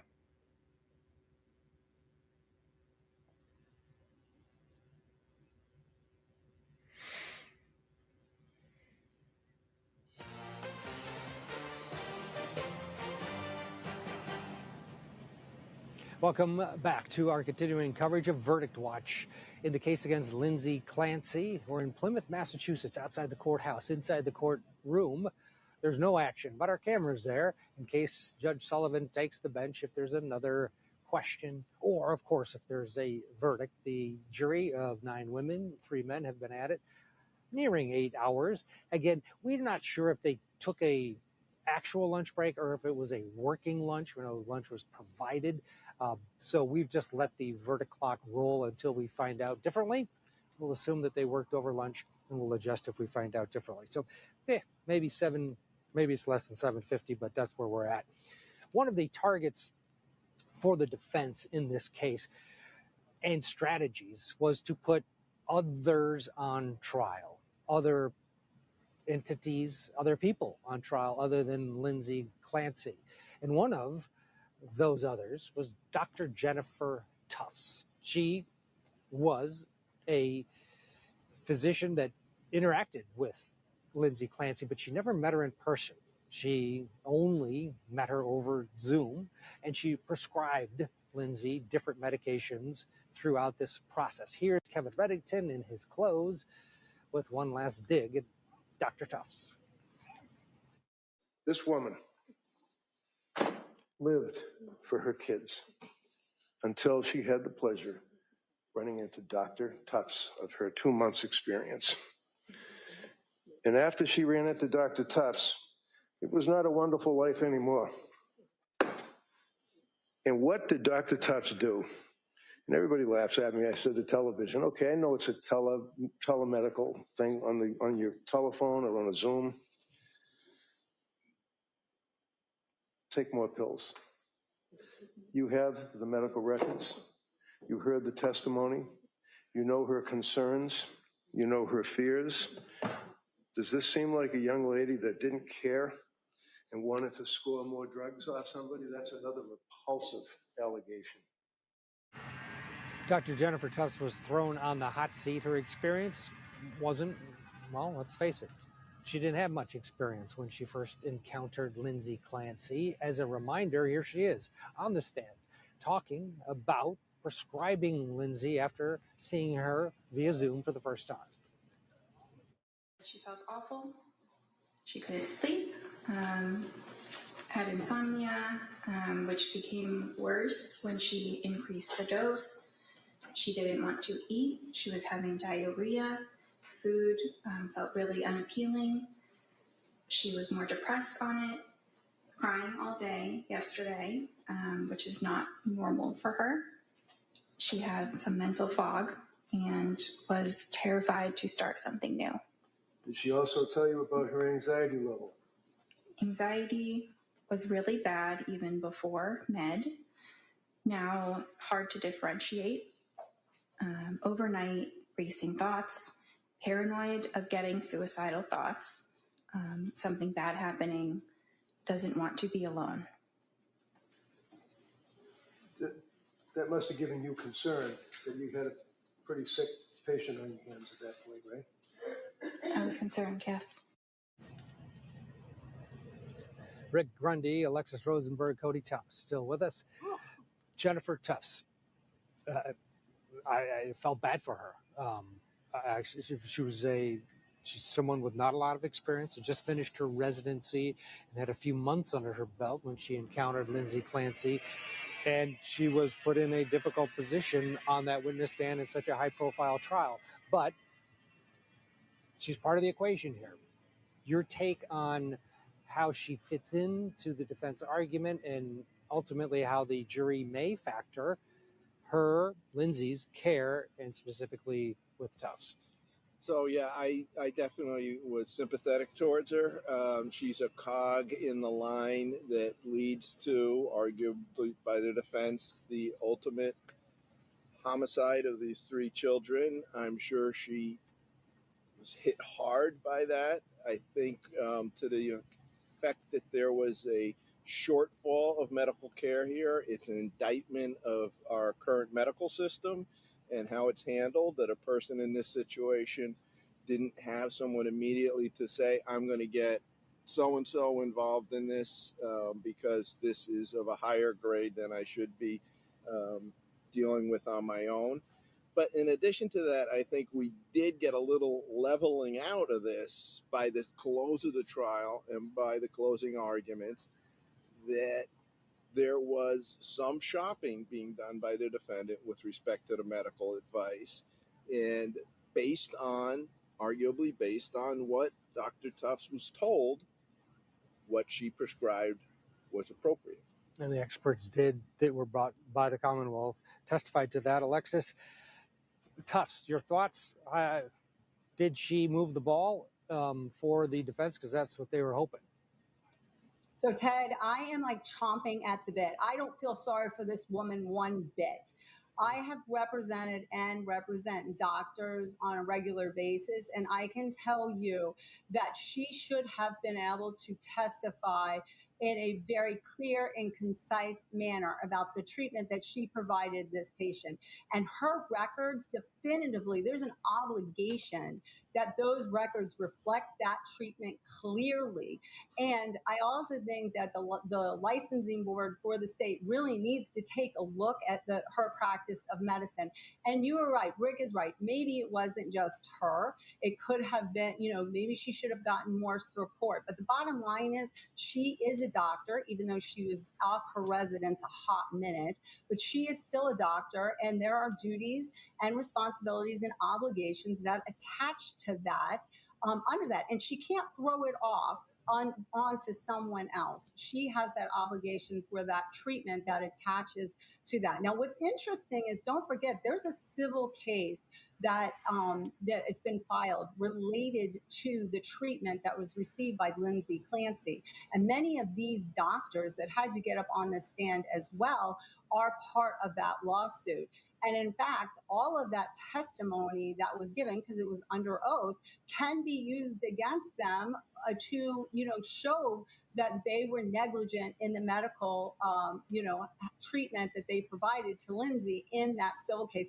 And I am sure it will be used, because the attorney that's handling that case was in the courtroom for that testimony. And what's interesting about her is that she, and I'm sure Rick can talk, about this as well, that she is known for taking down corrupt situations. She is not our typical medical malpractice attorney. But yeah, I don't feel sorry for her at all. Cody, those civil cases, boy, you could feel it in not only Tufts, but the other ones that are named in those suits. And there's two of them, one from Patrick and one from actually Lindsay.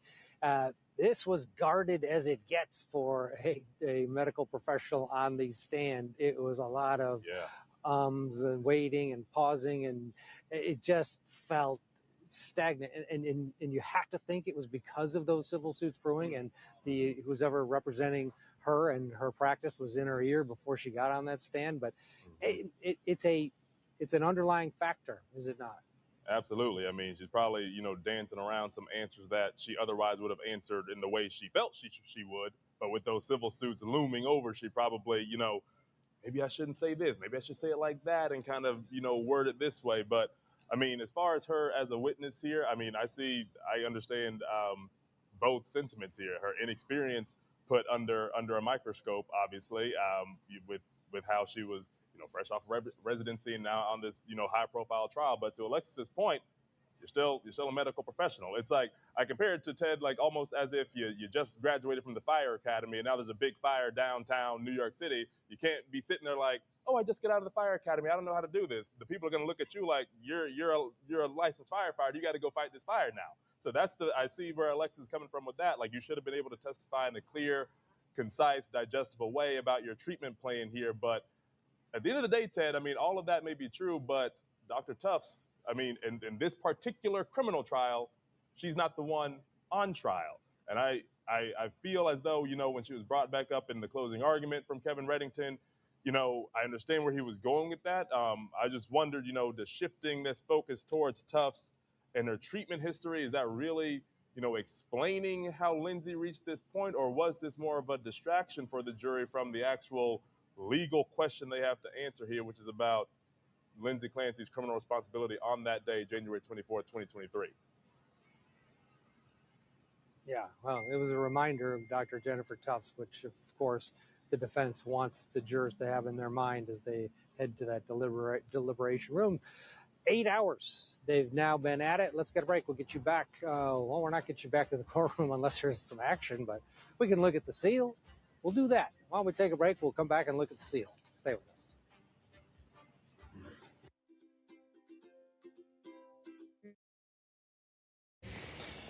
Incoming Paul voice, incoming Paul voice, incoming Paul voice. He's getting a little slap happy. He's like, we can look at the seal. We can look at the seal. That's what we'll do. Ooh. I'm getting sleepy. Now I'm starting to get like, okay, maybe it would be good to have the verdict on Monday. I can go take a nap. But of course we won't know. So they're coming up. If they are gone on lunch or whatever, then they're coming up on their time to, keep going.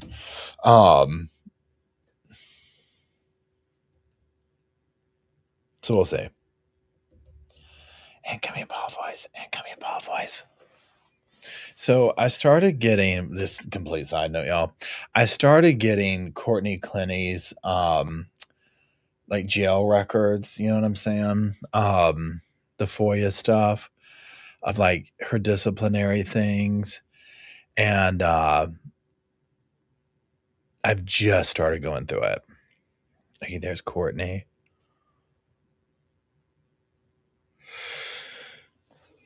Oh, excuse me.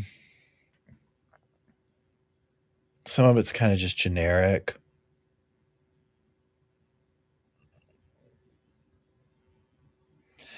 So this is just for like a shakedown in her unit. So it's not her specifically.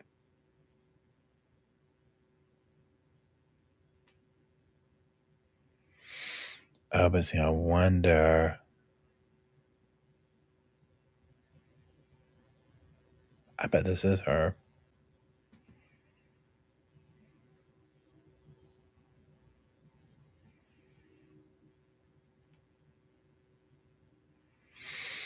Oh, okay. I think they found that in her thing. Okay.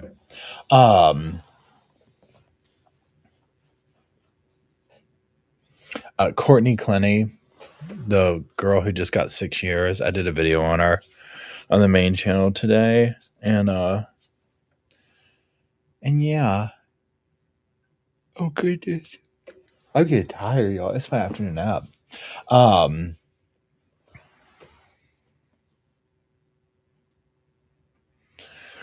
Wait, hold on.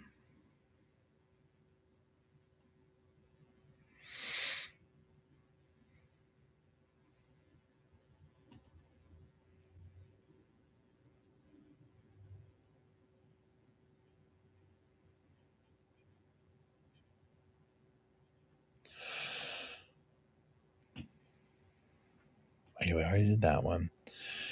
So we're going to come back over to here.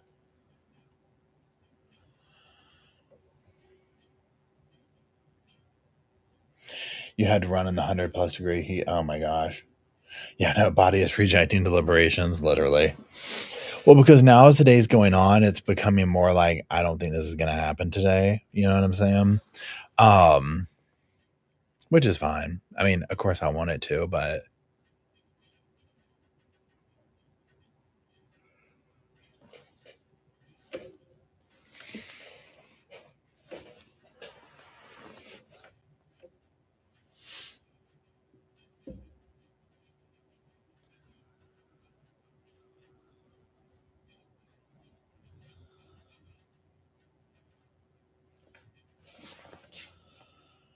okay, let's see what this is.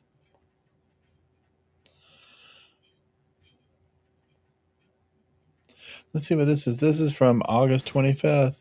Did she also tell you at that time, at the beginning of December, that she was having some other intrusive thoughts? Yeah. Is that how she described them or how you described them, intrusive thoughts? I would say both. Okay.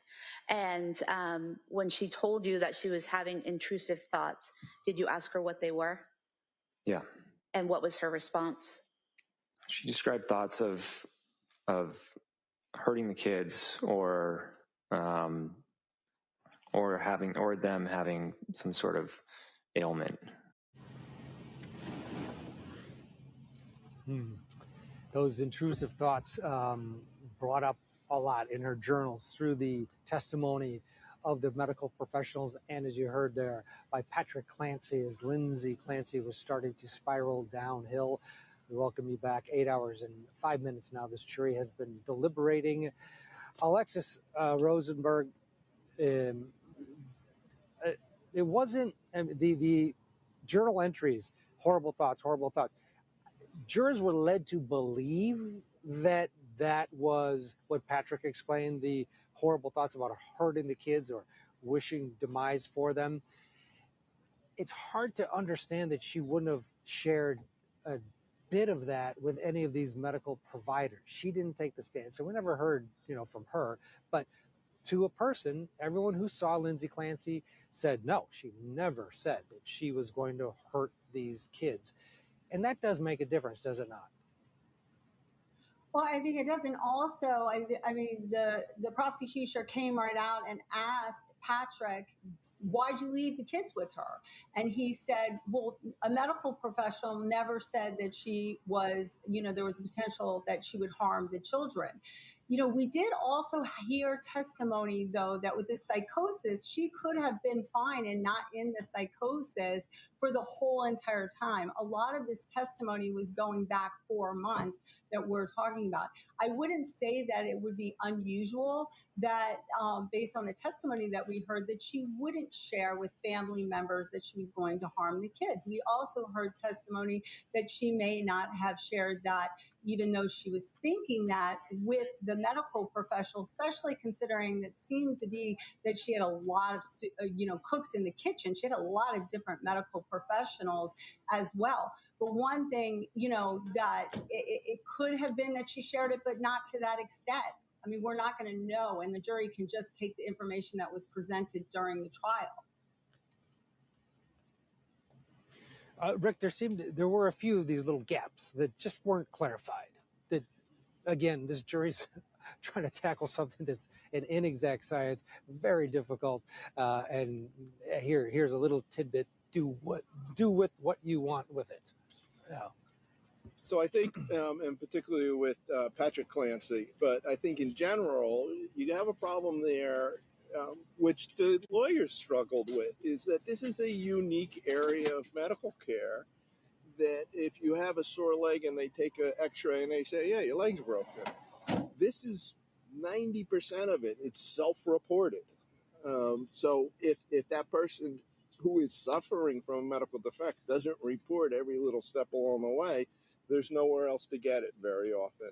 With respect to Patrick Clancy in particular, I don't know why they didn't ask him. Did you say, what's a horrible thought? What kind of horrible thought did you have? And the only thing I can think of is, I know that former prosecutor I worked with for years, represented Patrick Clancy for purposes of having a 911 call not broadcast. Yeah. Did he have that attorney meet with the prosecutors prior to his testimony? What kind of preparation was done? Was it limited? Was some of it off grounds? Did they not know what certain answers to questions would be?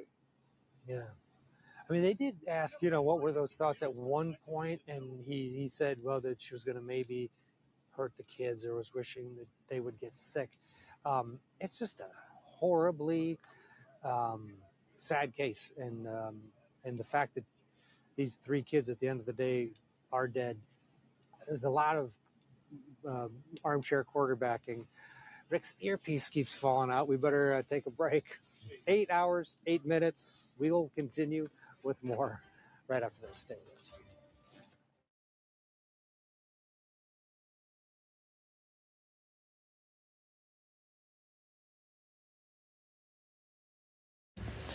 Well.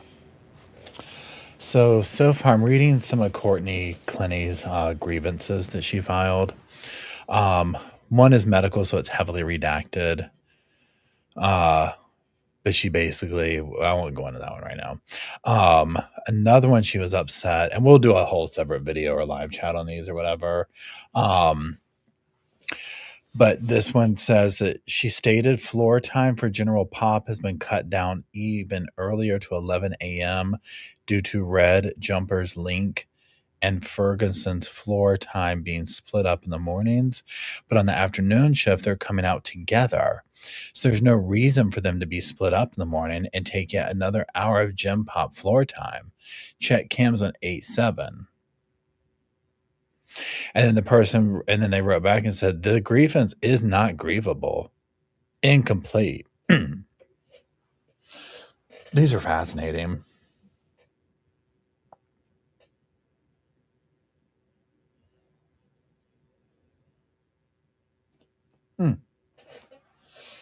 Yeah, I see that it's gone from the that betting system or whatever it is. I'm just like, really?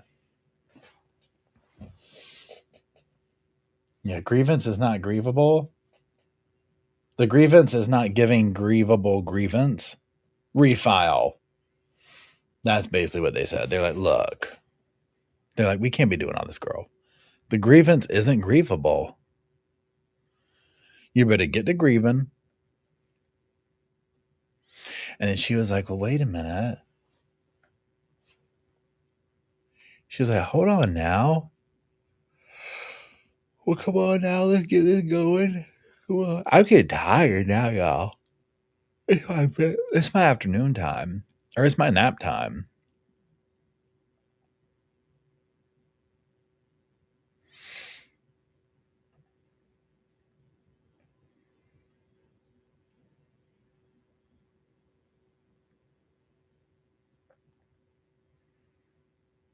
See, some of these are just like a medical thing or something. Hey, Mimi. Oh, that's a good one, Tuck. Yeah, thank you. Let's do a new poll. I don't even think I've been to the other one. I mean, that's been up for hours. Let's see what it says.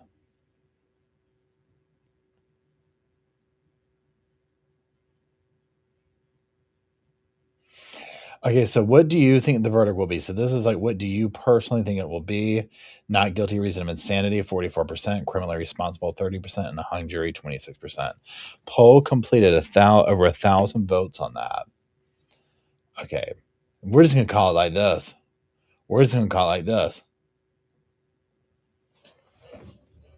Will we get a verdict today or Monday? I said a shoe-be. Do. Go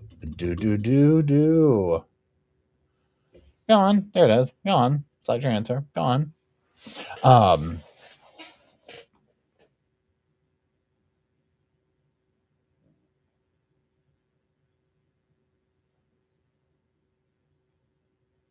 Yeah, so easy. Yeah, right here it's going on 2:00 here. Now I'll say this. You're welcome, Tuck. Thank you for reminding me. Pardon me. I tell you what, the journalists who are like there in person, And like having to just hang out at the courthouse all day long outside, I'm like, that, no.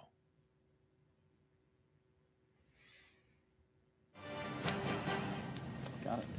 Welcome back to our continuing verdict watch coverage in the case against Lindsay Clancy. I'm Ted Rollins.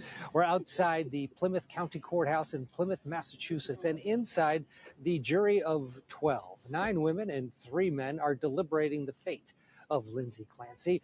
8 hours, 13 minutes, and counting. The former labor and delivery nurse admits to killing her 3 children, 5-year-old Cora, 3-year-old Dawson, and 8-month-old Callan, on January 23rd, 2023. What's at issue here is whether or not she's criminally responsible.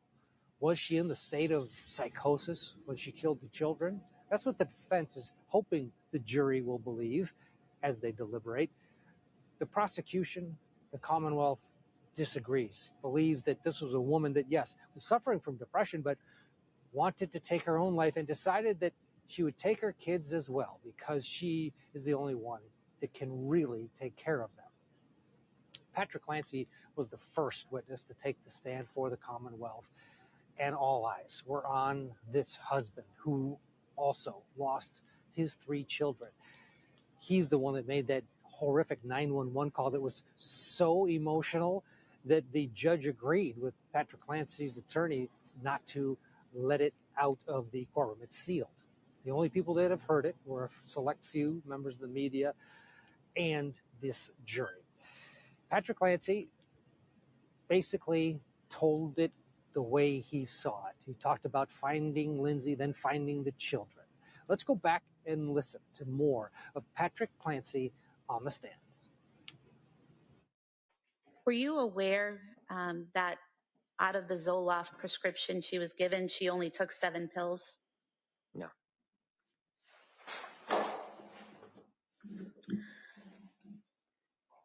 After you had the conversation with Lindsay where she said she was going to double the dose of Zoloft, did you notice any difference in her demeanor or behavior?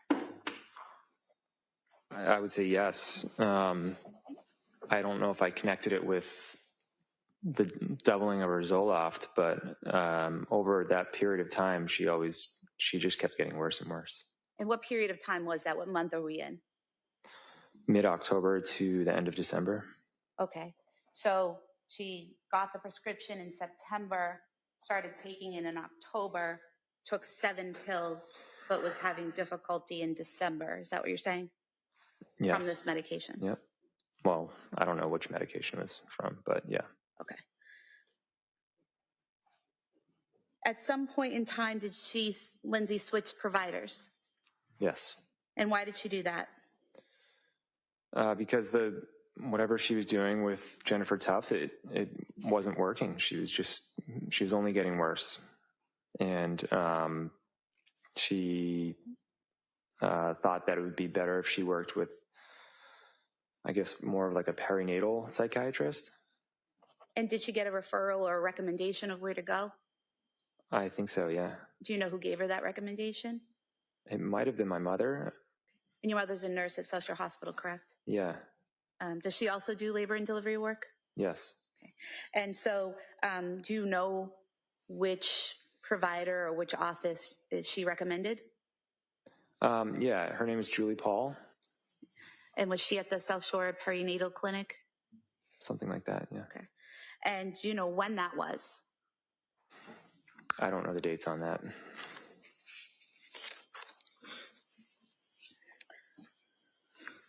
Do you recall saying previously that it was towards the end of November? Yeah, that sounds accurate, yeah. Okay. And you said she initially saw someone named Julie Paul, is that correct? Correct. Okay. And do you know how long she saw Julie Paul at that facility? I think it was only 4 or 5 days. And were you aware that Julie Paul left that office? Yes. And do you know who Lindsay saw after Julie Paul? Rebecca Gelata. And was Rebecca Gelata a nurse practitioner? Yes. Were you aware that she also saw a licensed social worker therapist named Letitia Dukes while she was at the South Shore Perinatal Clinic? I don't recall Letitia Dukes, but it's possible. So Lindsay never told you that she had therapy sessions with a person named Letitia Dukes during that time frame? I don't remember any therapy sessions now. Okay.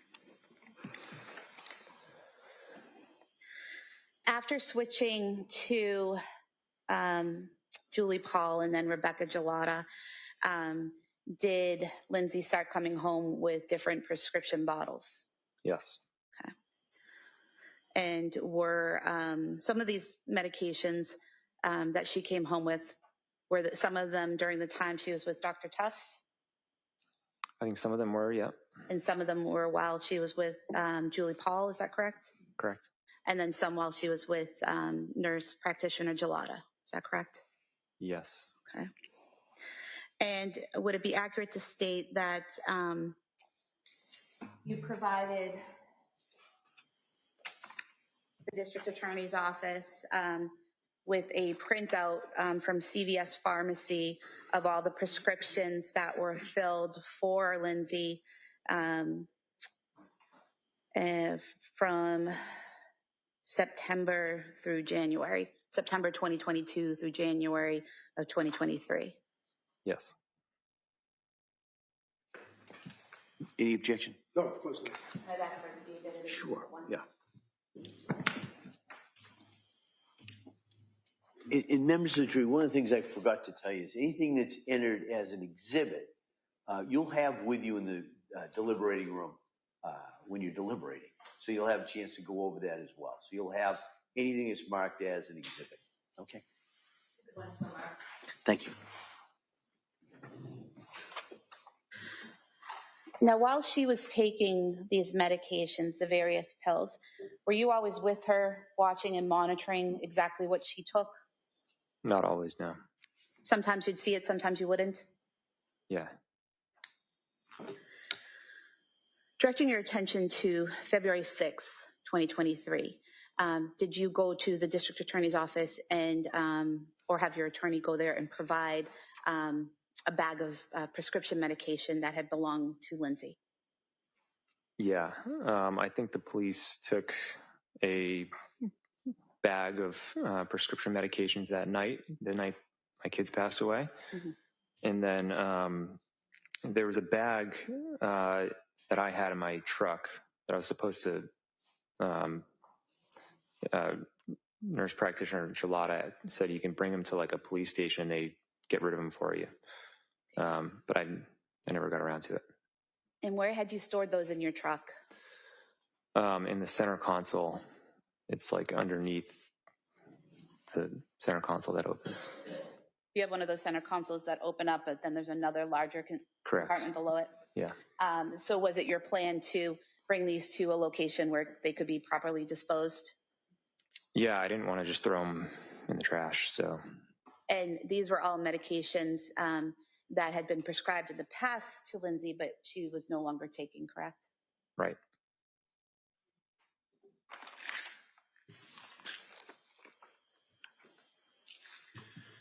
Your Honor, I don't think I have any objection to any of their exhibits, so okay. She doesn't have to keep showing it to me. That's all fine. Right. So I'll assume if you do have an objection, just sure. Rise, let me know. Okay, thank you. So for the record, a bag here with 9 pill bottles as Exhibit 2, please.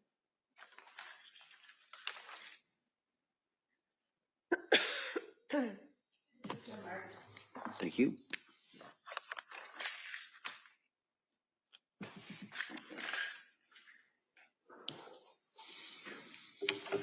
And so looking in Exhibit 2, we have the Zoloft that was prescribed by Dr. Tufts and filled on September 15th, 2022. And I think I asked you earlier, you weren't aware that only 7 pills were taken out of this, correct? That's correct. Okay. And then there's another prescription in here for Ativan that was filled on October 26, 2022. Were you aware that only 6 pills were taken out of that bottle? Can you say the date again? October 26, 2022. And how many did it start with? Let's see.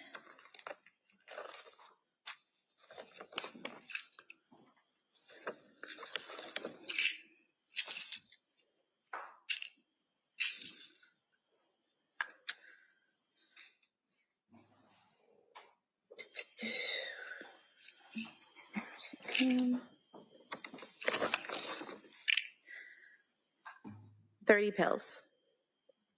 Okay. I mean, I don't have those exact numbers on how many she took, but there were adjustments made on the dosage of the Ativan. Mm-hmm. So that aligns with But the question was, were you aware that only 6 pills were taken out of this prescription?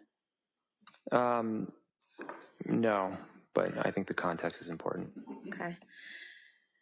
Were you aware that there was a prescription for buspirone or Buspar filled on October 26, 2022, in which only 2 pills were taken out of the 30 that were prescribed? I found out about the Buspar later, and I didn't know about the number of pills taken. And then were you aware that there was a prescription for hydroxyzine, prescription filled on October 26, 2022 for 30 pills, and that only 3 pills were taken out of this bottle? Which hydroxyzine? Yeah, what is that? I believe it's in some type of, similar to an antihistamine, like Benadryl or something like that. Oh, okay. I don't really recall much about that drug. All right, Patrick Clancy on the stand. Boy, we'll talk about kicking off a trial and catching people's attention. Everyone was riveted by his testimony, and we're still talking about it now. Matthew Timpatic is a defense attorney in this area, in Plymouth, worked out of this courthouse. You're very familiar with the jury pool here. To what extent did the Lindsay Clancy case, which just happened up the road in Duxbury, infiltrate the potential jurors? And do you think it's, that we can say with a straight face that this panel is not being, not swayed, but interacted with by family, friends, and everybody knows this is going on. If my Uncle Jim is on jury duty, and he's been on jury duty for 4 weeks in this house, in this building, everybody knows what's happening. Yeah, that's how small town Plymouth is. It might be the biggest town here, but it's still a small town. So these jurors are basically not speaking with anybody about it. But at the same time, it's really tough not to hear what's going on, not hearing people's opinions. They've been instructed not to say anything to anyone. It's been very difficult the last 6-8 weeks, whatever it's been, doing so. But when you be able to actually get an impartial juror, not swayed, what is good about this, there aren't protesters out there, people trying to potentially influence the verdict. The juror's able to sit down and do their job and base their verdict based on the evidence and the evidence alone. They clearly know the world's watching, though. It is absolutely true. But that's part of what it is. When you're a juror, you're understanding that everything outside this courtroom doesn't matter. And that's the only way to go about it. Yeah, and we have to have faith in the system because it does work. And I do think that most people do they take it seriously. You see jurors in a courtroom, some take notes, some don't. It's the way, but all of them, almost to a person, take it seriously. It's very rare you see someone who is, sometimes you'll see a sleeper, but we do take it seriously when put in that position. Let's talk about Patrick Clancy. We're just listening to some of his testimony. He's been the target of a lot of wacky conspiracies since, but this jury has no idea about that. As far as this jury is concerned, Patrick Clancy lost 3 children, got up there, and somewhat defended the person that took his own kids. How effective was he for, I guess, the defense? It was first Commonwealth witness, but boy, having that person with that amount of loss support his ex-wife spoke volumes. It did, because when you're thinking about it, that man lost everything. He's lost his kids, he lost his marriage, he lost everything. And by doing so, his message testifying said, I support her. I believe what they are saying, the defense is saying, that she was going through something that we can't explain, that wasn't natural. Was it postpartum psychosis? Was it postpartum depression? That's a question of fact for the jury. But him testifying, especially first, was a very powerful message to the jury. And that there wasn't, he forgave her. There was no resentment. It was, this is where we are at, and I'm trying to move forward with my life. And he was realistically on that journey with her as she started to go downhill. And we were talking earlier, It's not just Patrick, but when you've got Patrick's mother, Sue Clancy, up there, you've of course have Lindsay's parents. But to a person, there wasn't anybody who was able to come on and say, this Lindsay Clancy was a real piece of work. Before this, I always knew she was bad. It was the opposite. And yet the Commonwealth articulated in their open, be ready. We're going to show you the real side of this monster in the wheelchair. It didn't pan out. And it never happened because what this whole case is about is what was going through Lindsay Clancy's head at the time that the killings occurred. Not after. Did she know right from wrong at the time of the incident? And they didn't put on some individual like, oh, she was always like this, she was planning this. Nothing. It was, and that was also the part of it. And the jurors, whether they caught it or not, they didn't really get into at the exact moment whether or not they proved beyond a reasonable doubt that she knew right from wrong. And that's what the whole case comes down to. All right, let's get a break. 8 hours, 8.5 hours now. The jury has been at it. We didn't factor in the lunch break because we weren't sure if it was a working lunch or if they actually took a break. We're still working to confirm that. But 8 hours and 30 minutes, 29, and counting, 9 women, 3 men, deliberating the fate of the 36-year-old mother who killed her own children. Stay with us.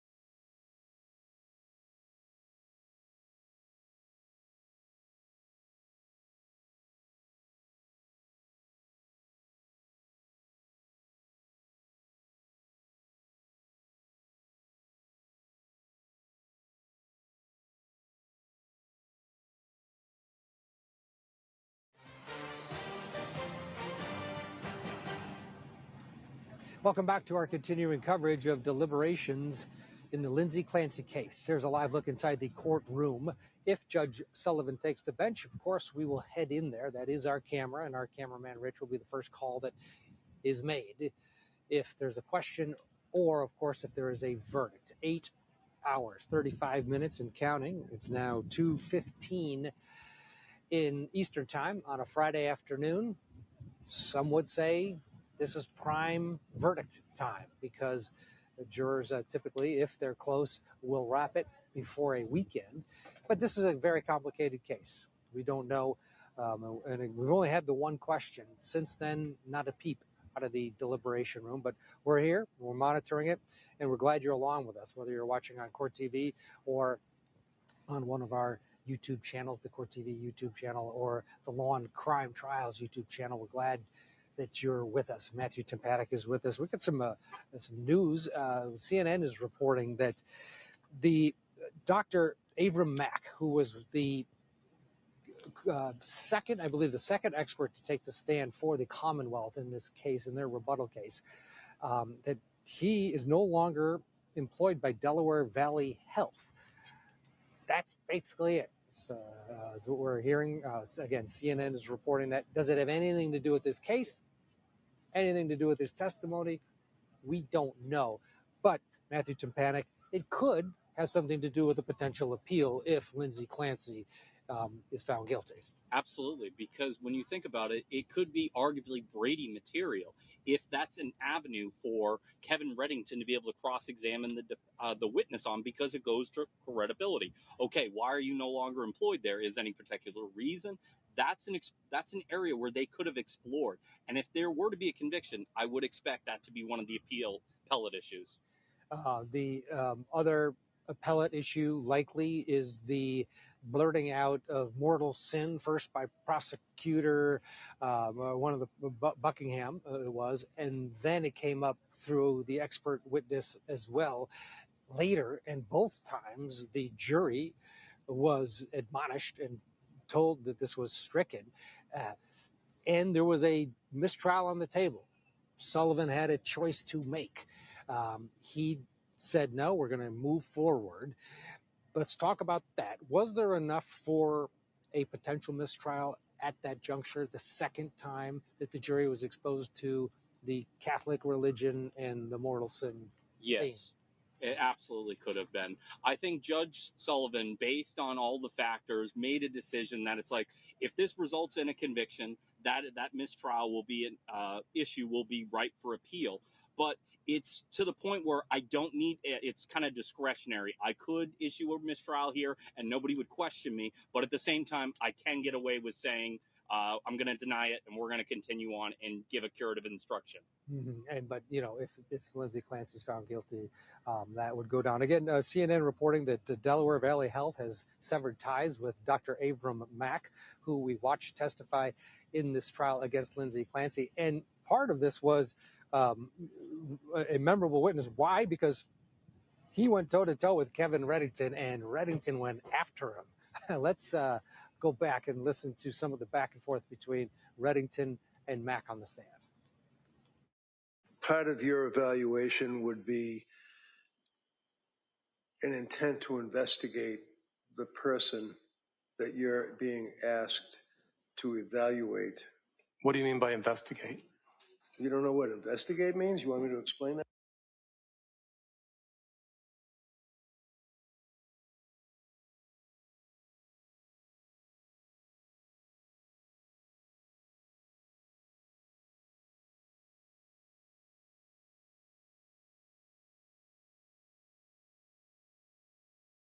To you? And the medical records pertain to her being a person that just had a baby, right? Back and forth. In fact, it got worse the next day when he was appearing on Zoom, to the point where I believe this was the witness where Reddington was having a communication problem and he couldn't hear him, and he just said, "I don't care," and he walked back to the defense table. Again, the reporting is he's lost his job. It can have nothing to do with this. Who knows what happened? But the timing raises an eyebrow.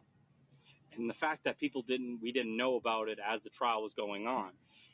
that, like I said, that's potentially Brady material because it goes to credibility. And anything that's like, oh, we lost a job, here's the reason, we're turning it over, we don't think it's relevant, but we're not going to be the ones to decide. What if it was a scenario, hey, I watched that Dr. Mack on the TV, court TV probably, and calls in, and I've got this dirt on Mack because, and that's how he lost his job. Has nothing to do with the trial. Has nothing to do with anything he did during or before the trial. Would that still factor into an appeal? It depends. If the prosecution wasn't aware of it and CNN got the information from a third party, there probably wouldn't be an appellate issue. But if they knew about it and did not disclose it, that would be a real issue. It all depends how the information was gathered.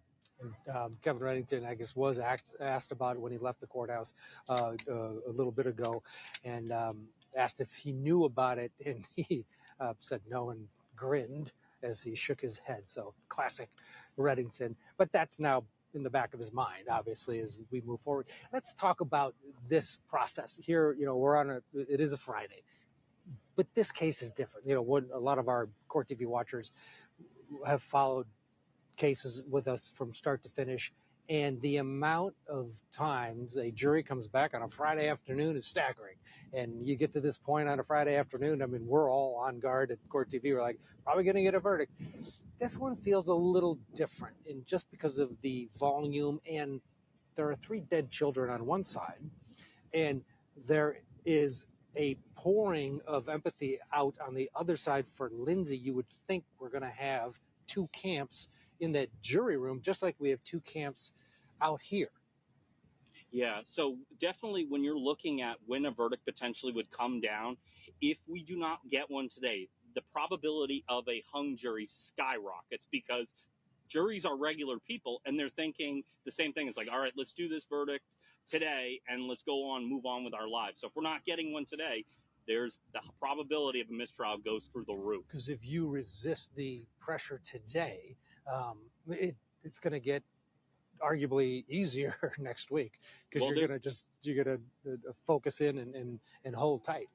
There's an old saying, deadlines spur actions. And this is the second to last, arguably, weekend on Cape Cod. Not that jurors are like, I got to get to the Cape or something like that, but it's still like we've been doing this for a long time. If we're not getting a verdict today, there is real disagreement in the juror room that we would come back to Monday to deliberate. Okay, well, we're here. And the courthouse closes at 4:30.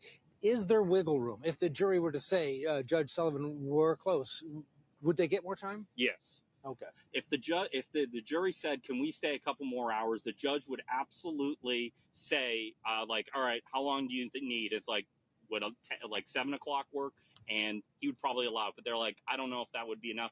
He would probably say, maybe we come back Monday. Okay. So because you've got staff, you've got things to consider, it costs money to keep people for overtime. It's a Friday and people have lives as well that work in this building behind us. Let's get a break. 8 hours, 42 minutes and counting. The jury continues to work. How long will they work today? It's now almost 2:30. Courthouse typically closes at 4:30. Yesterday, Judge Sullivan sent them home at 4 o'clock. We'll see. Don't go.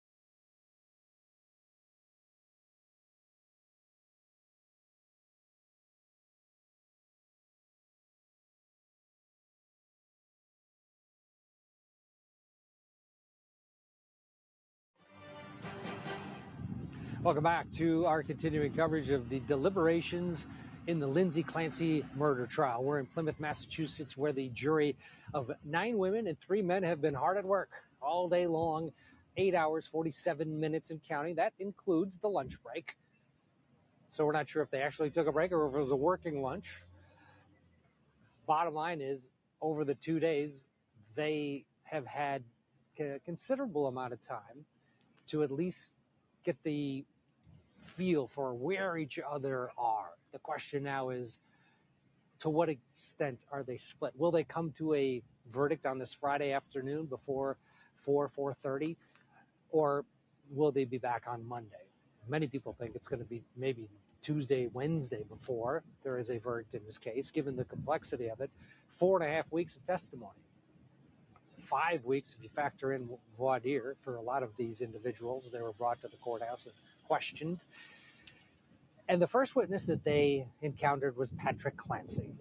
We have been going back and listening to some of his testimony out of the gate. It captured our attention for sure.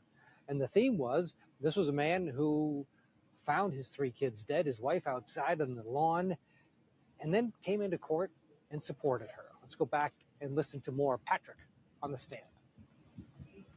Were you aware in this bag there was another prescription for Buspar that was filled on November 9th, 2022, 30 pills prescribed, and no pills were taken out of this bottle. Were you aware of that? I wasn't keeping track of the number of pills taken out of each bottle. Okay. So. And then just ask you about one more, the trazodone.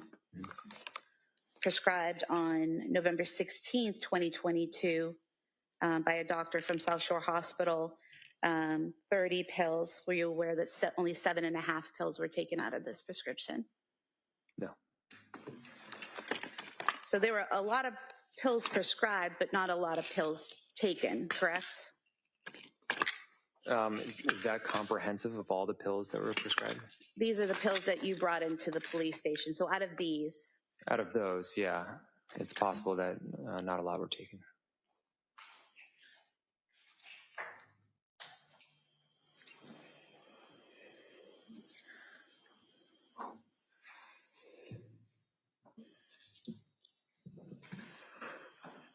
do you recall what was the most amount of pills prescribed?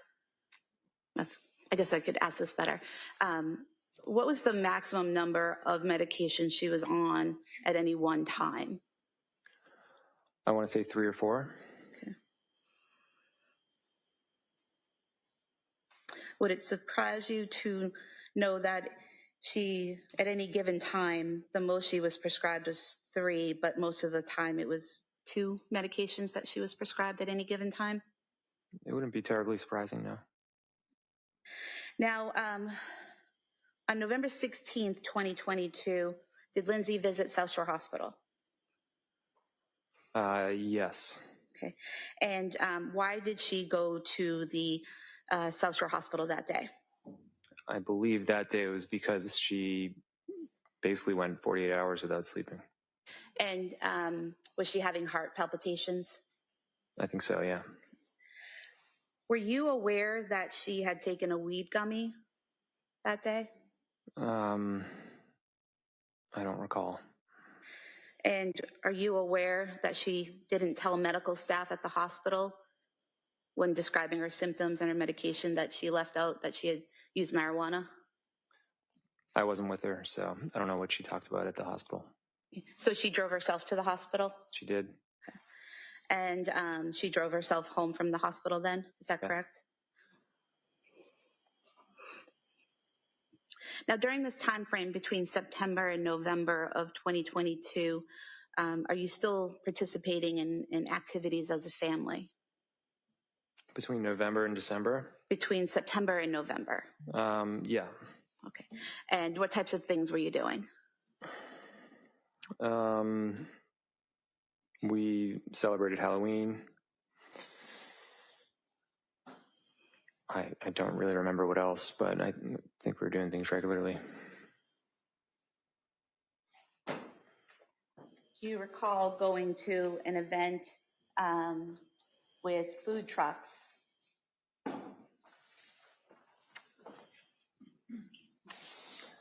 Yeah. And do you recall going to an event in November where there were trains to ride with the kids? Yeah. So we have the photo from the food truck event, this is Exhibit 3. And the photo from the train event is Exhibit 4. 3 and 4 somewhere. Can they publish? You may.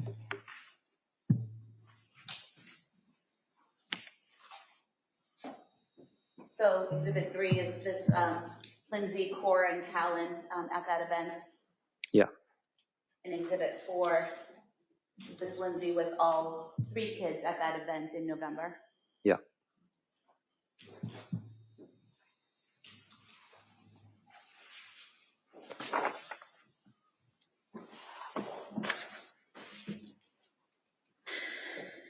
Did you have plans for Thanksgiving that year? Yeah. What were your plans? I believe the order was we went to Wallingford where her parents lived in the week before, and then the week after we went to my sister's house. And where did your sister live? What town? South Hamilton. And that was a week after Thanksgiving, is that right, correct? I think so, yeah. Yeah, it was.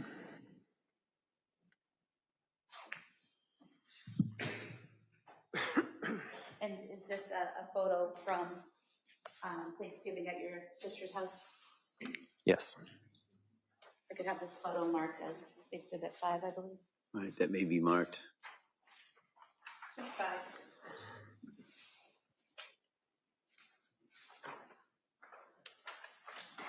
Showing you what's been marked.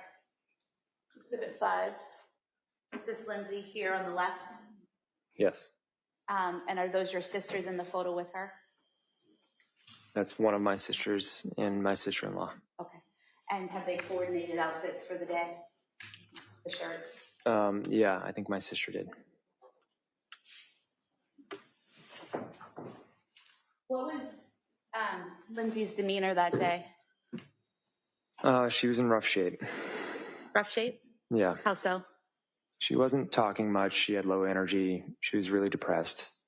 I just remember when she showed up, my sister-in-law gave her a big hug. And she was able to get through dinner, eat dinner with everyone? Yeah. Okay. She interacted with people, is that correct? I would say very little, but to some degree, sure.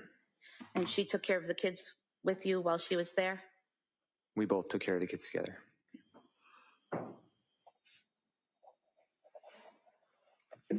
You mentioned earlier that your wedding anniversary is in December, is that correct? Yeah. Okay. Do you recall going out for your anniversary on December 3rd, 2022, going into Boston? No, we didn't go out. You don't recall arranging for a massage for Lindsay and then going to the Omni Parker house and going out to dinner that night? No, December 3rd, 2022, we stayed home. You stayed home, okay.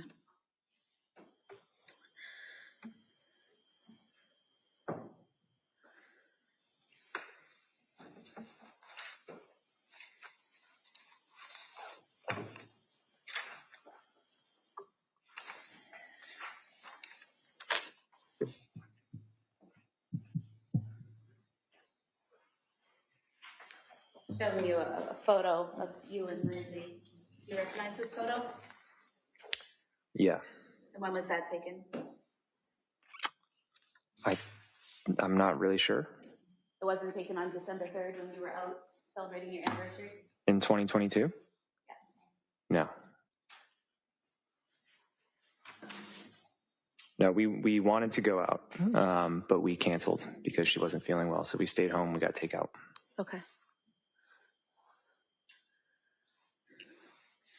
Did you also, on November 26th, 2022, go out as a family to get a Christmas tree? Yes. Well, probably. I don't know. But yeah, around that time, yes. Okay.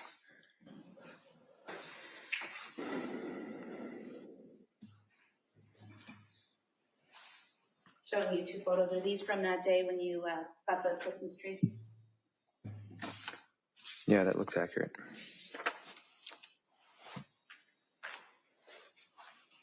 You could have the first photo of all 5.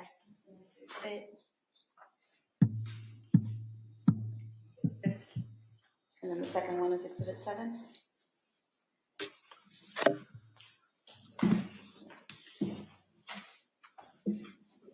Exhibit 7.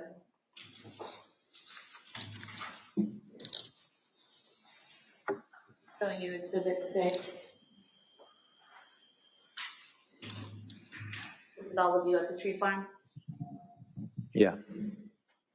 And exhibit 7, those are the kids. Yes.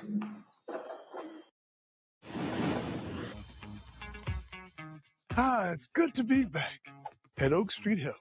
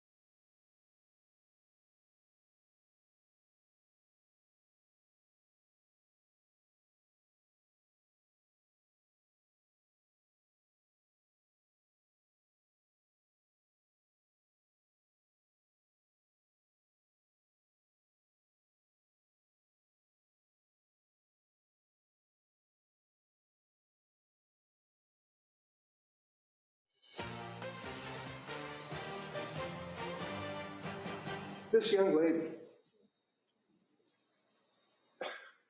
did nothing wrong in her life. We're here to support Lindsay. You are a biased weasel. She was having intrusive thoughts herself of harming the children, correct? Correct. So why did she specifically do it? She was depressed. She was exhausted. She was done. She didn't want to try anymore. She felt damaged. Welcome back to our coverage of Verdict Watch in the case against Lindsay Clancy. A live look inside the courtroom where, if Judge Sullivan takes the bench, we will immediately go there. 9 hours and 2 minutes. The 9 women and 3 men on this jury have been working diligently to try to figure out what to do with Lindsay Clancy. The 36-year-old former labor and delivery nurse admits she killed her 3 children. The question for this jury, was she in the throes of a psychotic episode when she killed them, and is she or is she not criminally responsible for their deaths? We'll continue to wait patiently if there's a question, or of course if there's a verdict, you'll be the first to know, and we'll head into the courtroom. There's been one question so far. It happened today, about 45 minutes after they started deliberating. Matthew Timpatic is with us, defense attorney here in Plymouth, Massachusetts. That question had to do with the pill bottles that were showcased by Kevin Reddington and used by the Commonwealth too in the clothes, and they were found in the drawers after the investigators had left. They, for whatever reason, weren't taken into evidence, and Reddington made a big deal out of it. They also wanted to see the knife. Thoughts on that? What possible reason would the jury, in this case, it wasn't a stabbing, the knife was used to inflict the wounds on herself, Lindsay. Why would you want to see the knife? It's possible the knife could have been thrown in there so the jury doesn't know, is telling everybody what they're focusing on. It could be a red herring. The pill bottles were very important for the evidence because remember, Kevin Reddington at one point put all of the pill bottles on the witness stand just to show all the different medications Lindsay Clancy were on. So when I heard the knife was asked, I'm like, I don't know what they would want to do with that. I knew what the importance of the pill bottles, so the knife could just be a red herring. Because really the Commonwealth's sort of low-key assertion from openings and even through cross-examination was that this wasn't a real suicide. Lindsay, oh, come on, she didn't. Then in the close, they clarified or changed positions after their experts said it was absolutely a real suicide. Otherwise, I couldn't come to the conclusions I did. They switched it to, well, her natural instinct wouldn't let her kill herself, yet her natural instinct let her kill her 3 children, one after another. Was that a good recovery? Was it a legitimate recovery given the tenor before that moment? Yes, that was a good recovery because you introduced that to show the defendant's narcissism. She had the ability to kill her 3 kids, but she did not possess the ability to kill herself. And she's a nurse. She knows the mechanisms on how to kill. It was just her natural, the Commonwealth would argue, resistance from inside. But what about the questioning all along, insinuating that this wasn't a real suicide attempt, starting from the opening statements? Was this a reversal, or was that just we were misinterpreting where they were going to end up at the end? I think they were just misinterpreting where the case was going to end up in the end. Because when you think about it, the defendant's actions, it was a real suicide attempt. It wasn't a fake or staged one. It wasn't one that made look worse than it really is. It was a real attempt to end her life. So this kind of idea, if you actually believe that, you need to go the whole way, and you need to prove that, because otherwise you're going to alienate the jury throwing out assertions you can't back up. Which they didn't, if you believe that their assertion was that it wasn't, it was a feigned suicide. And it absolutely felt that way because they brought up the streaks of blood on the back of the house, the paneling, saying that, well, she may have just put herself out of the window and then grabbed on and lowered herself easily. That's why we see these blood streaks possibly. But then they they reversed in closings. Do you find that jurors hold attorneys accountable if they say something in the open and it doesn't come to fruition during trial? Absolutely, because remember, opening statements are the roadmap for how you want the case to go. You do not want to say things in opening statements you're not going to prove you can't back up, because if you do that, the jury's like, how you said this and you didn't back it up. How can I believe you when you have something more concrete and you didn't back it up? So the fact of kind of like pulling a 180 is something the jury is definitely going to draw a big red circle around during deliberations. How does this happen? High profile trial, they've got the discovery, they've interviewed the family members, they know Patrick's in a supporter. Why would they go down this road, the Commonwealth? I think because remember, this is an extremely high profile case, and the prosecution is under an enormous amount of pressure to secure conviction. Right now, they're almost throwing anything against the wall to see what sticks. And especially when your openings and your evidence are in direct conflict, that's when you know you're starting to maybe get a little desperate, and maybe you feel like it's slipping away. And maybe if you can kind of change your game plan, the jury, it might be so small that the jury won't notice this. But with all the media attention on this, with all the how good Kevin Reddington is, I don't see the jury missing that. Okay. 9 hours, 8 minutes, still deliberating. We're outside the courthouse. Yesterday, Judge Sullivan sent the jury home at 4 o'clock after 3.5 hours. It is now getting to be near 3 o'clock. Will he allow them to go past 4:30 when the courthouse closes? We'll find out. It's a crucial hour. It's a Friday. It's in a lot of jurors come back on a Friday afternoon. We'll see what happens over the next hour. We're here. Stay with us. Back after this break.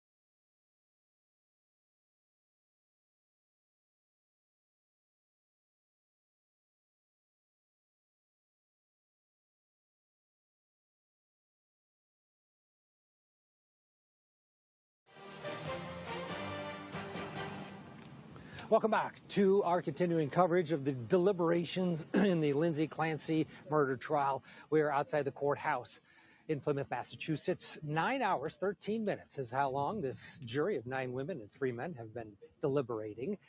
We anticipate that they'll be allowed to deliberate until 4 at least, possibly 4:30. The courthouse closes at 4:30, unless there's an indication that they're close. If they are close, accommodations likely will be made for a determinate amount of time, but it is a Friday, and the courthouse staff and all the people working here, of course, are getting off at 4:30. So accommodations will have to be made if indeed they do stay late. Cody Thomas is with us back in the studios at Court TV, and on site here is Matthew Timpanic, and Vinny Politan is also joining our discussion as we enter into what is likely the last hour of deliberations here on this Friday. Vinny, of course, the host of Vinny Politan Investigates. You can watch it right here at Court TV every night and on our YouTube channel. Vinny, good afternoon to you. Thoughts, 9 hours, 15 minutes and counting, and just the one question. Yeah, well, it's the Friday factor, right? We're in the witching hour.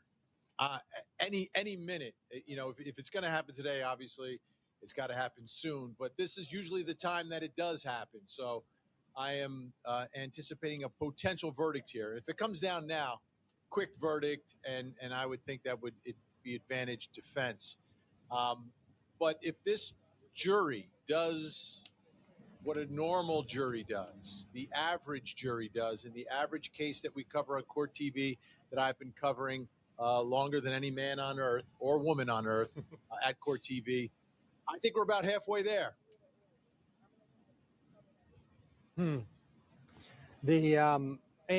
we were talking earlier, if there is no verdict today, both sides, if you will, if this jury is divided into sides, know that it's Friday afternoon. They know that they're going now either to the weekend of freedom with beautiful weather predicted, or they're coming back on Monday. I mean, they're going on their weekend regardless, but to have this hanging over their heads, if they're close, they're going to finish the deal. If they're not, that brings the possibility of a hung jury big time into play, does it not, Vinny? It does, but I'm not thinking hung jury until we get to Wednesday. If we get past Tuesday, then I'll be like, all right, we may have some real problems here. There was a lot of evidence. There was a lot of testimony. There were experts. There's timeline issues. There's residue of crushed pills, and there's residue of chicken nuggets. Like, there's a lot to talk about here, and there could be a lot of discussion back and forth. What I've been listening to is you and Cody going back and forth on the poll, right, that we've done here at Court TV. I've done it on my YouTube channel as well. And through the course of the trial, I've seen a widening of the gap between the majority that believes not criminally responsible and the minority. But the numbers you guys were talking about today, those numbers clearly favor the defense. And I can't ignore what we've seen here at Court TV. We've seen this mirror image of what the jury is seeing and what the viewers are seeing. We saw it in Karen Reed. We saw it in Alec Murdaugh. We saw it in Johnny Depp. When you have a high-profile case like this, I think you kind of look at what is the public saying. And, wow.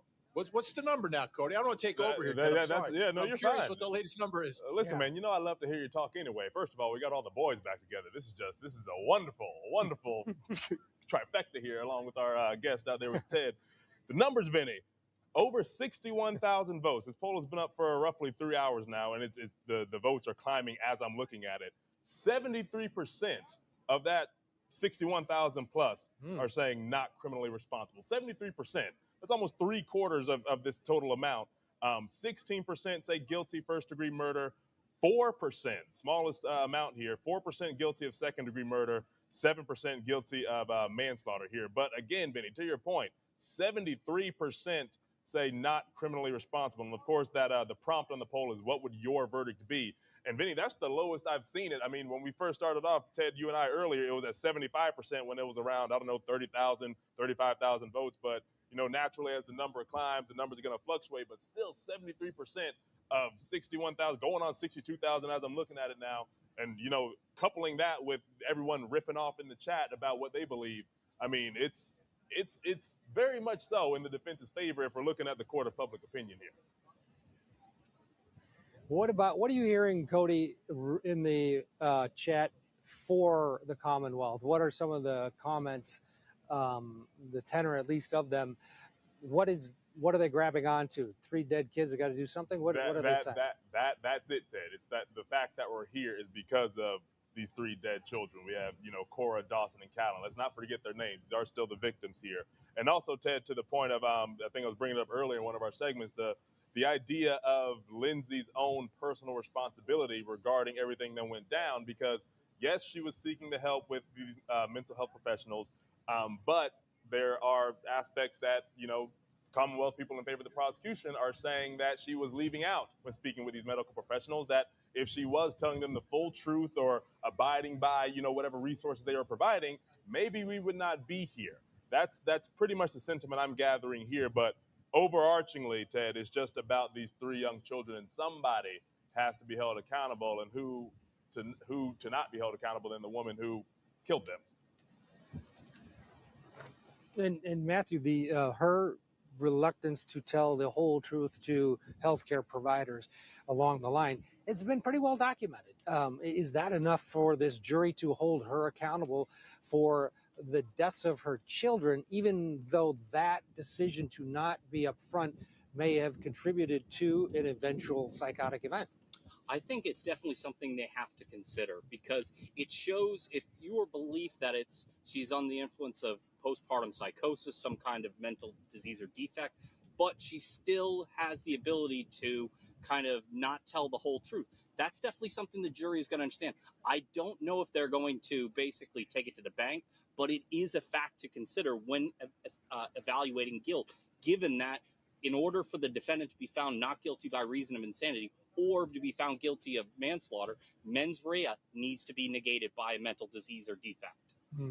Vinny, what did you think of that question that we had today, wanting to see the knife and the prescription bottles? Okay, here we are, and a lot of us have been talking about battle the experts, whose opinion matters. Like, what do the opinions have to do with the knife?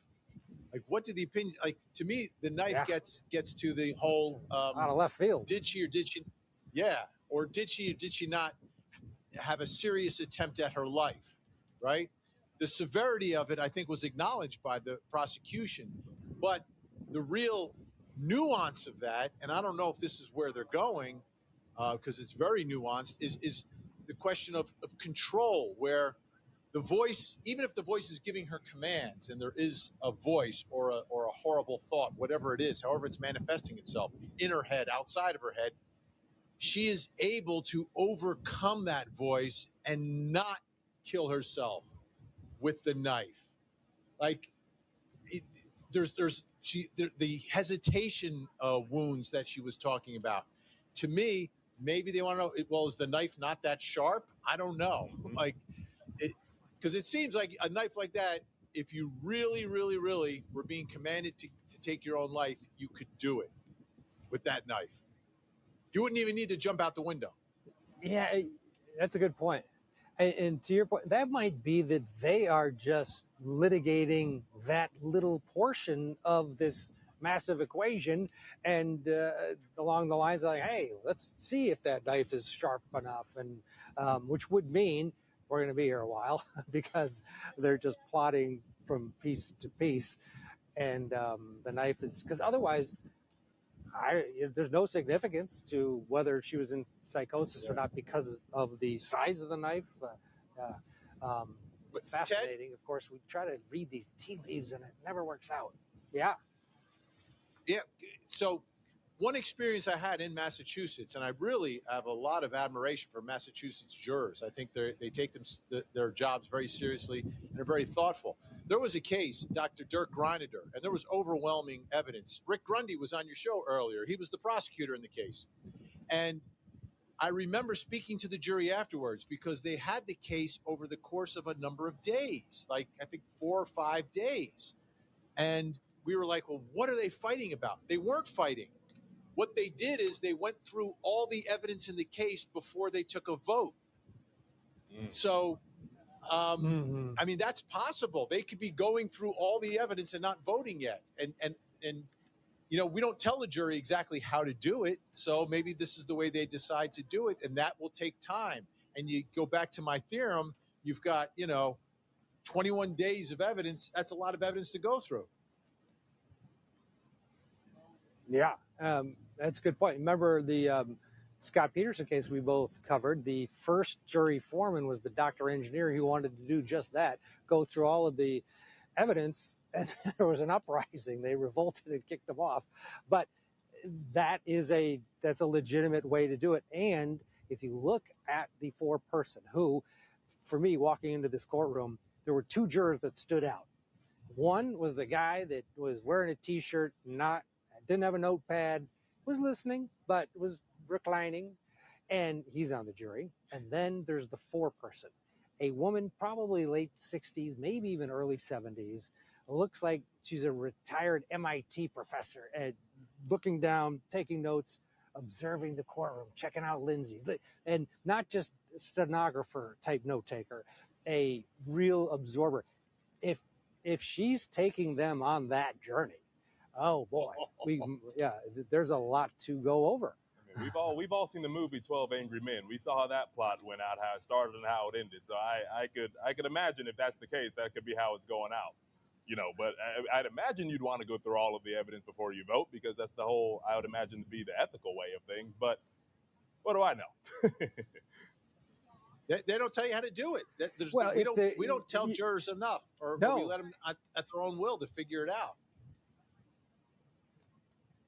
Every now and then you'll have a prosecutor or a defense attorney suggest, I suggest you go back there and you start by blank. We didn't get that today or yesterday with the closing arguments. They're on their own, and boy, this jury foreperson could be leading them. Jurors, impossible to, know what they're thinking when they're sitting there, and that translates into the jury room. What do you think of the idea of going through all of the evidence first before even taking a vote? Have you ever had a jury that did that? I believe I have, given some of the lengthier deliberation. I've done something like 45 plus trials, and that's kind of the best way to actually do deliberations, because instead of like, where's everybody's opinion? Let's first discuss the facts. Facts win trials. So if we discuss the facts, we know right off the bat, what do we agree with, what do we disagree with, so we know what we're actually... Incoming Paul voice. Incoming Paul voice. I said incoming Paul voice. Okay, y'all, if they're going through all the evidence first, I didn't even think about that being an option. I think I just naturally, subconsciously blocked that idea out. Y'all, this could be deep into next week. I definitely don't think it's going to happen today. I definitely don't think we're going to get the verdict today. Not that I'm going to end the thing, because I know a second if I was like, let's just go ahead and end live, it'll happen. So it's definitely, but I don't think at this point it's going to happen today, right? I know it's the boomer box. I could only do 4 of them, and so I was like trying to do all the things. Thank y'all for hanging out. So I went downstairs, took the dogs out, and then I sat there and I snoozed for about 10 minutes. And when I say snooze, just like close my eyes and, and that's all it takes for me to kind of be like, oh, okay, here we go. We're awake again. Or, second part of the day. So, and then I got a little snack, and then I came back up here. Thank you, everybody, for holding it down. I appreciate you. Bum, bum, bum. That is right. Okay, hold on.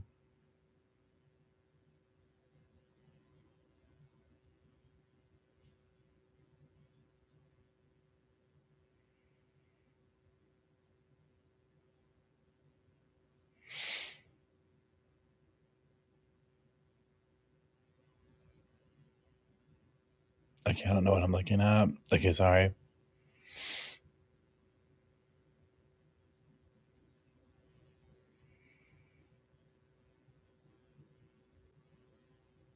Okay.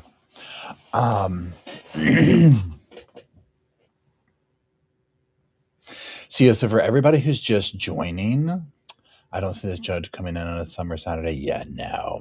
They'll come back Monday for sure. I'd be shocked if they showed up tomorrow. So they finish at 4:30.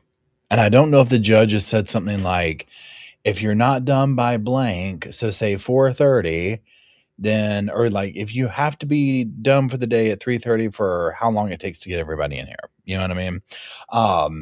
But I feel like we're getting close to that. Yeah, and living it up, it brings up a good point. Reporters are saying the 4-person lady looks like an MIT graduate and was very serious during the trial. This is going to take days. Literally, that's what I'm thinking now. If they're, I can already see her in my mind. If they're talking about somebody who's like very analytical and technical, and it's like sitting there, which is, hey, great. They're probably going through each and every bit of evidence, but you know what? It might need that kind of level of scrutiny for the amount of time that it was, evidence that there was, all the things, right? I think they'll come back in Monday and we might see it Monday, but yeah, I'm thinking Delicate Flower says Tuesday, Wednesday. I'm almost, Amy says lots of post-its. Yeah, that room's covered in post-its right now. They're like, look, we need a whiteboard, an industrial size thing of post-its, and some red yarn and some thumbtacks. We about to solve this case. And 12 pumpkin spice lattes. We about to get to work up in here. Lots of red yarn. We about to render a verdict up in here.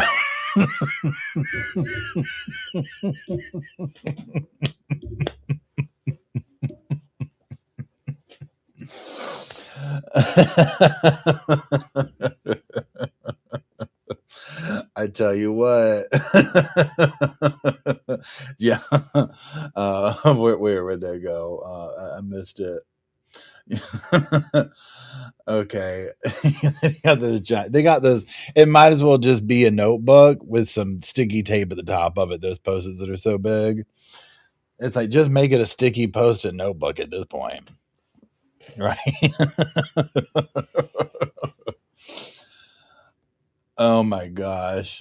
Yeah, D&D. They're leaving us on red. They're putting us on D&D until Monday. I can tell you that much. Because here's the thing, like pretend I've been wrong before, right? If they come back in 15 minutes and say we have the verdict, cool. I would imagine whatever the transportation situation is with Lindsay, that the verdict would probably be like, look, somebody, can we maybe bring her back 30 minutes late? You know what I'm saying? Like,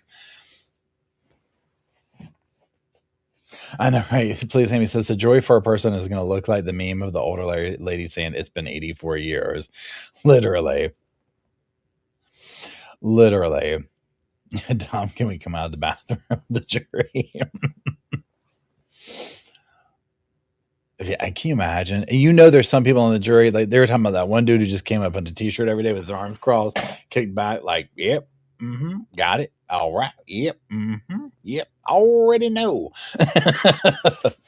He's probably back there like, you can't change my mind. I ain't changing it. I ain't budging.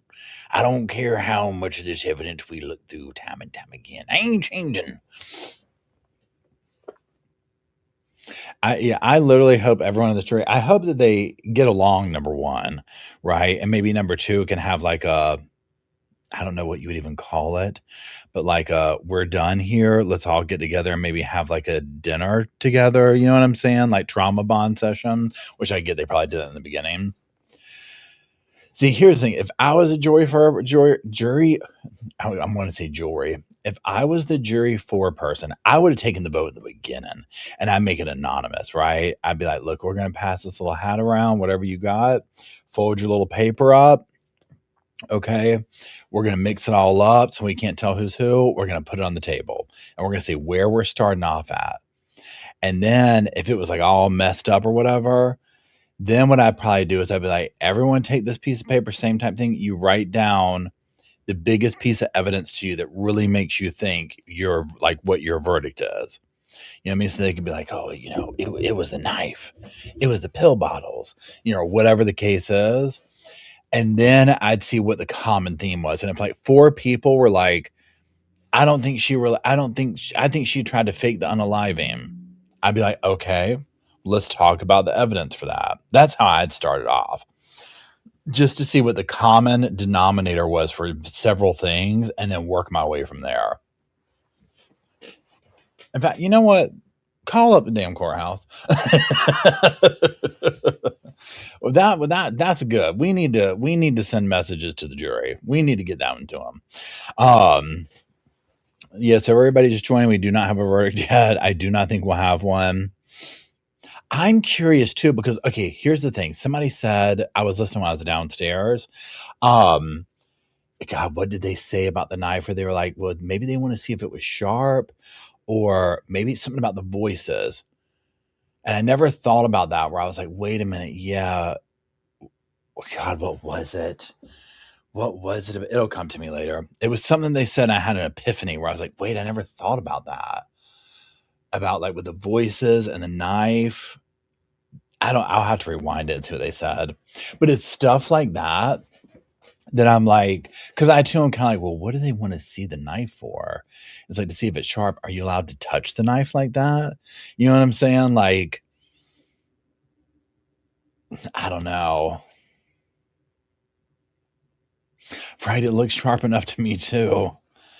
I'm like, so again, it's like, what are you curious about with it? You know what I mean? I don't know. And maybe they want to see the blade and stuff. Obviously they want to see the knife. That's the knife, the blade.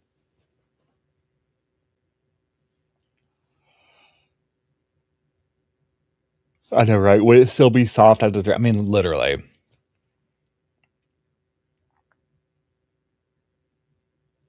Yeah, with Vinny's show, and I did not ask him this when I collabed because I just felt that it was whatever.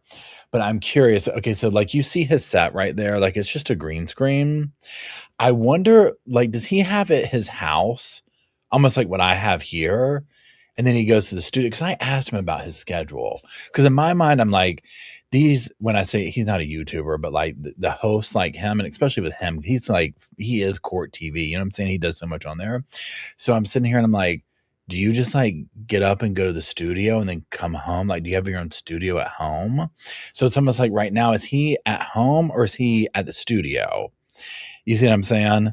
Because like he was like, I don't know, the day I collabed with him, he ended up going live that evening. And he was like, yeah, I decided I would go live. And I'm like, so is he at home now? Because I guess to me, it seems like you're just always live. Now, you could be like, well, Paul, look at you. You know what I mean? Like, this is a little bit different with the trial going.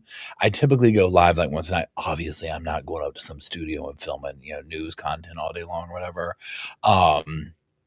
But to me, and just like, is he reporting from home right now, or like the court TV studio in Georgia or wherever he's at?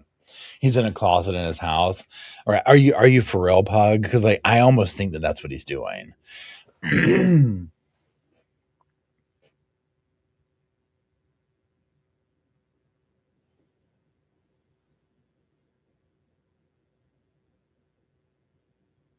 think he has a studio in his home? I would think he would. Yeah, well, I'm sure he's wearing like just shorts and flip flops.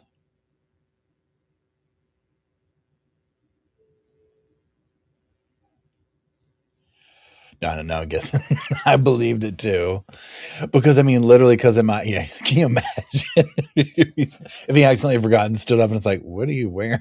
Why are you wearing that? What was I gonna say? No, sound wise, okay, because I don't know that he probably has a pretty nice house, right? So I'm like, his closet might actually be like the size of a bedroom. And I'm like, well, man, sound wise, if you had that, but then it's like he probably has enough money to have like a legit studio at his house. You see what I'm saying? Because like just soundproofing and whatnot, I'm like, oh yeah, you have like the closet and the interior of the home, amazing sound. Like, you're going to block out everything. They had smaller rooms for podcasts. Judy said when she worked at one, yeah. Matt got fired? Are you serious? He lives in Atlanta. Yeah, that's what I believe he said. So I assume that they have studios there.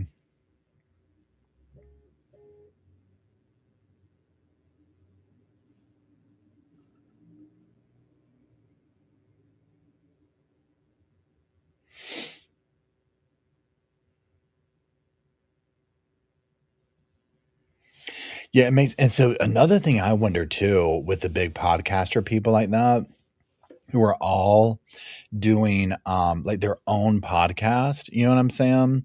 So for example, I'm like, is it legitimately like they're like, hey, I'm gonna do my own thing over here aside from this situation?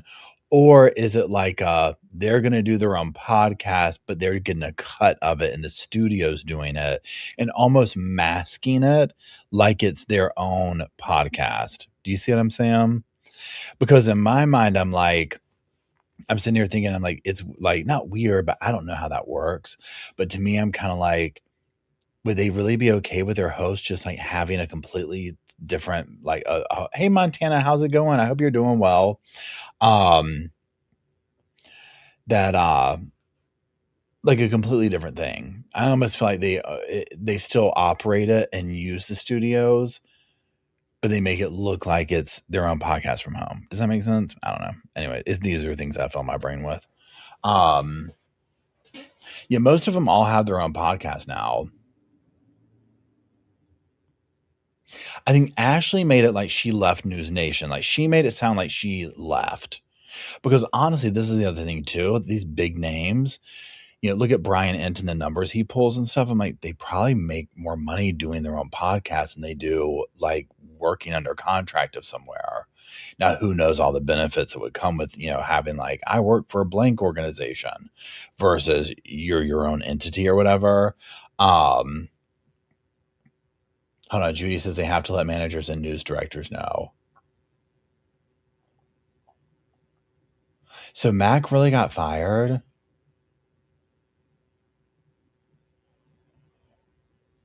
Because they were on contract. Okay. And I think for the studios, Judy, if you have experience with this or anybody else or whatever, tell me. I think for the studios, it would serve them because you almost see this shift where people prefer, like, they move away from, say, traditional news sources and they prefer like a more casual podcaster vibe. So in my mind, I'm thinking with the studios, I'm like, it would only behoove them to be like, look, we're going to make it like you got your own little podcast up in here, and it is your own little podcast. We're going to do all the back end stuff to it. We'll do your editing. We'll help you with the scripts. We'll do all this. You're going to get an additional cut bigger than this over here. You know, so it's going to be, you know, we'll take 60 to do all the stuff. You get 40. It's your own name, to pull in people in that way. You see what I'm saying?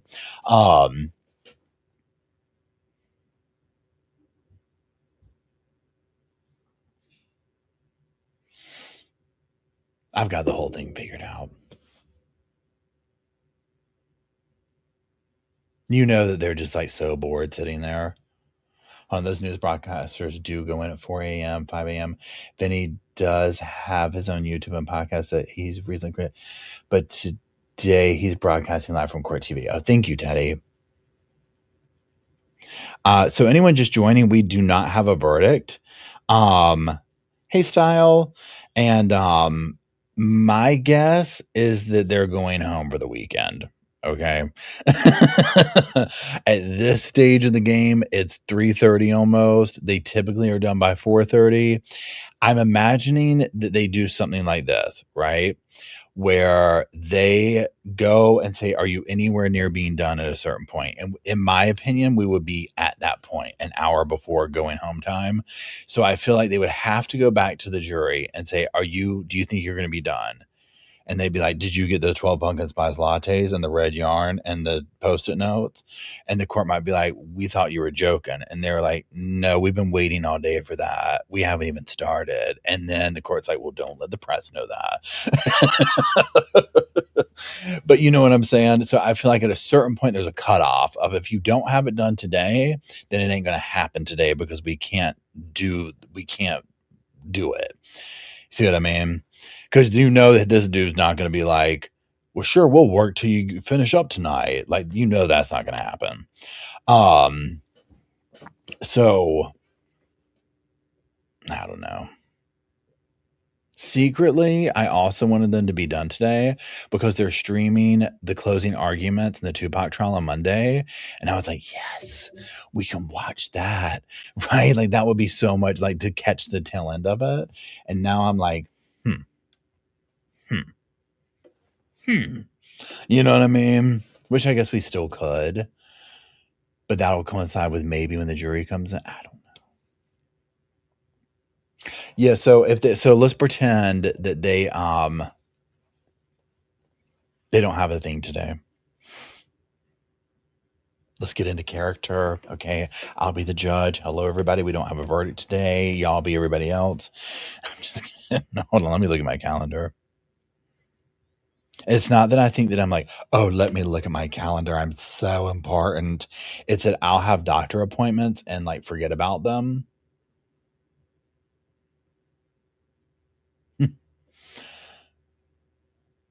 Okay, Matt has an interview at 9:30. So here's the drill. So yeah, I'll stream, but the first part of the morning will be more like I'm going to be reporting live. Like I'll have it going up here, but I'll be on the sofa downstairs because Matt has a job interview. But it's like, you know, a real, how do you say it? It's like the real interview, like on Skype or whatever. You know what I'm saying?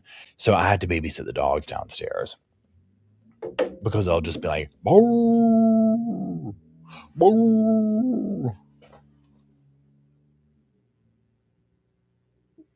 Thank you, Judy. I do appreciate it. That's what, yeah, everyone says it was very entertaining in that way. So we're going to kind of go back over it.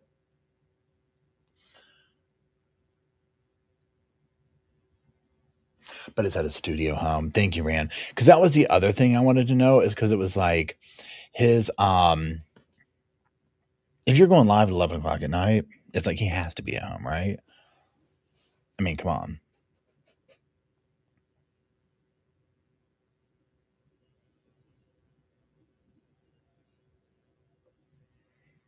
Yo, I was so sure we were going to get a verdict today. So sure. Thank you, Jessa.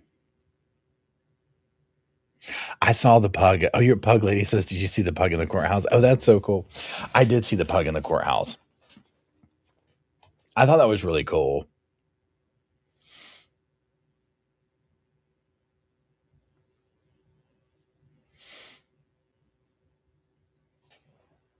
Wait, who are you talking about, Sinbei? So for everybody just joining, we don't have a verdict yet, unfortunately. It looks like it'll probably be Monday. I mean, I'm saying that I have no idea at this point. The fact that this is shifting now, that we don't have it today, and they're willing to go home and sit over the weekend, personally tells me, like, it might not even be Monday, right? That they're going through it. You know what I mean? Which is fine. Oh, Ashley Banfield, cool. Thank you. And thanks everybody for wishing Matt luck. I appreciate that.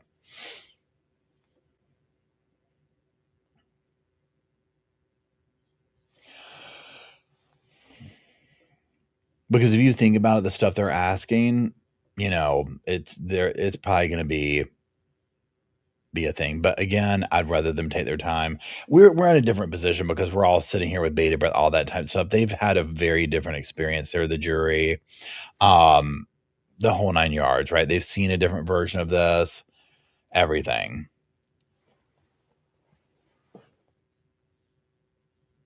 Yeah, Life with Surf says if your dogs are anything like mine, as soon as you do the interview, they're going to bark. Oh, 100%.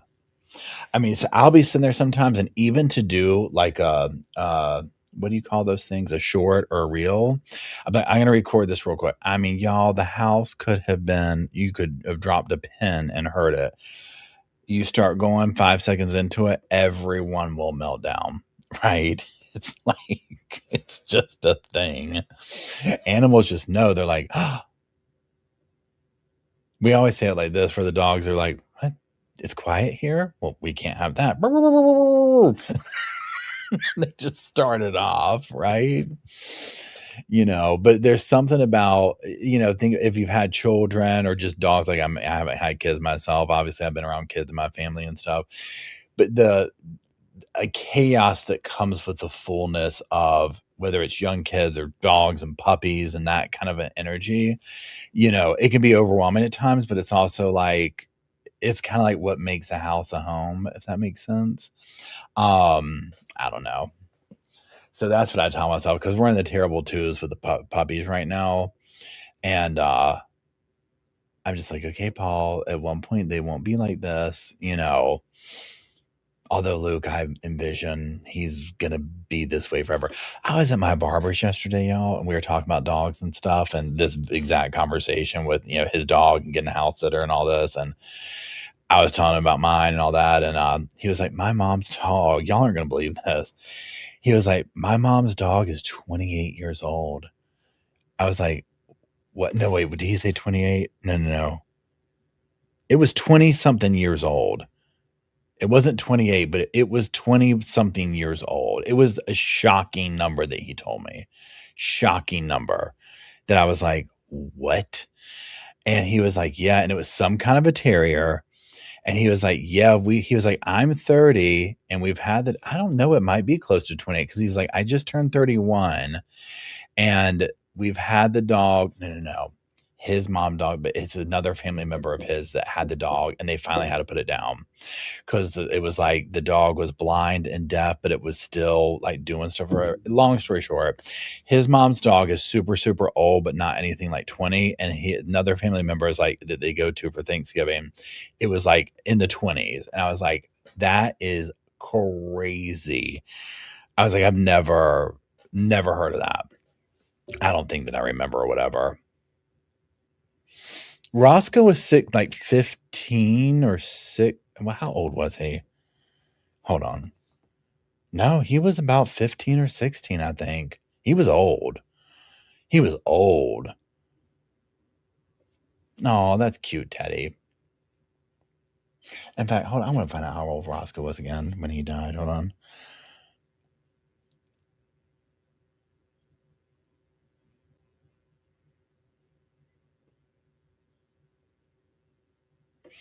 Um, 13. That's on up there too.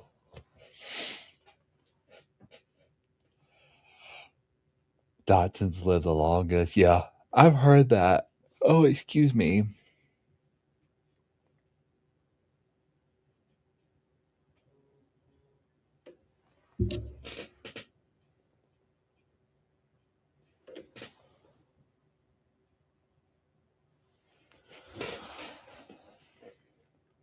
They're going back to the courtroom. So I think they're going to call court for the day. Matt says Roscoe was 14 or 15 when he died. So not this last crime con, but the crime con before that I went to. Basically, I walked in. Matt called me and was like, he's not good.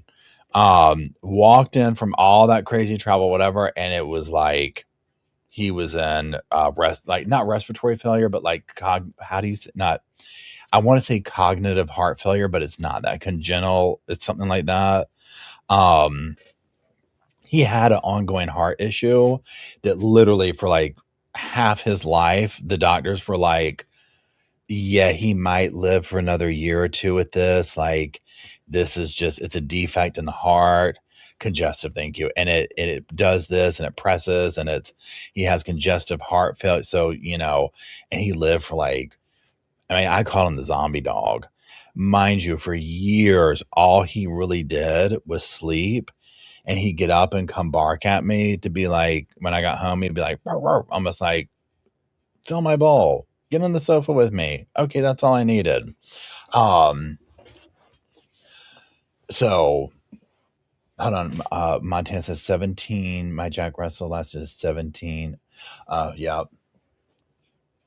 Jack Russells are very, I hyper little dogs too. I almost feel like Luke has Jack Russell in him, and that came out. He structurally looks so different than Bo, even though they're from the same litter.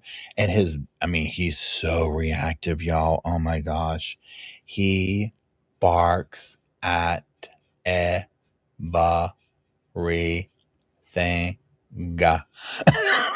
And I mean it just like that. Oh, I'm sorry, Katie Cat. Still 14 and playful. That's cute. I tell you what, yeah, our animals have a special place in our heart. I tell you, it's hard losing a pet cat, dog, whatever your vibe is. It's just, I say that the boys are the last ones that I'll have.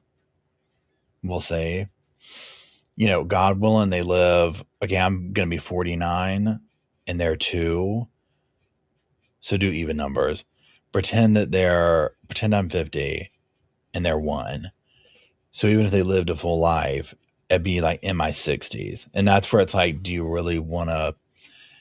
Now I could see this, but see, I don't think my heart could take it. I was going to say when I'm older, doing something where you're working with older dogs who are at that stage of life, but I don't know if I have it in me to, you know what I'm saying? To have a dog that's already trained and all that, but kind of spending it where it just wants to sit and be with somebody, that maybe it was taken to a shelter or something. I don't know. Right.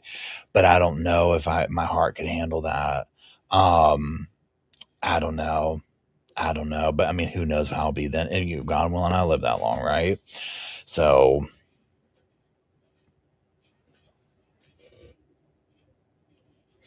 Cece, you know what, Cece? I talked to one of my friends went to school, and of course, this is forever ago. He didn't make it out. He got his grade. He graduated. He got the degree. But he didn't go any further with it because he was like, I didn't make it out of working at the vets and doing like, what is that called? Like when you're trying to be a veterinarian and you're going there and doing that. He was like, I couldn't handle the things I saw with how people treated their pets. He was like, there's no way. Like, it's like, I was like, there's no way I could do it. And I'm like, yeah.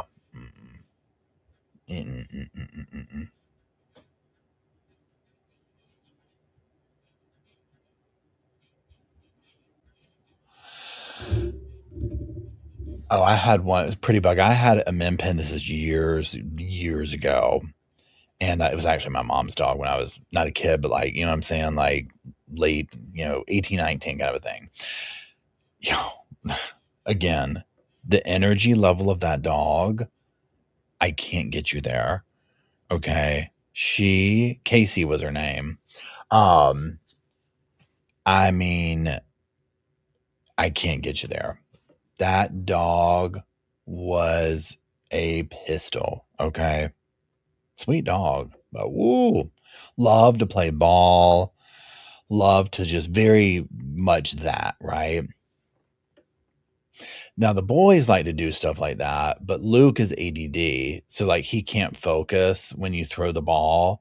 If other dog, like he doesn't know, he's like, I want this one, but also Jake moves. Let me go take his toy. Oh my God, now you have this one. And then like even with treats and stuff, Luke drops his immediately and runs to try and do every other dogs, and then they just take his. And he's like, well, where's my treat? And I'm like, you abandoned it, because you wanted everybody else's stuff. You know what I'm saying? So triggering all the dogs, right? I said the B word. Oh my gosh, I'm sorry, y'all.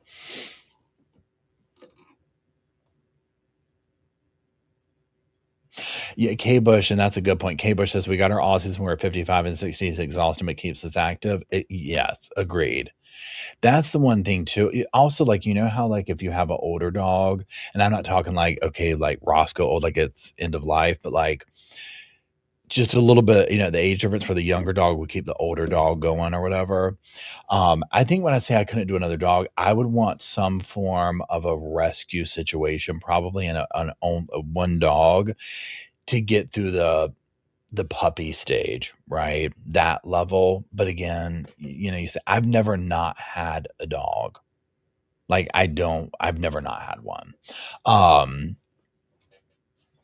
So now I'll put the volume back on this one. Once we get some, we can tell they're actually talking about something. We're getting reports that they're going back to the courtroom. Hold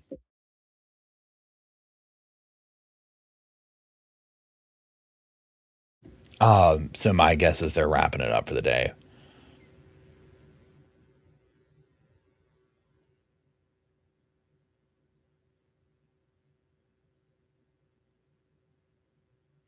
They're fixing to go home. Some action outside the courtroom. Here we go. That's his camera. That's the seal. Likely, this is it for the day. That's what we would probably bet. But who knows? It's a Friday. Let's get a break now. Let's find out what's happening. Will the jury be going home for the day? Do they have a question? We'll find out right after this. Sugar gliders are so cute. They better not be doing no sidebar business too. We want the info. We'll drive up there. We're not beneath that. Okay. We'll pull McKenzie. I'll drive up there over the weekend. I'll be like, I'm fine just sitting here in the car till Monday morning. I'll clean the courtroom while you're gone. I can just sit in the other room. You don't have to talk to me. Right?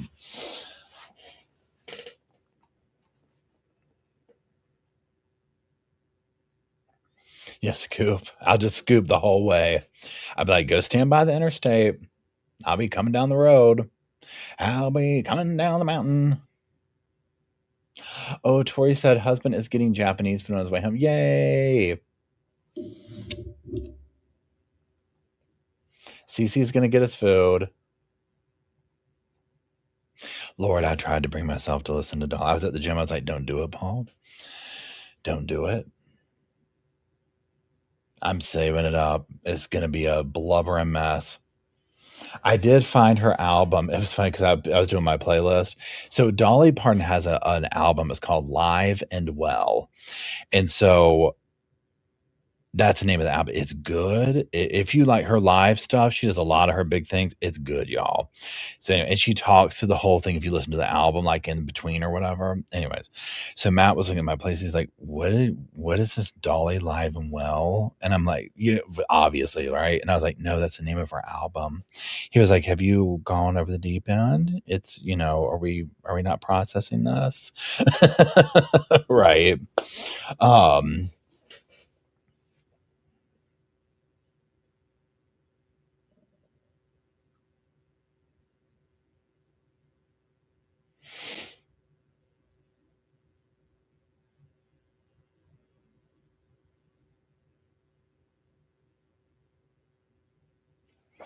Yeah, why is Cal always got to be there? Can you imagine? Oh, y'all. Oh, my goodness.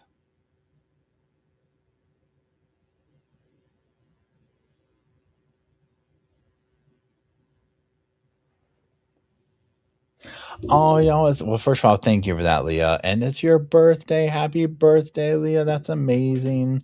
I hope you've had a major, major happy birthday. Or in a birthday weekend coming up. Happy birthday to you.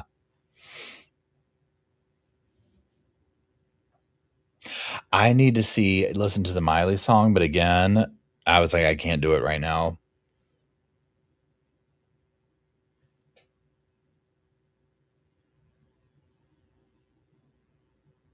So if your birthday is today, what sign does that make you? It's what, August? Yeah.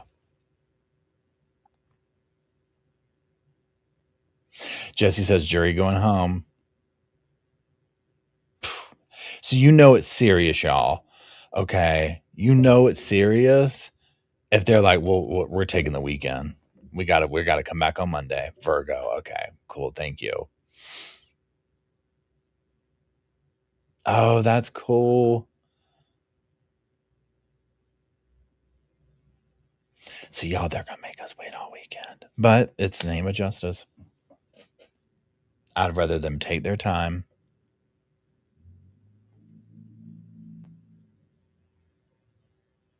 Wait, Tori, is tomorrow your birthday? Hold on. Tori, I'm going to be celebrating my birthday on stream tomorrow for 24 hours. Paul, you should come play golf with friends. Oh, are you going to drop a link in our little hangout area, Tori? And happy early birthday. I thought, for whatever reason, I thought it was your birthday earlier. Am I completely off? Am I getting stuff mixed up? Because that's completely possible. Y'all, speaking of, okay, I had this moment at the gym this morning, y'all. Wait, hold on. No, Tori was before with Audra. What? Wait, hold on. Early birth. Am I thinking I'm getting Audra and Tori mixed up? I apologize. Is that what I'm doing? So this morning, and I always am afraid of, wait, hold on. Yeah, I can drop you a link. No, it was my birthday on the 4th. But then, hey, okay, gotcha. That's what it is. I was like, okay, wait. I feel bad because I'm like, I'm getting mixed up. Gotcha. Okay. Yeah, drop the link in there. So like at the gym, I go to Planet Fitness. It's like, you wipe your stuff down, you go to a little station, you get your stuff, you wipe it off, right? So I was doing, before I was doing shoulder press, and then I was doing incline chest press on the hammer strength. So I finished, went and got my thing, walked toward the thing I was supposed to wipe off, and my brain said, no, Paul, that's not what you were just doing. You were just doing the shoulder press. So I was like, oh, yeah, what was I thinking? I walk over to the shoulder press. Then I'm like, where's my water and my phone? And I'm looking. And then I'm like, wait, is it over the thing? And I'm like, I don't see it. So I walk back over to that one. It was like this whole moment where I was like, I don't know what I'm doing. It was weird. I got so mixed up.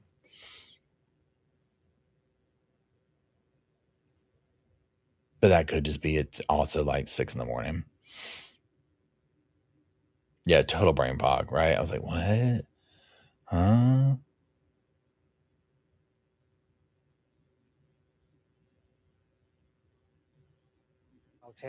In the Court TV, Julia's in the Court TV studios. Vinny's in his studio for VPI. And joining our conversation, our friend, Dr. Judy Ho. This is, I'll cut you off, Doctor, but if as soon as Judge Sullivan takes the bench, which could be any second now here, thoughts, 10 hours over 2 days, where's this going in your mind? Well, I think the jury has quite the stakes set aside of them because right now we're trying to decide exactly how much criminal culpability Lindsay Clancy has. And I know that there's been a lot of evidence.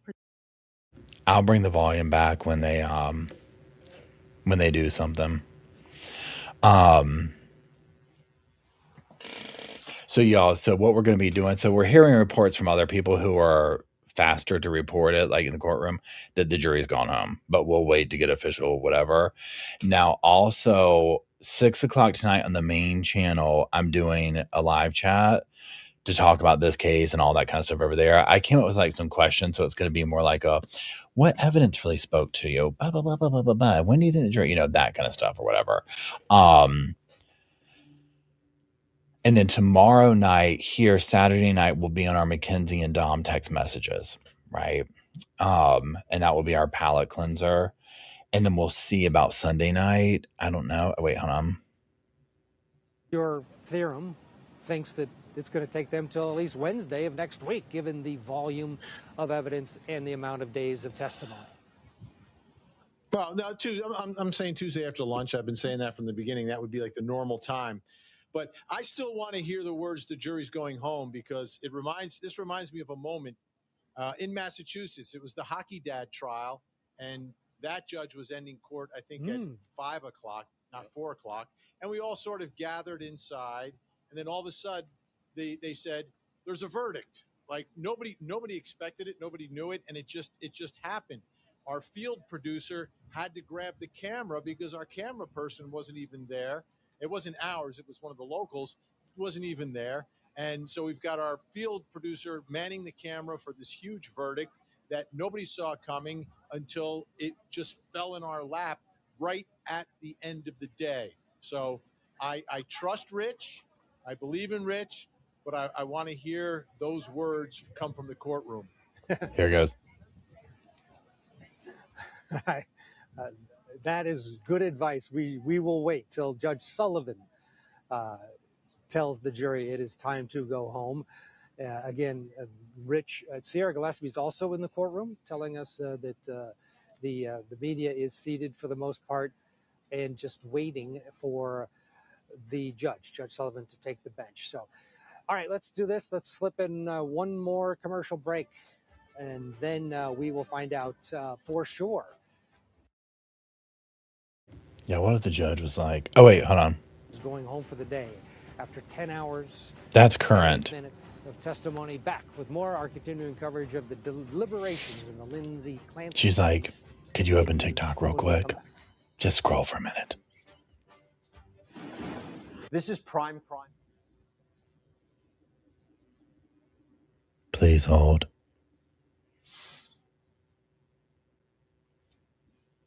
Imagine they came back, he was like, we have a verdict. I'd be like, I'd be so shocked. Yeah, anything's possible with this case. Anything's possible, literally. What if the judge was like, okay, y'all, now we don't really do this, but we've had something come up and we won't be back till Tuesday. I'd be like, are you kidding me? Are you kidding me?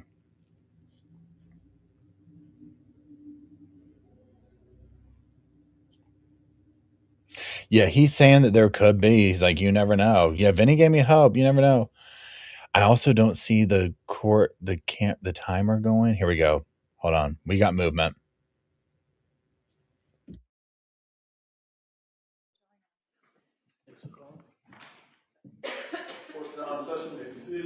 Your Honor, before the court, we have the matter of Commonwealth versus Lindsay Clancy. All parties are present, excluding the jury. All right, counsel, it's my intent at this point to bring the jury in and then excuse them till Monday morning. Okay. Can't roll my dang eyes hard enough. Oh my goodness gracious. Do y'all think that's Lindsay's Starbucks?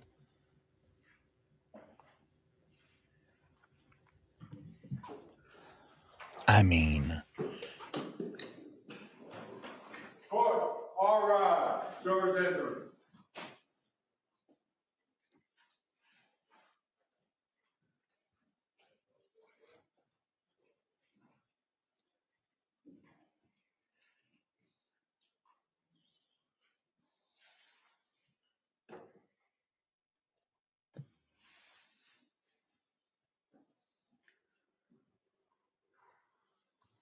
This court is now in session. Please be seated. Your Honor, for the purpose of the record, present before the court are 12 deliberating jurors and 6 alternates in the matter of Commonwealth versus Lindsay Clancy. All other parties are present.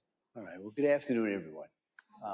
What I'm going to do, it's been a long day for everybody, so I'm going to excuse everyone until Monday morning, 9 o'clock, where to resume deliberations. You know what I'm going to tell you now. All right, and it applies to everybody here. You have to be vigilant to follow those instructions. Don't talk about this case. Don't talk about the deliberations. Don't listen to anything. Don't read anything. And just put this out of your mind as best you can. And we'll see everybody on Monday morning. Okay? Thank you. Court, all rise. Jurors, please. I mean, I feel like, could you at least kind of be like, I mean, well, I'll say this. Surely they've told the people who matter, this is what the jury's saying where they're at time-wise. You know what I mean? But you know what, if I was a jury, I'd say that this is how I beat him. We're way ahead of schedule. Way ahead of schedule. That's all I'd say is we're way ahead of schedule. I'd give it right back. Court's back in session. Please be seated. Anything we need to address at this time? All right. So we'll be in recess on this matter till Monday morning at 9 o'clock. Thank you. Court, all rise, please. Court stands in recess. It would take literal animal tranquilizer to make me even be able to sleep over the weekend if I was any of them. If I was any of the attorneys, and you would have to knock me out. Pins and needles I would be on. There is no way. There is no way, y'all. Day 23 of the trial for Lindsay. I mean, but again, pardon me. Luckily, they are taking their time. They're taking it seriously, et cetera, right? So, yeah, there's that. So, y'all, it's 4 o'clock, 6 o'clock. I'm going to do my live on the main channel to talk about this case and all that kind of stuff. So, I'm going to go ahead and sign off, go do my stuff, recalibrate. I'm going to stop, collaborate, and listen. And that's it. So I'll either see some of y'all over the main channel tonight, or I will see you Saturday evening or Sunday evening, but definitely will be streaming this Monday morning. So there we are. Yep. Nope. The movie's already happened, unfortunately, but it was, it was nice hanging out here and talking to y'all, and hanging out and watching this and all that. So we'll see. But anyways, thank you, mods, for being here, for keeping the cushions fluffed and all that. I do appreciate y'all, and squad for being here, for being cool, and everybody respecting everybody's opinions and all the things. It makes an amazing community. So thanks, Just Chill. So I love y'all. I will see some of you here in a couple of hours, and then I'll see the rest of you Saturday night. Have a good one, everybody. Good